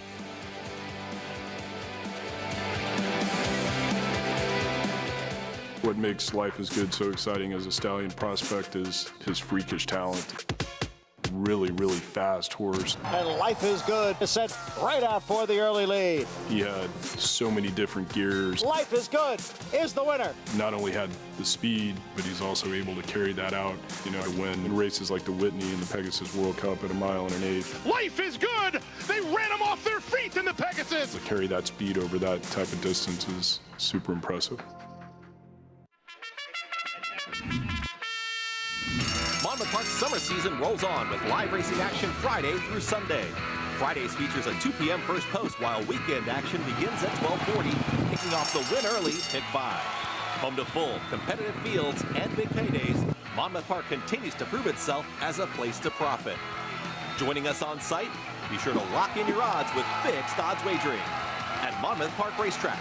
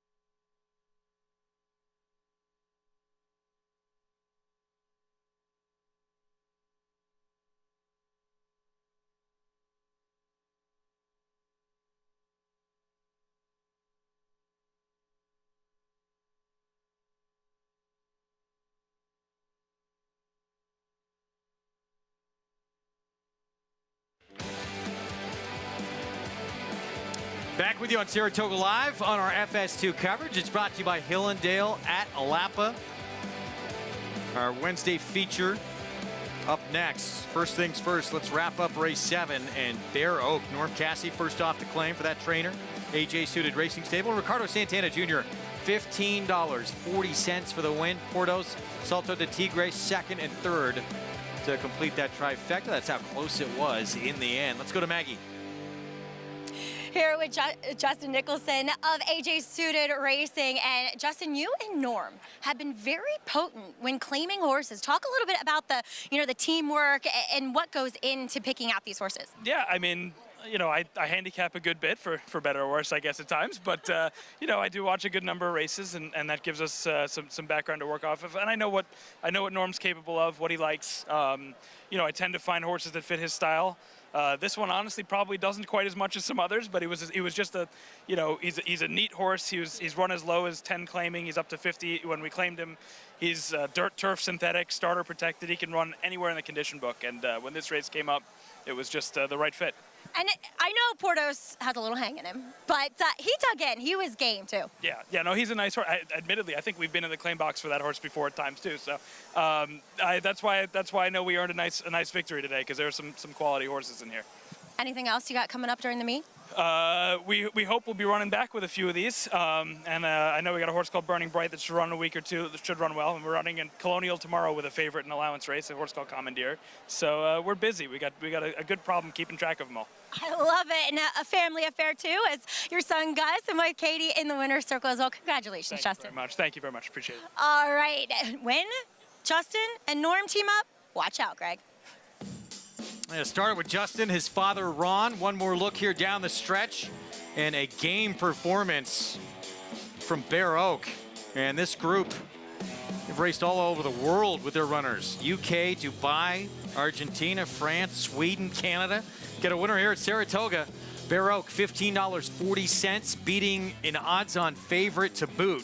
Gonna play huge in this Pick 6 carryover and this late Pick 5 as we get into the Della Rose at a mile on the inner turf. And I'll look at the group that will line up, including that top 3 from the Perfect Sting. That was won by Evie Jets, Technical Analysis, and Hottie, stablemates, second and third in that spot. And we were all a little surprised, most who watched that race, that it was not Technical Analysis on the lead in front, but Evie Jets and Javier Castellano decided to try and take control of the race early, and it paid off. Yeah, it paid off in a big way with a gate wider finish at 8.5 to 1. And it surprised Technical Analysis. Technical Analysis was 45 cents on the dollar. So I would think they're going to have to try to take it to Evie Jets. And Technical Analysis, she's a big favorite in all them multi-wagers. And let's not forget who Evie Jets beat a little bit earlier this year as well. White Beam, who came back to win the Diana to beat an Italian.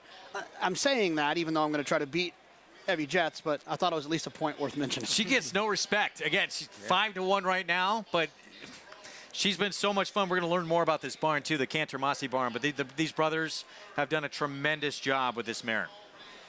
Yeah, I mean, she shows up every time they lead her over, and she puts on up a good effort every time that she's led over. So can she do it again today? The board says they don't think so, as usual. And it's not like she has to have the lead to win. We'll have more on that coming up. This race, of course, named after a pretty good one. Della Rose, who was a daughter of the English Triple Crown champion Nijinsky. Grandsire was a Hall of Famer Northern Dancer and was named the 1981 female turf champion for a campaign that included a victory that included the Diana Grade 1 win. Pretty huge performance on a very good one that now has this race named in her honor. Huge 1981 campaign as we take a look at Evie Jets making her way to the paddock. Eligible for this, it's for non-winners of a graded stake this year. She won the Grade 3 Noble Damsel. That was late last year. Can she do it again to Technical Analysis? We'll be back.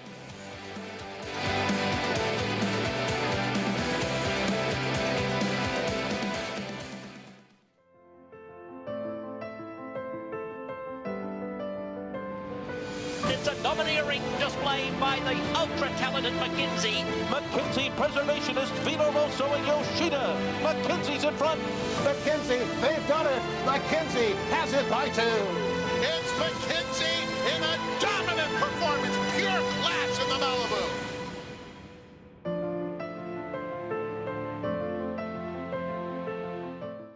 How do you become the gold standard in racing partnerships? One partner, one horse, one victory at a time. Flight line, 20 lengths clear. Congratulations to all our partners who have made West Point the gold standard for the last 3 decades.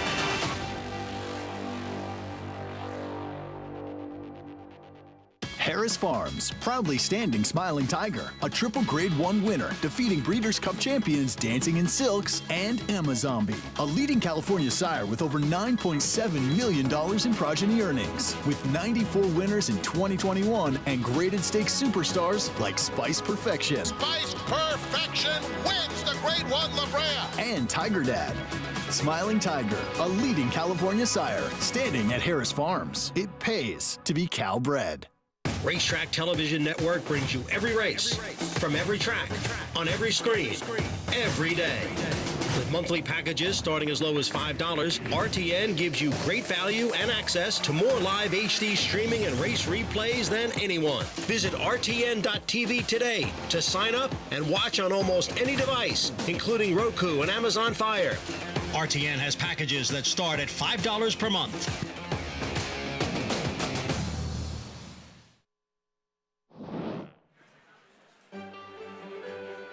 Back in our live coverage of the premier meet in the country here at Saratoga. Della Rose coming up, mile on the inner turf, and Avi Jets, who beat Technical Analysis and Hottie last time out in the Perfect Sting, sent out by the barn you're about to meet right now. While their father was a successful trainer in Turkey, it was his push for his sons Madcan and Ilkay to have even bigger dreams for them to come to the States and train. And that move has more than paid off as they have made huge inroads here on the NYRA circuit.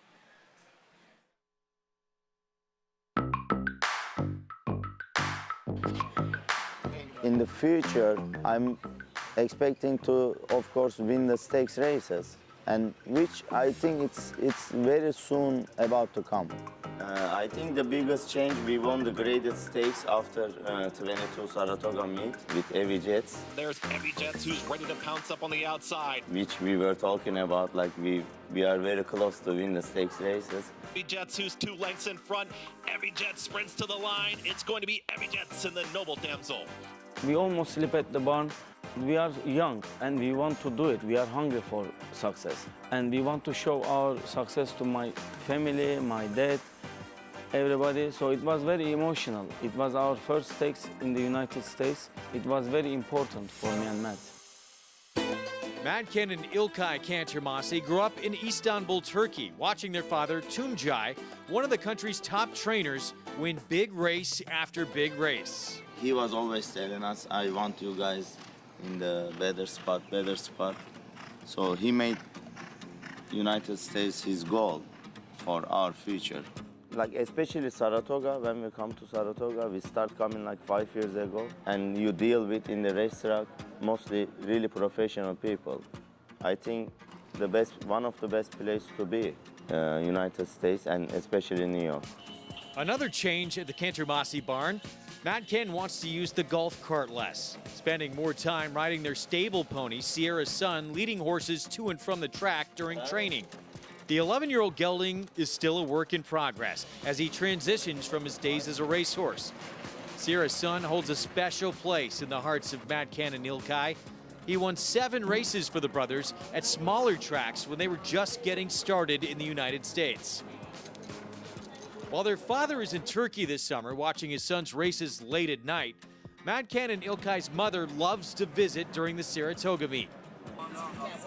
Their passion for the sport and understanding that nothing comes easy, win or lose, keeps their focus on the day-to-day grind of running a successful stable. Just advantage first turn, because we are number 2.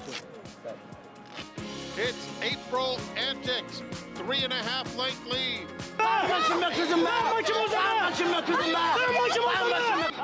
Ichiban trying to get into second.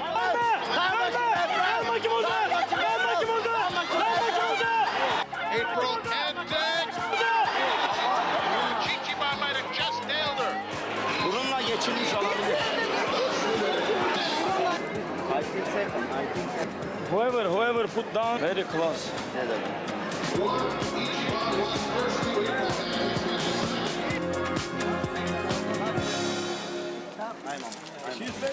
This is the mare that has brought the Cantor Mossies and these brothers their first ever graded stakes win. That was in the Grade 3 Noble Damsel last fall, Belmont at Aqueduct meet, and she has continued to deliver for them. She's been sensational. They've done a tremendous job with her. 12 for 20 in the exacta. She's a very, very honest mare. She's had 2 starts here at Saratoga, and I'm not surprised that she likes it here because she possesses speed, and speed is always good around the sharp turns here, Gary, at Saratoga. And again, she's getting dismissed. She won at 8-1. She's won at 14-1, and you know, maybe she'll get challenged a little bit, but she's getting dismissed again. Yeah, you know what? That's the first time I've seen that feature there. I'll tell you who else did a good job, and that's their father. Getting them here, and they obviously are very good horsemen. Yeah. Meanwhile, a 6-5 favorite. Technical analysis, you have to think the game plan today, JK, be more forward. Yeah, I would think so. I mean, especially, you know, on a race course that she obviously likes. She's 2 for 2 on this inner turf course. So it's kind of like, you know, it's kind of like Tom Brady playing in a dome. Like, just throw it 65 times, you know what I mean? And that's what I think they should do with her. Put her on the front end. Even though it seems like maybe being aggressive with her might not be the right idea, she's in her comfort zone. So take advantage of that. 4 graded stakes wins for this one right here. 3 of them have come right here at Saratoga. Let's go to Maggie. I totally agree with what JK's saying when it comes to your current favorite in here, technical analysis. Look, she acts like the sharpest horse in the preliminaries. I thought for sure she was going to be on the lead last time, but that was not what they, I guess, had planned for her. And they let Evie Jets go along with it, which, hey, no shame on Evie Jet. She looks phenomenal again.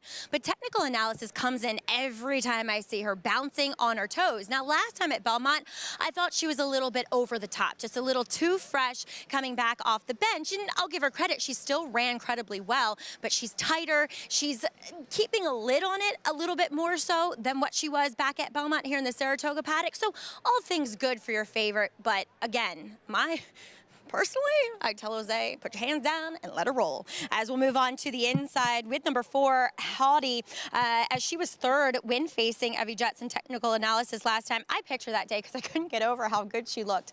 I've been wooed by her many times, but once again, she looks sensational here as she's third off of a layoff and arguably the most fit that I've seen her too. I think she's pretty intriguing if things get a little hotter on the front end, but then again, maybe you could make the case that is she a little better when she's more forwardly placed? Could she be the one to make the first jump? But guys, as I get it back to you, and to quote JK, to Chad or not to Chad here? What do you think, JK? I mean, look, I think technical analysis is the most likely winner, and I'm going to pick her here. But I do think that there's a world in which if she doesn't show up and run her best race, to your point, Wolfie, sometimes when these 5-year-old mares, they just decide they want to go be moms. And there's a chance that's what she wants to do. But I need to give her one more shot just because I feel like the circumstances of her last race are an excuse. But if she gets hooked with Evie Jets, because Evie Jets is going to be forward, and I think technical analysis is going to be forward too, it could set up for a horse like the one White Frost. But that's racing, right? You have to try to figure out which one you think is going to happen. I'm going to go with technical analysis wins despite the pressure. She did have, too, talking about technical analysis, and there she is, even money, a slow return to the races last year as a 4-year-old, and then she took a big leap forward pretty much for the rest of the year in all her other starts. Yeah, I mean, that's why I picked her. I think she's going to be on the lead, and even if she's not on the lead, even if she lets Evie Jets go today, I think she still gets in the winner's circle. And for some reason, Javier goes crazy and insists on being on the lead, and Jose lets her go. I still think it would be fine. But I will say this about a horse like Technical Analysis. When you come back off to your 4-year-old year and running the Plenty of Grace, and you come back in your 5-year-old year and running the Perfect Sting, that's not why you came back. You didn't come back for those races. You came back to win Grade 1s to enhance your value as a broodmare. So I don't really knock her for not coming back as sharp as you would expect in those 2 races. Still, you expect this barn to bring them back very good. We got a quick look at Regal Realm, who's shockingly, I think, the biggest overlay on the board. 13-1 right now. It's a filly. I know it was at stake at Canterbury, but she's 3 for 3 this year, talking about the 6. Yeah, and this is a horse that, if you look, has gone 109 and change and 108 and change on synthetic. So this is another horse that can bring speed. Let's go to Maggie. Well, let's talk about the one, Chad, that we haven't talked about, and that's the longest shot that he has in here. Number 3, Eminent Victor, currently 9-1. I thought you could pick through this filly's form and come up with some excuses. Clearly, I don't think she necessarily has an affinity for a course that has given it. And then her first start back off the layoff was the Grade 3 Gallarette, which has turned into an ultra-producing race. We see White Beam came back and upset in the Diana. The second and third place finishers coming back to improve their figures as well. And, I mean, Eminent Victor just got stopped in the stretch when she was trying to do the important running. So I watched her her work two back. It was on the dirt, to be fair, but she was with another turf horse, and she never came off the bridle for that 48-3, even on the gallop out. And sometimes you will see these horses that are obviously turf horses, they'll come off the bridle and they'll kind of really slow down. That wasn't the case with her. She's third off a layoff. She looks very fit. I thought there were some ways you can make her a viable player. Now let's talk about the Jonathan Thomas trainee, and that is number 6, Regal Realm. As you guys said, she seems pretty icy on the board, but she is a tank of a filly. As Jonathan said, she's taken a little while to kind of figure it all out and put it all together because she's always been a frame, but now as a 4-year-old, she's hitting that peak physical maturity, and really, if anything, she is the most impressive when looking at her physically. She's gotten on her toes since we see jockey Florent Giroux aboard, who will ride her yet again here. She's seeking her 4th win in a row, guys. Yeah, 13-1 here. Thank you, Maggie. I saw Florent Giroux. Asked him if he's going to be here most of the meet. He said, yeah, I don't have, as many mounts as a lot of the other guys, but you win the right ones, and it's going to be a great meet. Quality over quantity, right? Absolutely. Yeah. 4-5. Are you surprised? Well, the conditions of this race are a little tricky too, right? It's for fillies and mares that have not won a graded stake in 2023. So because of Technical Analysis having that break, she hasn't run in a lot of races this year, while some of these other horses have had lots of chances. But if you look at some of her past races, she really does kind of stand above these, right? Like the 7, Runway Rumor, for example.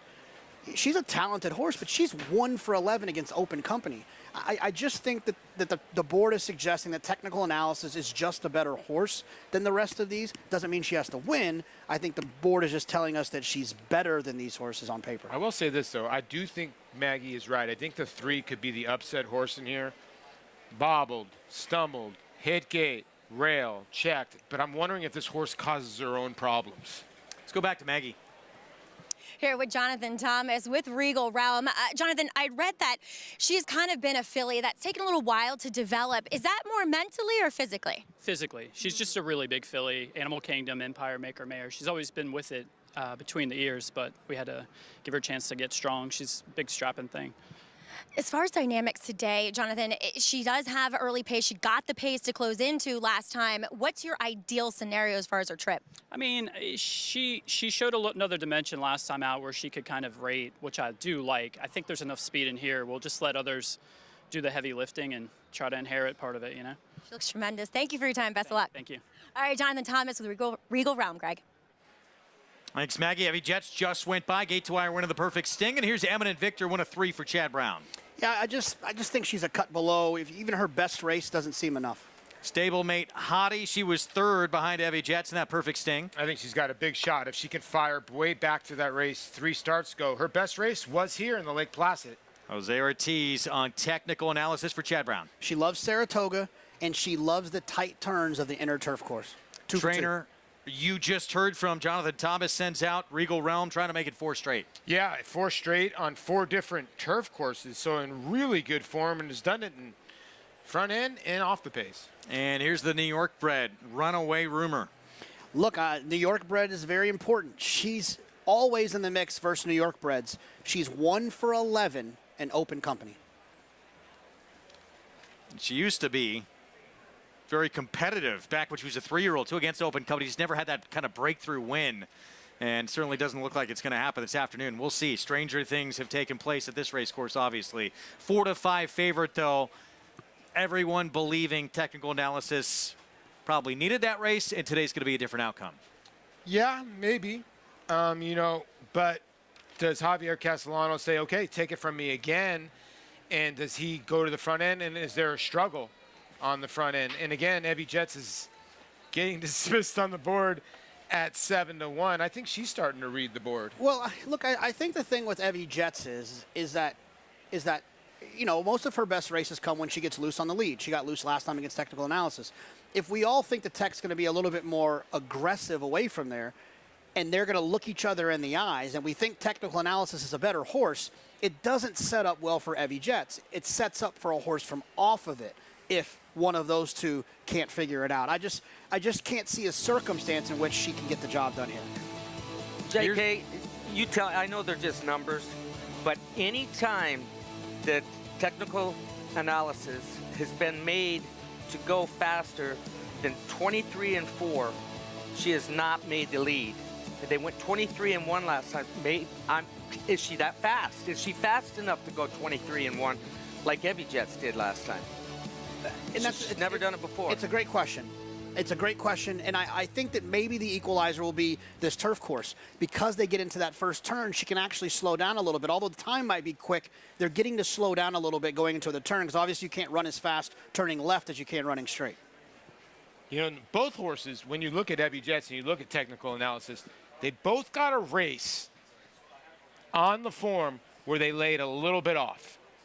But the other times, they just couldn't pass horses. So you wonder which one can lay off, or are they going to battle? What's really going to happen with it? And the other horse, the wild card, is the 6. What does Regal Realm do? Jonathan Thomas just told Maggie that they're just going to play the break, and they're probably going to try to play the trip. But you just never know if this horse could be naturally fast. And obviously, 4-5 from this barn, those silks, this one here has a target on her back. You want to make her, Gary, work harder than she has to work, especially early out of the gate, right? You're talking about technical analysis? Yeah. Yeah, I mean, if you can, but Evie Jets, Castellano's not going to try and change her way of style or her style. That's how she wins races. She set off, like you said, Paulie, one time. Every other time that she's won, she's been on the lead. So. And she's done it, too, just against, for the most part, JK, against higher level competition. Absolutely. And I think that's why the people are leaning in her direction. But I will say this, we've spent the majority of this conversation talking about Evie Jets and technical analysis and maybe even a little bit of Regal Realm and the pace and who's going to go and are they going to go and how fast they're going to go. If they go too fast, it can absolutely set up for a horse to come from off of it. And to me, that is the one, White Frost, who I think could pick up the pieces, should be able to work out a great trip down on the inside, and even make that kind of circling move, turning for home around horses, and that could be the one that you want. I feel like technical analysis is going to be sent away from there aggressively, and I think that Evie Jets, they're going to grab her and try to sit off of technical analysis. And I think that's going to be the mistake that they make. I'm going to disagree with you. Just from a rider standpoint, I'm putting myself in Jose Ortiz's in his spot. But if I'm on technical analysis, I'm going to analyze Castellano. I know Javier. I know he's more aggressive. He can be aggressive if he wants to be aggressive. Jose Ortiz is not as aggressive as Irad Ortiz. He tends to be a little more patient if need be. So I don't know. I would think going into this race, if I'm on technical analysis, and maybe that's why I'm not riding anymore, but there's other reasons. I would be check. I'd leave there running. But I'm ready to take a little bit of a hold if Castellano to avoid going head-and-head into that first turn. That's Jose Ortiz right here. We'll see. Is he more aggressive this afternoon on the 4-5 favorite? Let's go to Maggie. I think Gary hit the nail on the head.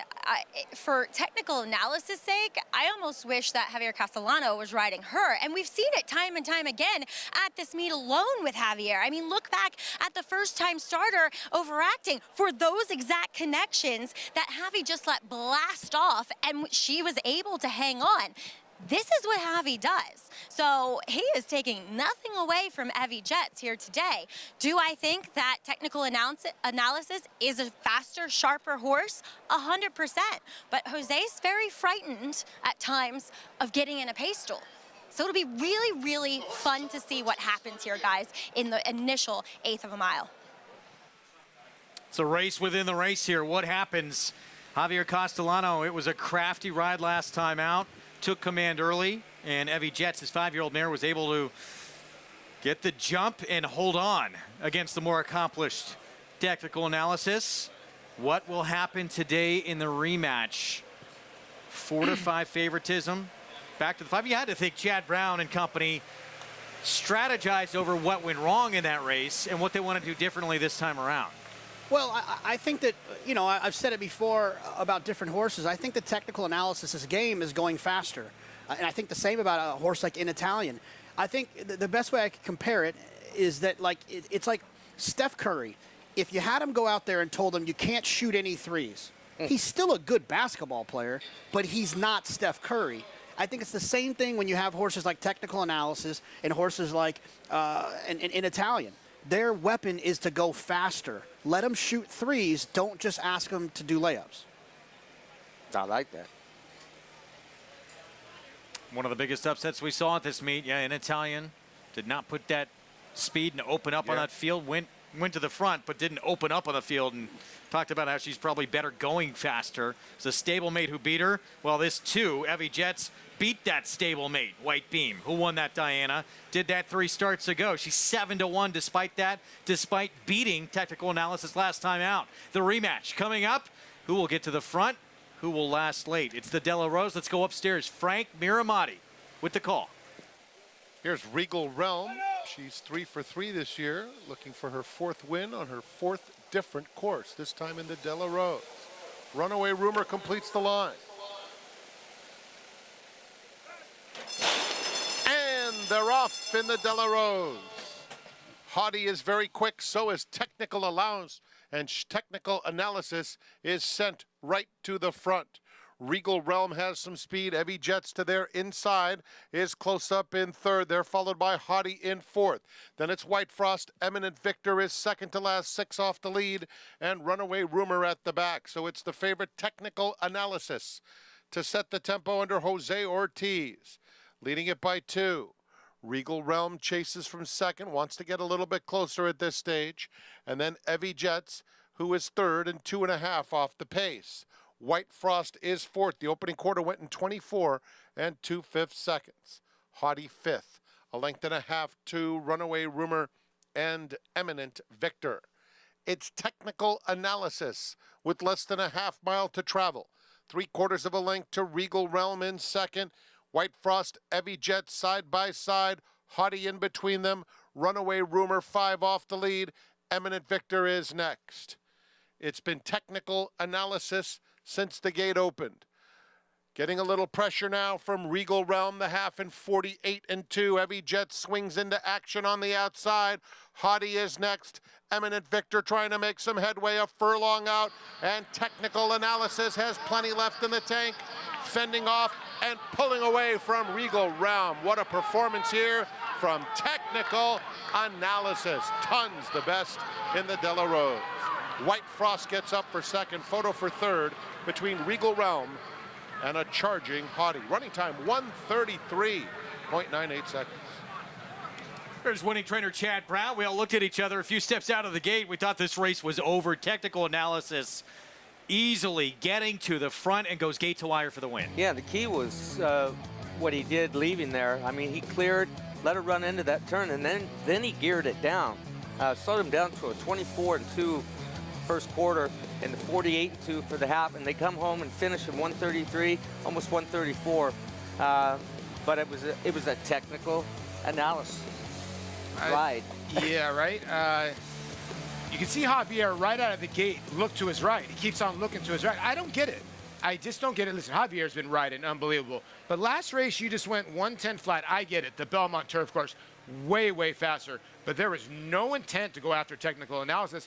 I turned to you guys at about, what, 100 yards out of the gate? I said the race is over. It was completely over. When you have a horse like this, like Jonathan said, been running all kinds of stakes races, race over now. Race is over.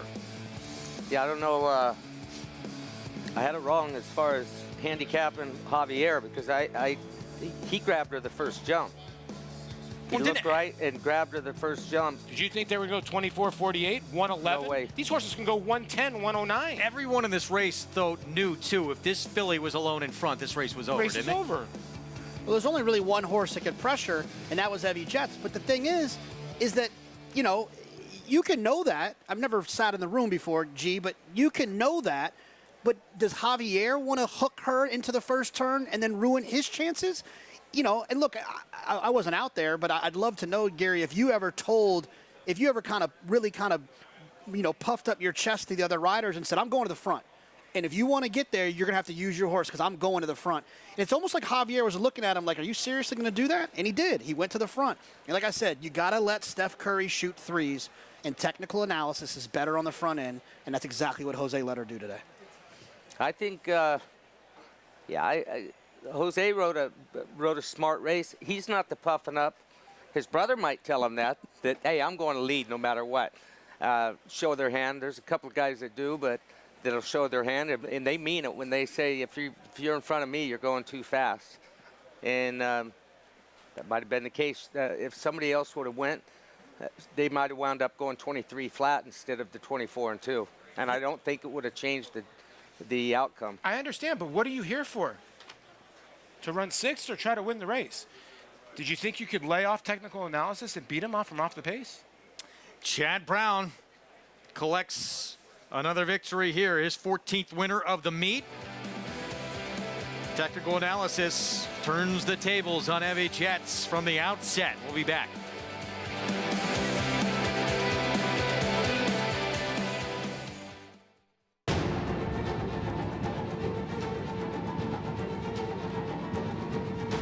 $500,000 in the back. Thank you. Oh, what a Preakness! It's National Treasure who gets the lead late. $1 million in the back. Thank you. Flight line, then full flight. Flight line, 20 lengths. Flight line, and a jaw-dropping, awe-inspiring Breeders' Cup Classic win.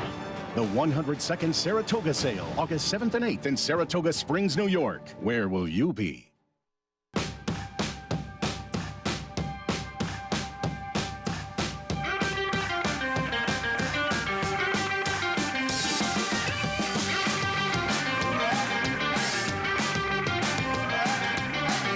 It's going to be a front-running score for no parole in the Grade 1 Woody Stevens. It's in 1 minute, 21 and 2/5 seconds.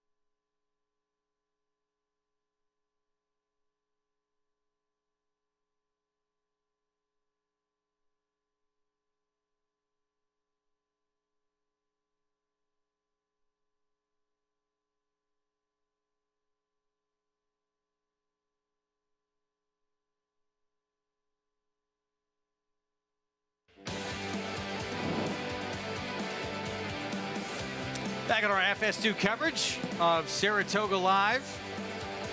Here in upstate New York, it's presented where you can, in part by NYRA where you can play all the action, bet any track, anywhere, anytime. Go to NYRABets.com, get signed up and started. Della Rose, it's technical analysis. Gate to wire, turning the tables on Evie Jets. Our winner circle lead-in brought to you by the 102nd Phase Tipton Saratoga sale of selected yearlings on August 7th and 8th. Where will you be?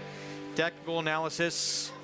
4 for 5 now at Saratoga. 7 wins from 14 starts overall. And again, guys, it looked like this race, a few jumps out of the gate, was over early. Yeah, most definitely.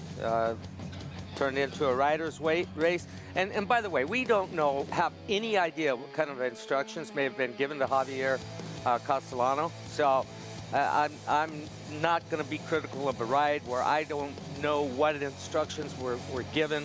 I'll stop there. You always listen to instructions? No. Let's go to Maggie. Here with winning trainer Chad Brown. And Chad, we've been talking a lot about instructions to jocks in this segment here regarding this Della Rose. Last time it just didn't work. Rating, technical analysis, Jose had go in his mind. Do they ever listen to jockeys, really? Does anyone Gary just really said no, so no. No, I can tell you they don't. But that's a good thing, too, because oftentimes the trainers are wrong. So he had to go on his mind, and this filly really loves Saratoga. Our 4th win here, so I'm going to try to make her like the 4-star Dave of Saratoga. I'm just going to run her until she's 10, see how many wins she can get here. I mean, this is where she does the best. What about the 4-star Dave? I got nothing in there this year, actually. So this is my queen of the spa here. Just totally changes when she's up here. She's had a fine career, but when you look at her record here, she just thrives up here. So you're not going to give me any committal type of answers. I know it's a little sharp back, but she loves it here, and it's a mile. Yeah, she does. I'm just going to try to make her the female 4-star Dave here. So we'll see how long that Mr. Klarman lets me keep her in training. She's been great. Congratulations. Thank you very much. Technical analysis, loving the spa, guys. Well, she's won as a 3-year-old, 4-year-old, now 5-year-old here at Saratoga. She drinks that water. You guys don't like it. You got to go down and get the Fountain of Youth. Technical analysis gets it. Jose Ortiz, aggression pays off here. Gate to wire victory. Well, he was aggressive out of the gate, and then he became a very patient rider for the rest of the race until about the 3/8 pole. And he was loaded and put some distance between him and the rest of the field, and then she quickened again at the 8th pole. You could visually see it. But I will say this. If Javier sends away from there, and you bet Evie Jets at home, sends away from there, ding-dongs with technical analysis, you're going to be screaming at him anyways. Why'd you hook that horse? Okay, yeah, but here's my point. But then he finished nowhere anyway. Well, he finished nowhere anyway, exactly. So my thing is you just took that same horse, technical analysis, gate to wire. And now you just finished 7th. So I know it's hindsight, but why wouldn't you try to do it again? So that's just like me facing a guy that pitching that keeps on throwing me slider after slider after slider, and he's getting me out. Okay, I'm going to sit on a slider. So I hit a home run. The next time up, I'm going to sit on something else. My point is this horse just went 110 and changed and beat this horse. I get it again. The Belmont turf course was very fast. But why would you do something completely different than last time? It worked and you just beat her. Yeah. Hey, like I said, we don't know what his instructions are. I agree. You got to call audibles when you're out there sometimes. You feel things, and that's what makes Javier who he is, what made me who I was. I followed instructions as much as I could. I had different ideas in my head, but if I had to call an audible, I called an audible. That was just the way it was. No, it's true. You have to call audibles in all sports. The point I'm trying to make is the predicament I think sometimes riders find themselves in, right? Where if he does that and he goes out there and he hooks that horse and he does what you say, I went 110 last time and I beat this horse, here we go, boom, boom, and he gets out of there, he gets hooked and he gets beat, he's still going to get criticized by the rider, by us and also by the trainer. You can't worry about that, though. I think in those moments, you just got to do what you think is best. I think what he thought was, let me sit off this horse. I beat her last time. If Jose's going to be intent, let me sit off of her, get outside of her, and try to beat her here. It just never worked out. So hindsight 2020. I get your point, Paulie. I get it. I find sometimes I find riders to be in predicaments that are harder for us sitting comfortably in our desk. Oh, 100%. To work through. Listen, I'm not ripping on Javier Castellano at all. And like I said, Gary could be saying, Merton in the Carmachi said, hey, let's take back. Let's not get in a dual technical analysis. I'm just saying what worked last time should be the same recipe. That's all I'm saying here. You know what? I was always taught, you know, the wrong pitch with conviction is better than the right pitch with non-conviction, and I think it has to do the same thing with the jockey. That's just my opinion. Meanwhile, we're going to look at a talented newcomer. There's nothing like having a 2-year-old win first time out at this meet. It's our WinStar Ride of the Week, and it's for our colleague Tom Amos. Alice beats Tyler Gaffleon. What happened here, Gary? And this is when you got to call it audible. So Tyler was given instructions to go around. Tom Amos had told him 10 minutes before, after the race, what he had told Tyler. He said, I don't think the rail's the place to be. He said, go around. You know what? This filly, she ran like an old horse. She didn't run like a beginner. She shot through on the inside, and it actually won the race for him. It's a very good filly outside of him, first-time starter for Rapoli. She just outgamed her. Filly came in fresh, and she got the WinStar Ride of the Week from Tyler Gaffleon. It's a game win, too, Garrett. Tell people how hard it is when you come up the inside and you have another horse on the outside, you engage. Usually the outside horse gets the best of you. The one, he really did dig in the sixth. Yeah, I mean, the outside horse had all of the momentum, and she re-engaged when the horse come down next to her. And for a beginner, a first-time starter, to run like she did first time out, she's got a great future, guys. And I got to say, too, you don't want to disobey Tom Amos and come up on the short end. So that was a big risk Tyler was taking. Well, he didn't really have a choice. I mean, once he got there, he was going to have to kind of barge his way out, and he chose to stay down where he was, and instead of lose ground coming out of that turn, he was able to get down and save ground coming off that bend, and it was a winning move.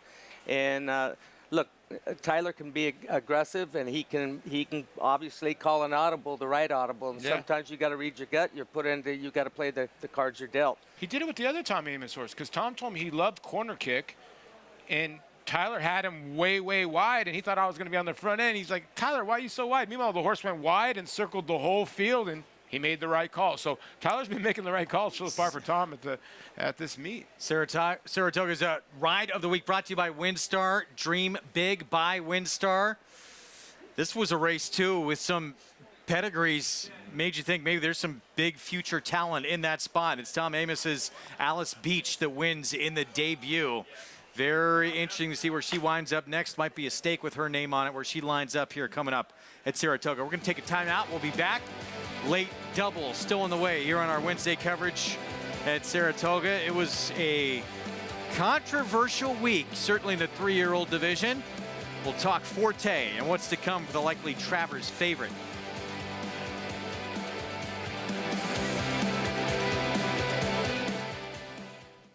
Introducing Venezuelan Hug, the tenacious, towering son of Constitution, now standing in New York. After breaking his maiden at Gulfstream, he dispatched Cityman and Allowance Company at Saratoga, going on to 6 wins in 10 starts, finishing with 3 straight stakes victories, including the Grade 3 Canadian Turf. Now a versatile sire, complementing any mare with size, looks, and athleticism that's been called the best-kept secret in New York. Venezuelan Hug, standing at Mill Creek Farm. Visit millcreeksaratoga.com to book your mare today. Experience the adrenaline-pumping, suspense-filled action of the Sport of Kings no matter where you are with Naira Bets. It's fast, easy, and secure. Download the app today and start winning with our lucrative weekly promotions, thrilling handicapping contests, and a one-of-a-kind VIP rewards program. Don't just watch horse racing, be a part of the action with Naira Bets.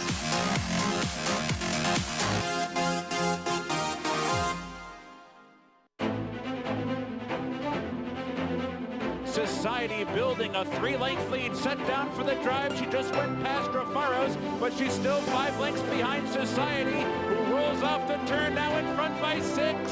Society down to the final furlong, now by 7. Drafaros in a good battle for second with Matt Torreya. Nobody catching Society. Streaking through the stretch to score by 9 lengths on the wire.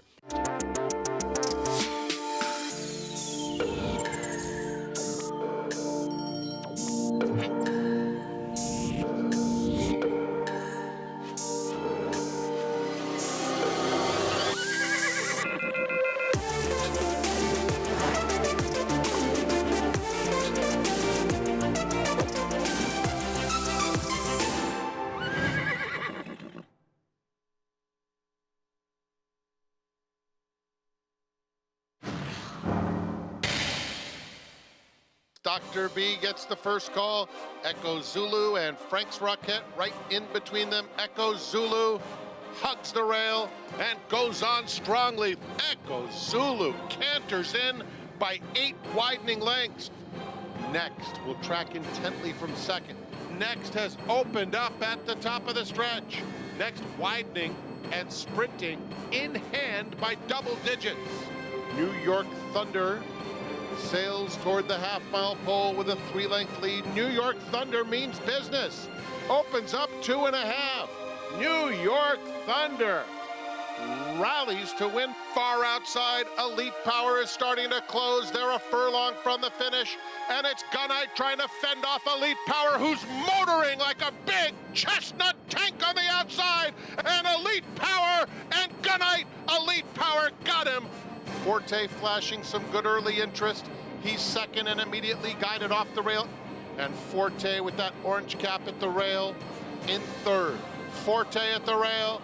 Angel of Empire, disarm, hit show in the center of the track. Forte trying to get off the inside to try and run down Saudi Crown. He's in a tight spot. Angel of Empire outside of him. Saudi Crown, Forte, here's the line. Photo finish. He's so special. I mean, he's the best horse in the country right now. He's the best 2-year-old. As of today, mid-year, he's the best 3-year-old. This horse deserves this win. And, you know, he gutted it out. You know, Brett Cox had 3 horses. It felt like it was 3 versus 1 for a while. But everybody ran a big race, and, you know, it's a really, really good field. And it came up big. And to get him back in the winner's circle after 4 months, very special. A very quick start for Channel Maker, who's hustled hard in the Pink Silks. Coming under the wire for the first time, and it's Channel Maker in front by 3/4 of a length. And they're at the top of the stretch. And it's Channel Maker, and it's going to be Channel Maker. Channel Maker takes them all the way.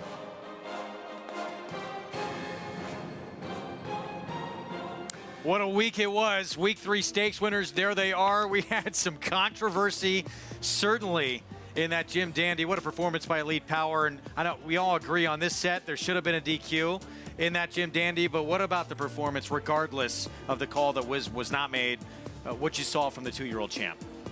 Well, you know, he was the best horse. I feel he was the best horse, but what was done, you're not allowed to do, and it was overlooked.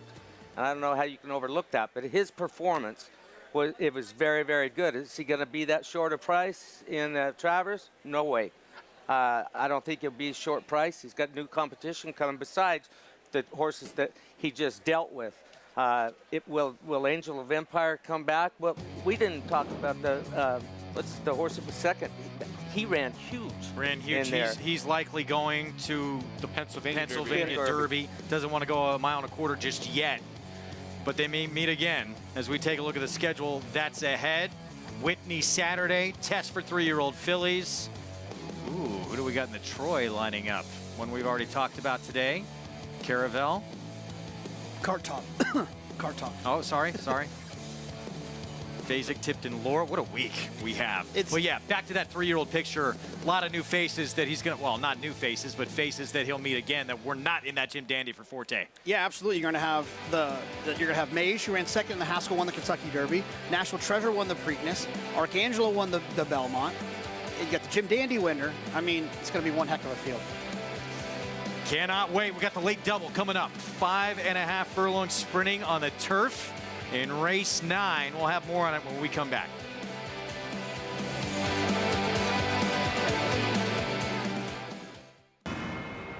Catholic Boy, a Grade 1 winner on both dirt and turf, including this romp in the Run Happy Travers Stakes. He's so impressive today, the others didn't even have a prayer! This 6-time graded stakes winner was the fastest 3-year-old of his crop over 10 furlongs.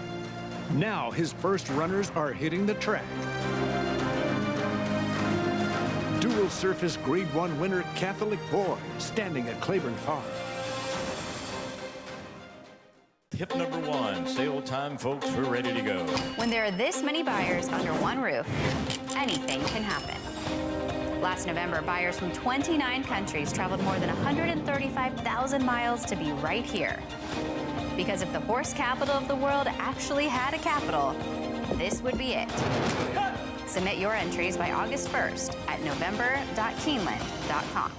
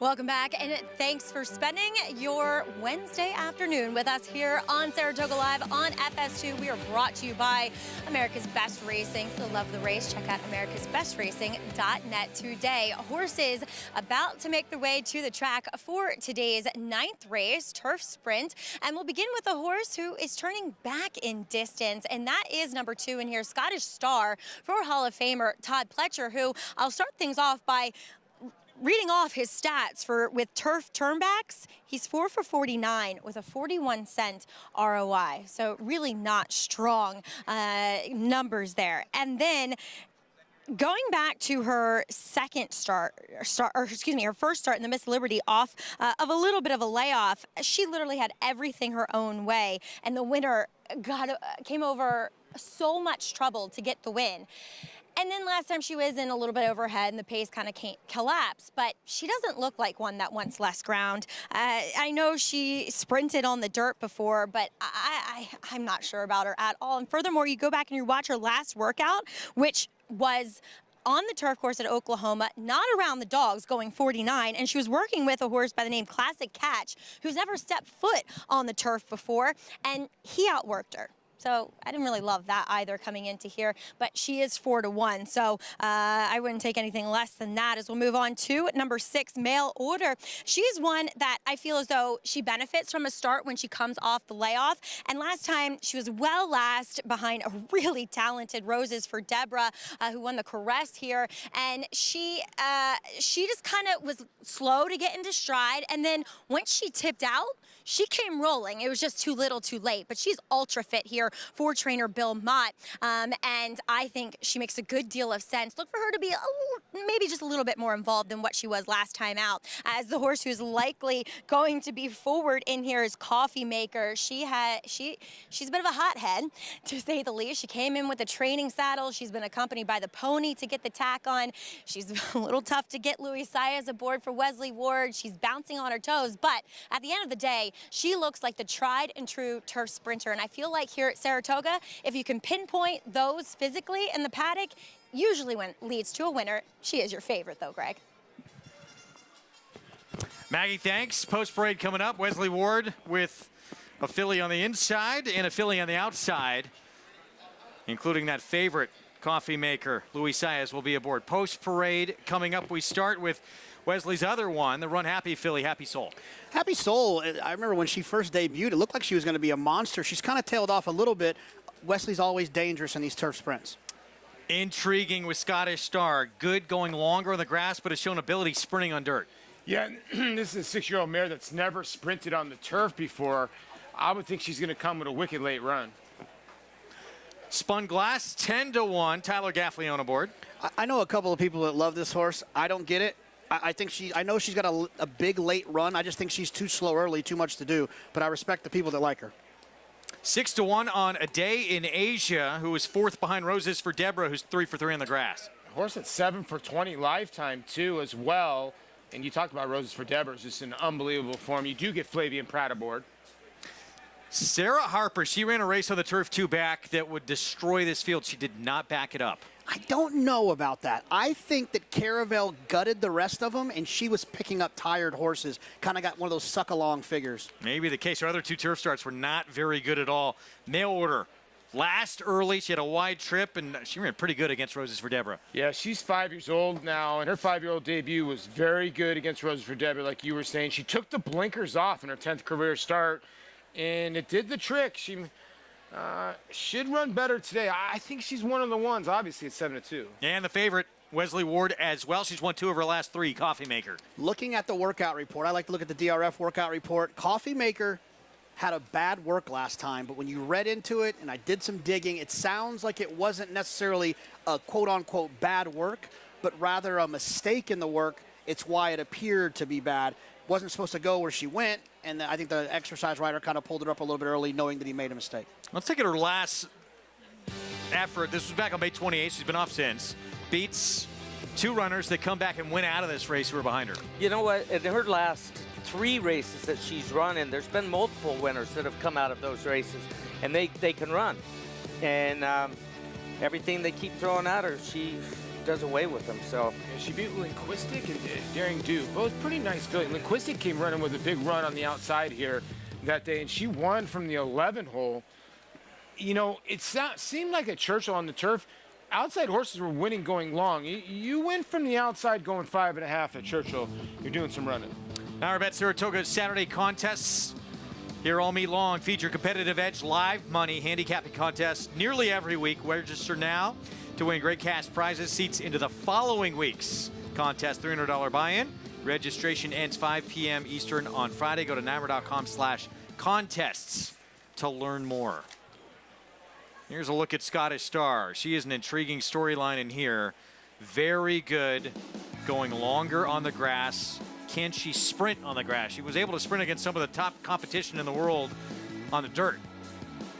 yeah, I mean, I'm trusting in Todd Pletcher here.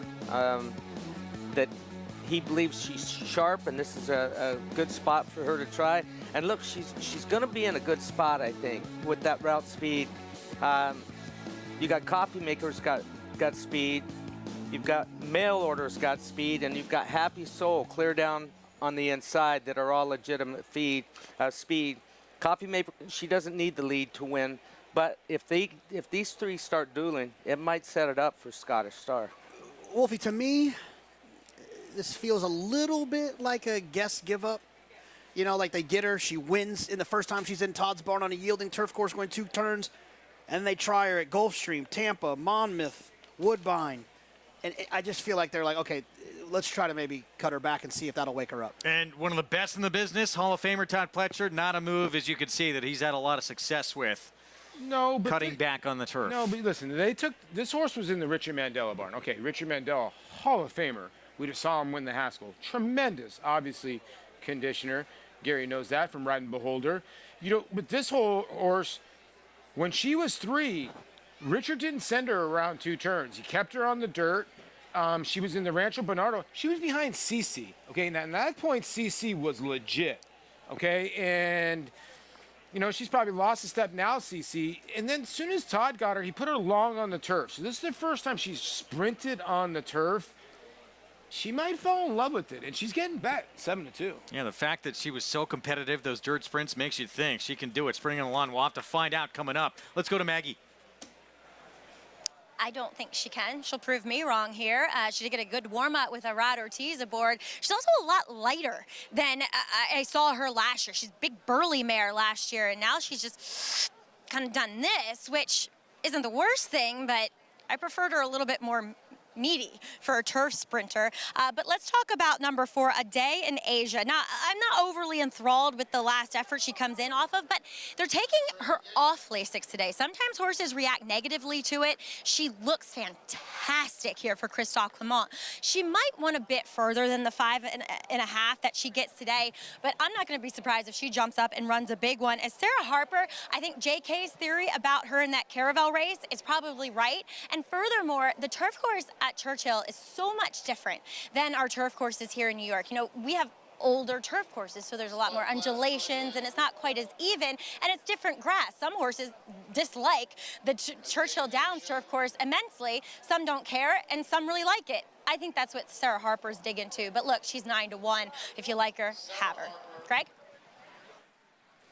9th from Saratoga, favorite Wesley Ward, coffee maker on the outside. He's got the rail with Happy Soul as well. And Scottish Star, the 2 for Todd Pletcher, cutting back in distance. Let's go to Frank Miramati for the call. They're in the gate.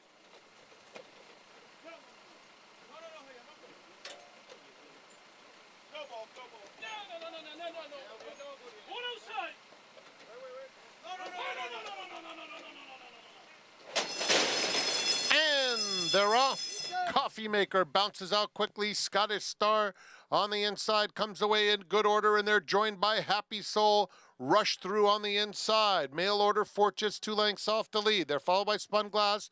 A Day in Asia is second to last, and Sarah Harper at the back. It's a compact field. 6 lengths covers them into the far turn, and it's Coffee Maker just in front. Pressed by Mail Order through a quarter that went in 21 and just under 4/5 of a second. Happy Soul, 3 lengths back in third. Scottish Star is in fourth. They're followed by Spun Glass on the fence, 5th. On the outside, Sarah Harper trying a wide bid.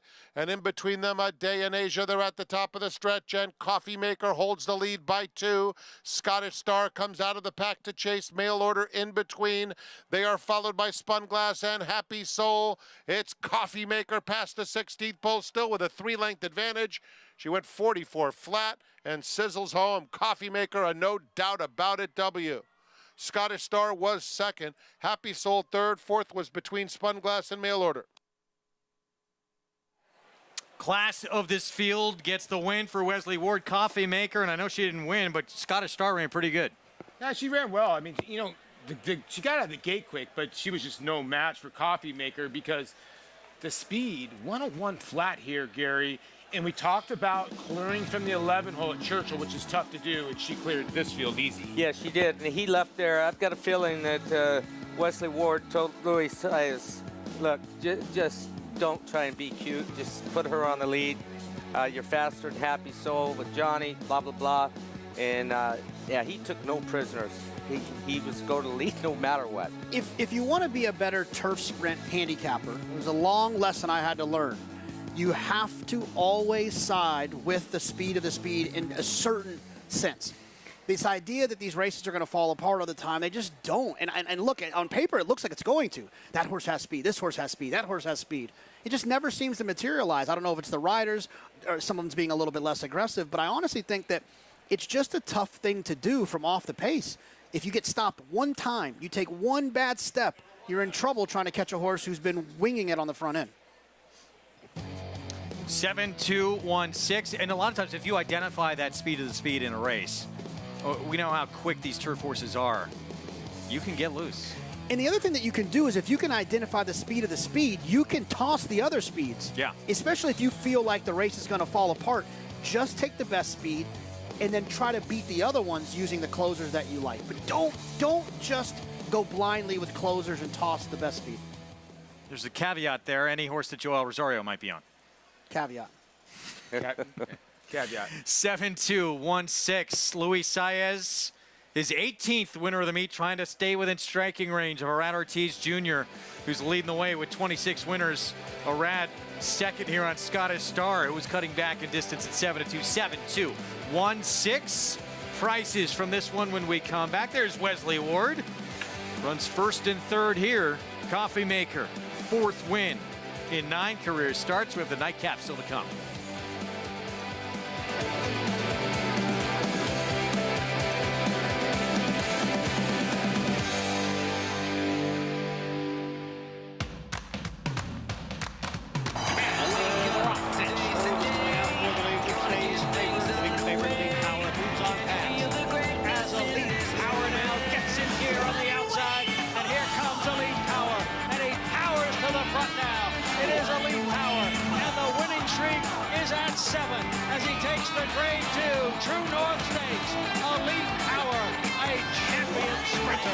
Curlin, the classic sire. Welcome to the Adelphi Racing Club experience. Take ownership of stakes-winning thoroughbreds like Funny How, racing at the highest level circuits. Funny How is in front. It's Funny How who's up by 3 lengths, approaching the 16th pole. It's all Funny How. Funny How, Katie Davis more than amused. Funny How wins the Broadway. Contact us online to get a taste of the Adelphi difference and come hang with us this Saratoga meet.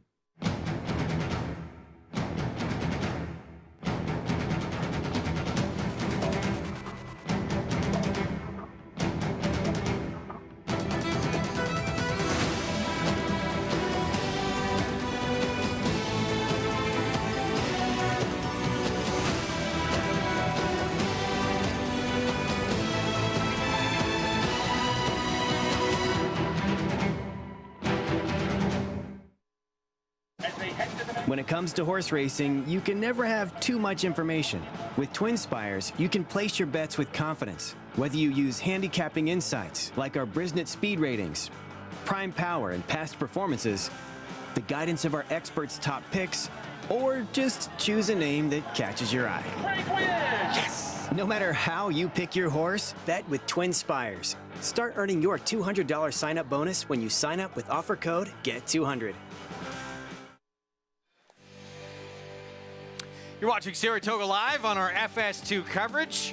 Wednesday action, we have the finale ahead on what has been probably the most mild day of the meet. Just gorgeous weather up here.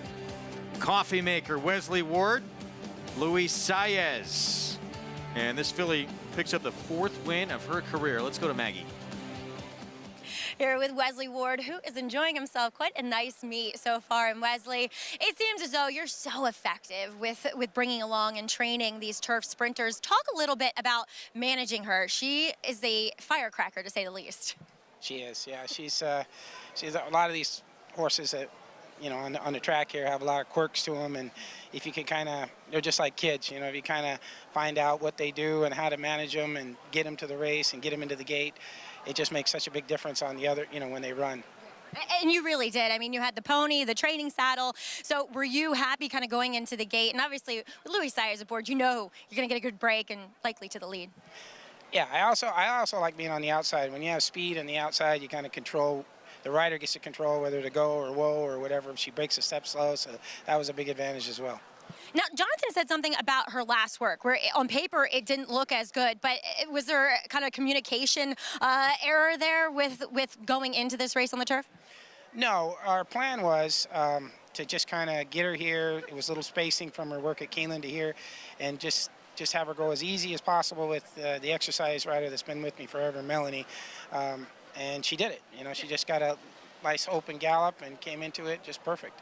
Oh, Wesley, congratulations. The meet keeps rolling on quite nicely. It's always tough when you got 2 great owners, both of these, Gayla Rankin with the filly that was 3rd, Happy Soul, and Greg Kaufman. They both let me train them like I own them. I mean, I can give them a year off or whatever I want to do. They're wonderful people, so I'm sad for her and happy for Greg. Well, congratulations. You still got a nice third with Happy Soul as well. Enjoy, Wesley. Thank you very much. Coffee maker, proving the best, taking them gate to wire today. So filly he took overseas with the top hat to the Royal Ascot meet, just the 2nd start of her career. She had shown so much ability in a dominant debut back when she was a 2-year-old filly. And still going strong. $7.40 Scottish Star. Happy Soul for Wesley as well. Running 2nd and 3rd here. You know, he said a lot there just now. It's with his owners letting him give horses time off, this and that. That's almost like a rider feeling so confident riding for a trainer that you're not worried about making a mistake. So you're riding a better race. No pressure. And that's what he's important to do with his great owners. You know, the other thing is sometimes you look at the filly. I like to look back. You know, she wore blinkers in her first 3 starts of her career. And since she's taken the blinkers off, she's been very, very good. And you forget that she ran 3rd in the Breeders' Cup Juvenile Turf Sprint. So she's obviously very, very talented. And Wesley has a knack of when they get to like 3 or 4, when they start figuring out the gate, because she was, listen, Wesley's horses usually break like a rocket. She's one of the few that doesn't. She could be scary now. And then she's got Jimmy Creed out of a Monbrook mare.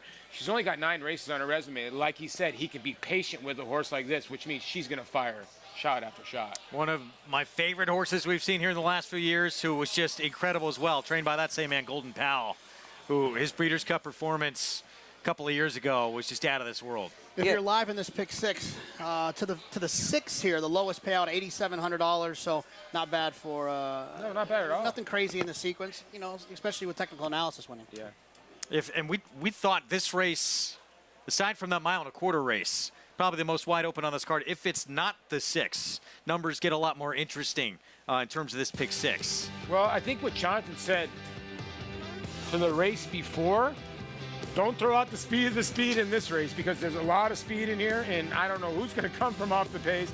You can see that the betting board, the public's kind of confused too. I can see why the 8 is 1 for 22, Gary is 14-1, but the rest of these horses they all look like they got the same shot, no? Yeah, I mean, I went with a horse that's dropping down a little bit in here, the 6 horse with Irad, David Jacobson, but the board says everything right there. Yeah.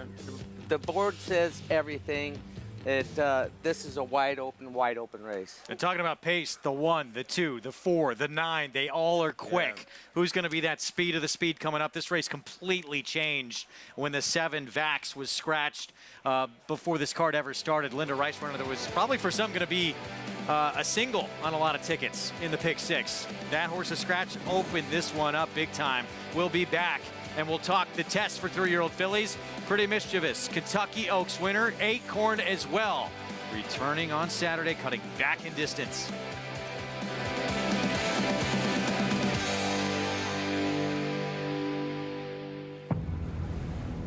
History remembers moments of extraordinary strength, skill, and determination. True greatness is forged by those who fulfill their destiny.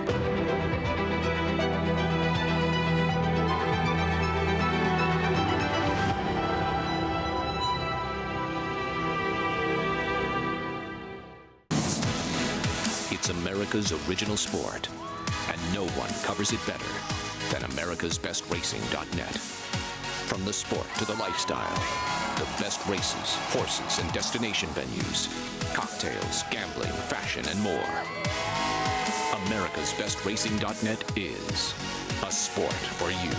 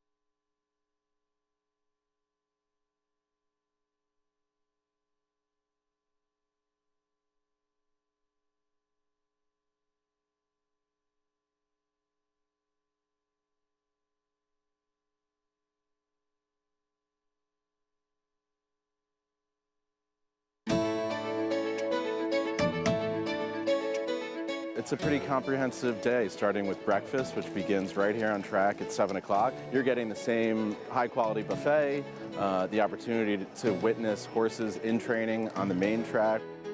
Look at the day. It's just absolutely beautiful. Being here early is the best part of the day. Just love the horses and how fast they're going. You hear nothing but the horse's hooves hitting the ground. It's just like Wimbledon or U.S. Open. I feel very Mary Lou Whitney-ish, you know, I feel the history of the place. I'm glad I finally did this. I've been coming here 21 years. This is my first breakfast. They then board a trolley, which leaves here at 9:30. They then arrive at Old Tavern, greeted by Walt Baryznak and his family, who run that operation. You know, they can interact with the foals, the mares. We give them carrots to hand feed the mares. They can actually touch, you know, some of the yearlings and stuff like that, so they can really kind of get up close. We've got a farm that most people would die for. It's gorgeous. It's 20 minutes from here. We're so proud of it. It just gives us great joy to be able to share this wonderful sport. One of just many great opportunities up here to immerse yourself in what this region is all about. And those were incredibly popular last year, and that's the case again this year with that Breakfast and Breeders' Tour. Yeah, I didn't know, but I had to take a drive the other day, and it turns out I'm only about 3 miles from Whisper Farm, and it's beautiful, beautiful country up there. I was like, wow, there it is. Yeah, well, I think a lot of people, when they come here, they think, okay, it's just horse racing and all that. It's just that you forget that what you get here is you got Lake George about a half hour away. You got SPAC, which is the Performing Arts Center here. You got the Dancing Hall of Fame. There's just so much to do. You got the Boston Spa. You got all the spas around here. There's so much to do if you want to go up to Finger Lakes and go wine tasting within hours away. And Boston's only about 3 hours away from here, too. You get a lot of Bostonites, too, as well. Are they trying to tell us something? Jimmy Bonbarn has Fellini in this last race coming up. Good shoe. 9-1. And the get-out race coming out. We're going to talk 3-year-old fillies coming up this weekend. Every year, this is one of the sensational races there is at this meet. The test, 7/8 of a mile for 3-year-old fillies. And we have our Kentucky Oaks and Acorn winner, Pretty Mischievous, cutting back in distance because these same connections, Godolphin, they have Wet Paint, who's their horse that they're going to send to the Alabama. Well, they said that they're very comfortable. Brenda Walsh said he's very comfortable shortening her back up.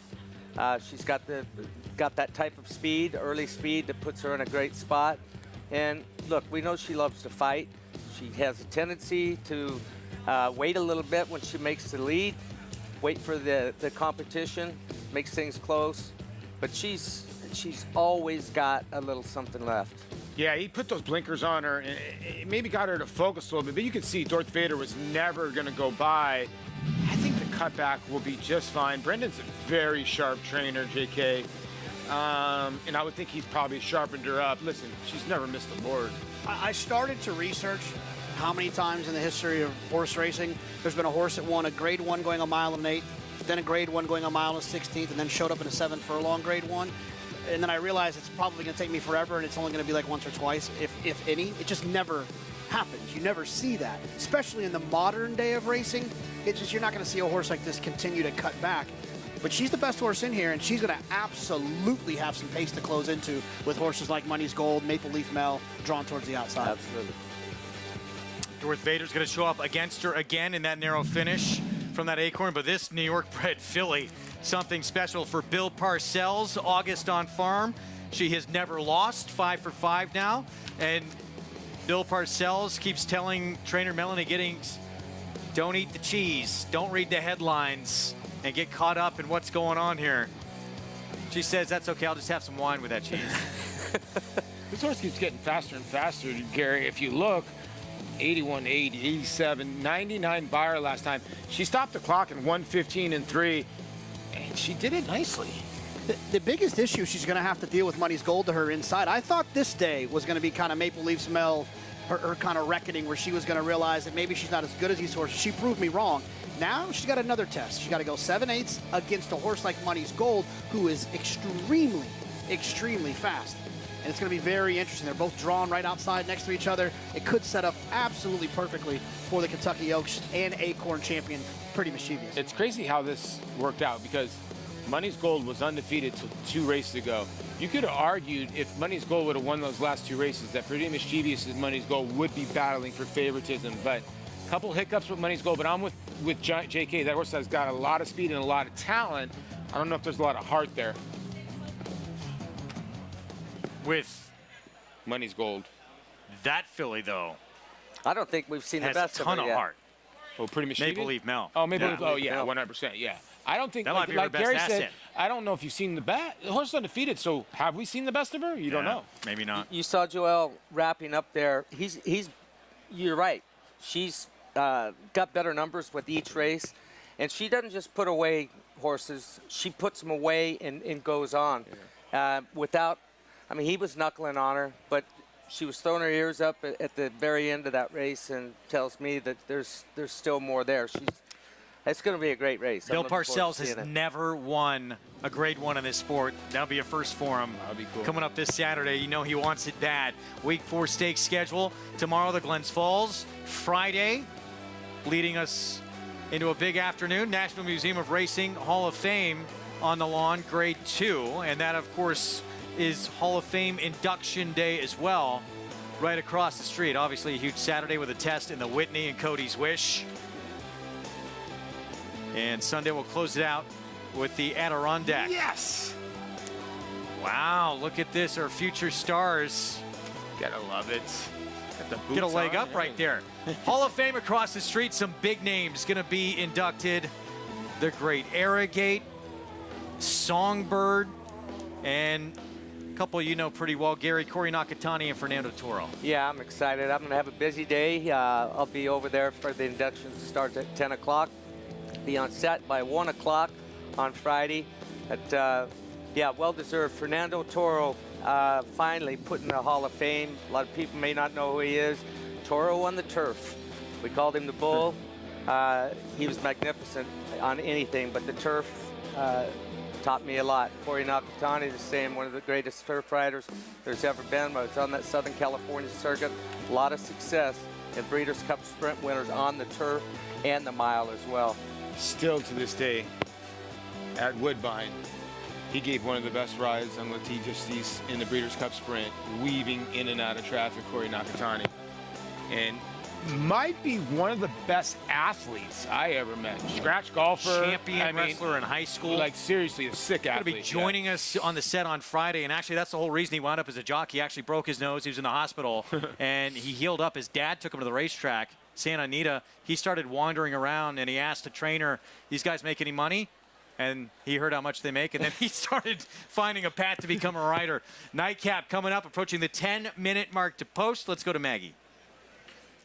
And we'll start down on the inside with number 1, Perpetual Praise, who is coming in off of the voided claim. If my cameraman will just move a little closer to me, because he's about to get run over by the horses. But okay, anyway. Check in with Perpetual Praise. I don't think she gets to the lead like she did last time when she was able to control. But what I was saying is she comes in off of that voided claim, and it feels like since the HISA rules have gone into effect, and I don't know the exact reason why it was voided, it seems as though they're a lot more stringent when back at the test barn when evaluating these horses when it comes to lameness after a race. So I don't put too much stock in it. It's just to protect the horse and the connections, but she looks great here. It's just dynamically, I'm not exactly sure how she gets to win this race for Ray Handel, but I'm certainly not going to discredit her. As number 3, Motown Madison definitely looks the best of anybody in here. And, oh, Jonathan, thank you, as an administrative voided claim. So, again, even better for Perpetual Praise, and how good she looks here for Ray Handel. Again, the rail and the fact that I think she's best on the lead bothers me a little bit. But getting back to Motown Madison, she's only had the 2 dirt sprints to her career. One was decent. They're actually both not that bad when you look at this race from an overall perspective, as she does come off of a win finally over the synthetic, over the Tapeta. She does have a little bit more of turf action to her. but she utterly looks sensational. She's a good-looking daughter of Motown. She's well-rounded here for Saffie Joseph Jr., dappled head to toe. Really a great impression if she can handle this Saratoga main track, facing winners for the first time. And we'll move on to number 5, Into Touring, daughter of Taurus. And on the bottom side, it's all turf. And she really looks like a turf horse here for Peter Walder. Now, going back to her last race, which happened in May at Belmont, she was pretty nervous that day. She's a little more settled this time around, and she's getting a little bit more high-strung as the rider's about to get on here. But I think that at least she's doing a bit better than she was back at for that Belmont effort. But again, I just think this is the wrong surface, Greg. All right, Maggie, thanks. Going to get to the post parade here coming up. Bullet 3-furlong gate drill for this first timer on the dirt, the 5 Into Touring, who has some big figures on synthetic. If she can run on dirt just a little bit, might be very tough against this group. Think we might have another New York Thunder on our hands? Went on 3 days. I don't know about that. Well, here's the thing, what's going on here now. The 6 is your favorite. The horse is 1 for 37. That just shows you this field. 1 for 37. I don't think I've seen a 1 for 37 at Saratoga go off as the favorite. That could be a first. But, I mean, you look at the form from this horse and deserves to be the favorite of the spot. 7-year-old mare as well, who's just 1 for 37. Calbred. She's never run this cheap before, but the figures are comparable to everybody else in this race. The only thing you can say, I know she's 1 for 37, but she hasn't lost at like 50 cents in the dollar, 80 cents a dollar. Gary does make a good point that she's dropping to her career low, and she's been 7-1, 8-1, 4-1. So she's not getting beat at like, really, really short prices. Now, last time we saw her on dirt, she was in for 40,000 non-winners of 2. She's in for 16,000 non-winners of 2 today. So there's a big drop. And she's the 3-1 choice. There she is, center your screen with those white blinkers. As we have the call to post in the background.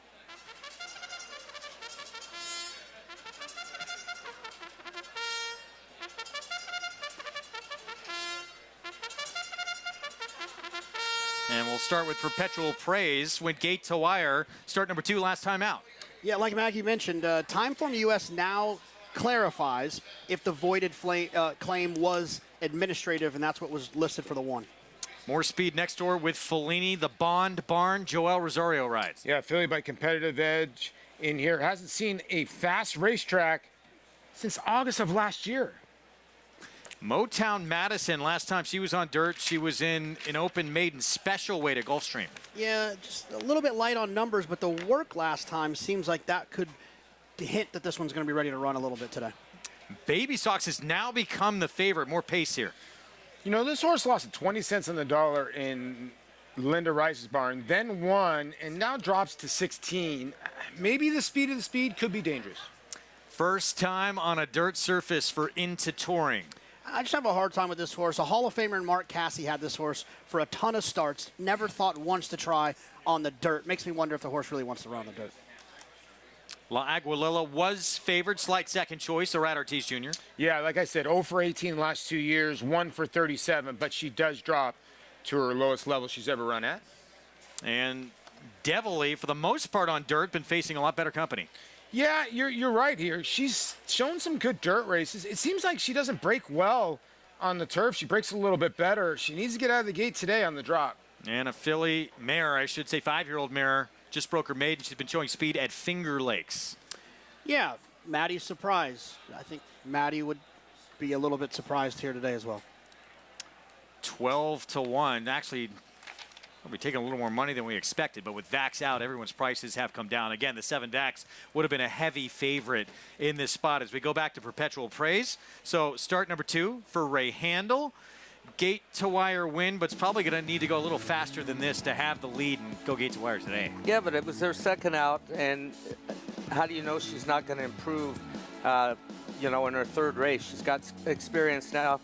She did that, from the 4 post position that day in only a 5-horse field. Now shifts down to the rail. Is that going to make a difference on figure into her speed? I don't think you want to play the what-if game very much in racing, but I do think that you can play with that game a little bit here. When a horse went 7 furlongs on the front end, you kind of, what if that race was only 6? She was running so well, and though she started to slow down late, she won the race, but maybe her final speed figure was affected by the fact that she didn't want that extra 1/8 of a mile. Right.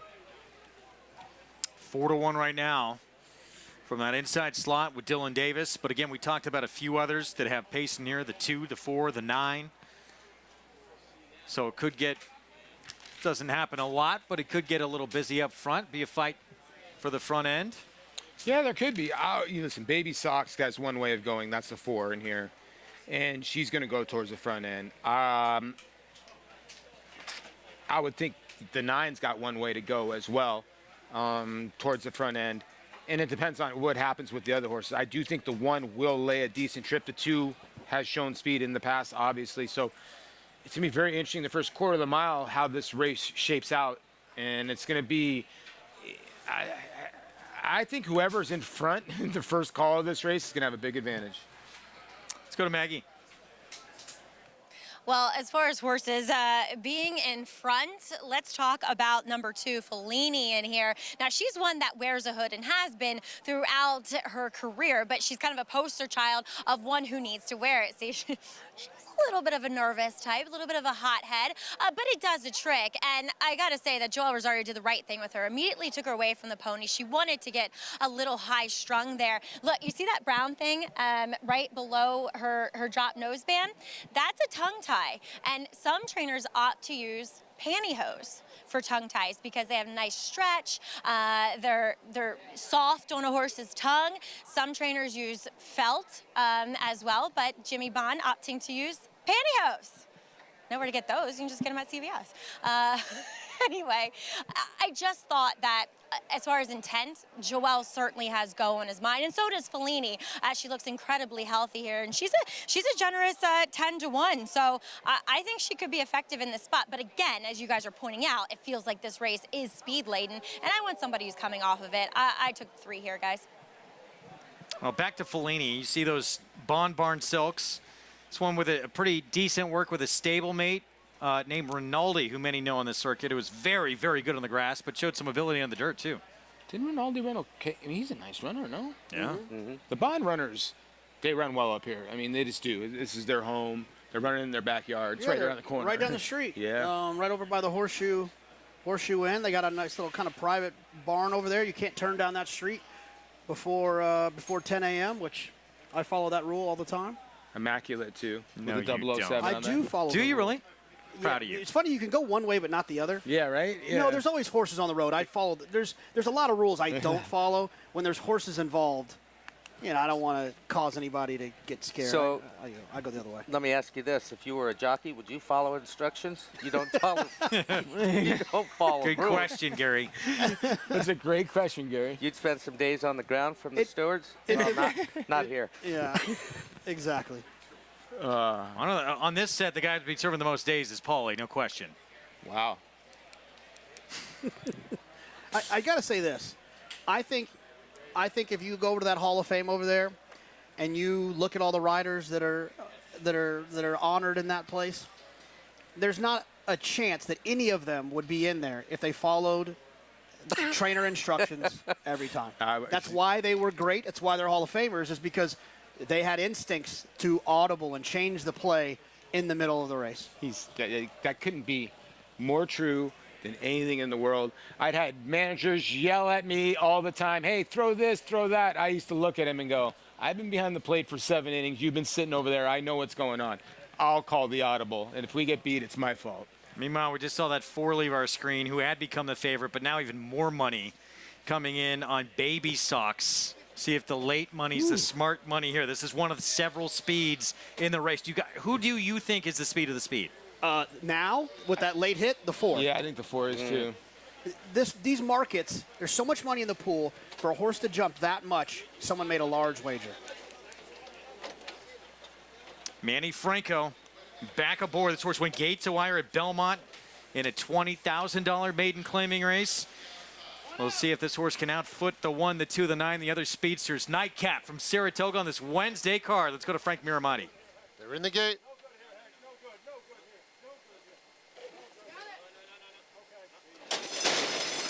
And they're off. Baby Sox rockets out of there. Perpetual Praise now coming through swiftly. And on the outside, Maddie's Surprise up and on the pace too. Just behind them, Motown Madison fourth. 4 lengths off the lead. Fellini is just in front of that rival at this stage. Devilly is 5 lengths off the leaders. The 2 trailers into Touring and La Aguililla at the back of the field. Past the half-mile ball, and it's Perpetual Praise through a quarter that went in 22 3/5 seconds. Baby Sox in pursuit, a half length back second. Another 3 back to Fellini in third. Followed on the outside by Maddie's Surprise. And down at the rail, Motown Madison is fifth. Then comes La Aguilla with a lot of work to do as the field turns for home. Perpetual Praise kicks on, leads it by 2. Motown Madison is looking to get through the very narrow opening on the outside. In the meantime, Fellini is up to take the lead inside the 8th pole and opens up 3. La Aguililla is finishing strongly in the center, but it is Fellini, and Fellini wins easily by 3. La Aguililla second, then it was Motown Madison and Perpetual Praise. Fellini from off the pace, able to run down Perpetual Praise, who was trying to go gate to wire, Joel Rosario and the Jimmy Bond barn. Yeah, he didn't care about that speed up front. He didn't care about getting dirty. All he cares about is getting a picture after the race. Fellini ran a huge race, well off the pace. You know who came running, flying was, well, not flying. I don't think any of these could fly. La Aguililla ran on to finish second there. Yeah, a little high-headed. You know, the one Want to lean in right there. Yeah, the one took the front end, and you're thinking, okay, this horse is going to keep on going. But Joel always had this horse's number. He was laying right behind your 2 favorites, the 1 and the 4. And the 4 broke a little awkward, JK. It seemed like he broke on top, and then, like, he kind of backed up to the field. But Fellini gets the job done here. This is a nice little pick 6, isn't it? Oh, yeah. Yes, it is. Hold on a second, Greg. It is $29,000. And a barn that year in, year out always seems to blossom when we come upstate. Bonds on the board with a victory here at the meet. Let's go to Maggie. Oh, Jimmy was just telling me that things are going crazy at Songhill Farm today. They are. We're having a partnership party for all these great people that joined Bond Racing, and so my wife and everything's being catered, and it's beautiful. And anyway, so now I got to go home and celebrate. I was wondering where Tina was. She's usually right here with you. But Fellini, she seems like a bit of a project, to be fair. You know, the hood and the development of her. Talk about her rating today. Well, I told Joel, I said, a lot of speed in the race. He said, we got to try something a little different, see if we can talk her out of it. And he did. And he's got a beautiful set of hands. And, you know, this is her home field advantage, as we all know. And today was her day, and wish my wife was here, but she's here. Oh, yeah. Oh, yeah. She's probably being tackled right now by all of your partners. So congratulations, and enjoy the party later. We will. Thank you. Jimmy. Lots of good wine. Of course. I mean, all your horses are named after wine anyway, but a great end to the day for the Bonds, guys. Always good wine when that family's involved. And there's Joel Rosario, new tactics for a filly that was making her 11th career start, and it pays off here 10-1. Let's go back to the beginning. Take a look at the 4 here. Maybe a slight bobble. Look at this, slight bobble, huh? But this never got to the front end. You can see, look at Manny Franco. He is asking the 4, and when she doesn't get to the front end, the race is over for her, JK, basically. Well, I think it's not a great sign when you see your rider asking for everything a horse has to make the lead and they don't make the lead. If they make it, then they can relax a little bit, but then you're just feel like you're playing from behind at that point. Yeah, he was sending for everything he was worth right there, and couldn't even catch up to the 1 horse with Dylan Davis. Perpetual Praise, who was under a hold to be on the lead, and actually ran well to hang on the 3rd. Speaking of instructions, you got to think that Manny was told make the lead. As hard as he was trying to make the lead, you got to think he was told to try to make the lead. Didn't work out. And the late money that came in. Let's be honest. Baby Sox got hit late, so they figured this horse was going to get to the front end, and he just never got to the front end. Yeah, when you have to send one that hard early in the race, it's almost as to me, as bad as being hooked head and head, no matter what the fractions are with your horse not relaxed. You can forget about where you're going to finish because it's not going to be good. Fellini 10-1 to close out this Wednesday card here at Saratoga. Paulie mentioned big pick 6 on a carryover day. Pick 5 is going to be pretty lucrative as well. We'll have that for you when we come back. Rosario and Jimmy Bond to close things out here at the spot. The momentum continues for War Dancer as Ms. Big Bucks goes wire to wire to win the New York Stallion Stakes. Ms. Big Bucks, who got the job done today. Ruse also wire to wire. Ruse, rough draft, one last try. Ruse holds on. And Long Shot War Museum delivers at Monmouth. War Museum is now in front. War Museum at 41-1. Shouldn't you have a War Dancer? War Dancer, proud to stand in New York. On a perfect day, there is no finer place in all of sports. Nerves, excitement, and anticipation. Than beautiful, truly stunning.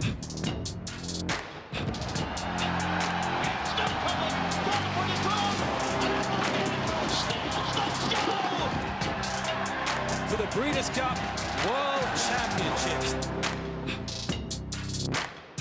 Canterbury Park's BCBC Handicapping Contest is September 13th. $1,000 entry fee and $1,000 live bankroll.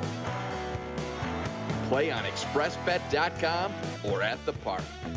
Win your way to the Breeders' Cup Betting Challenge or the National Horse Players Championship in Canterbury Park's BCBC NHC Qualifier Contest on Wednesday, September 13th. Powered by ExpressBet. Racetrack Television Network brings you every race, from every track, on every screen, every day. With monthly packages starting as low as $5, RTN gives you great value and access to more live HD streaming and race replays than anyone. Visit RTN.tv today to sign up and watch on almost any device, including Roku and Amazon Fire. RTN has packages that start at $5 per month.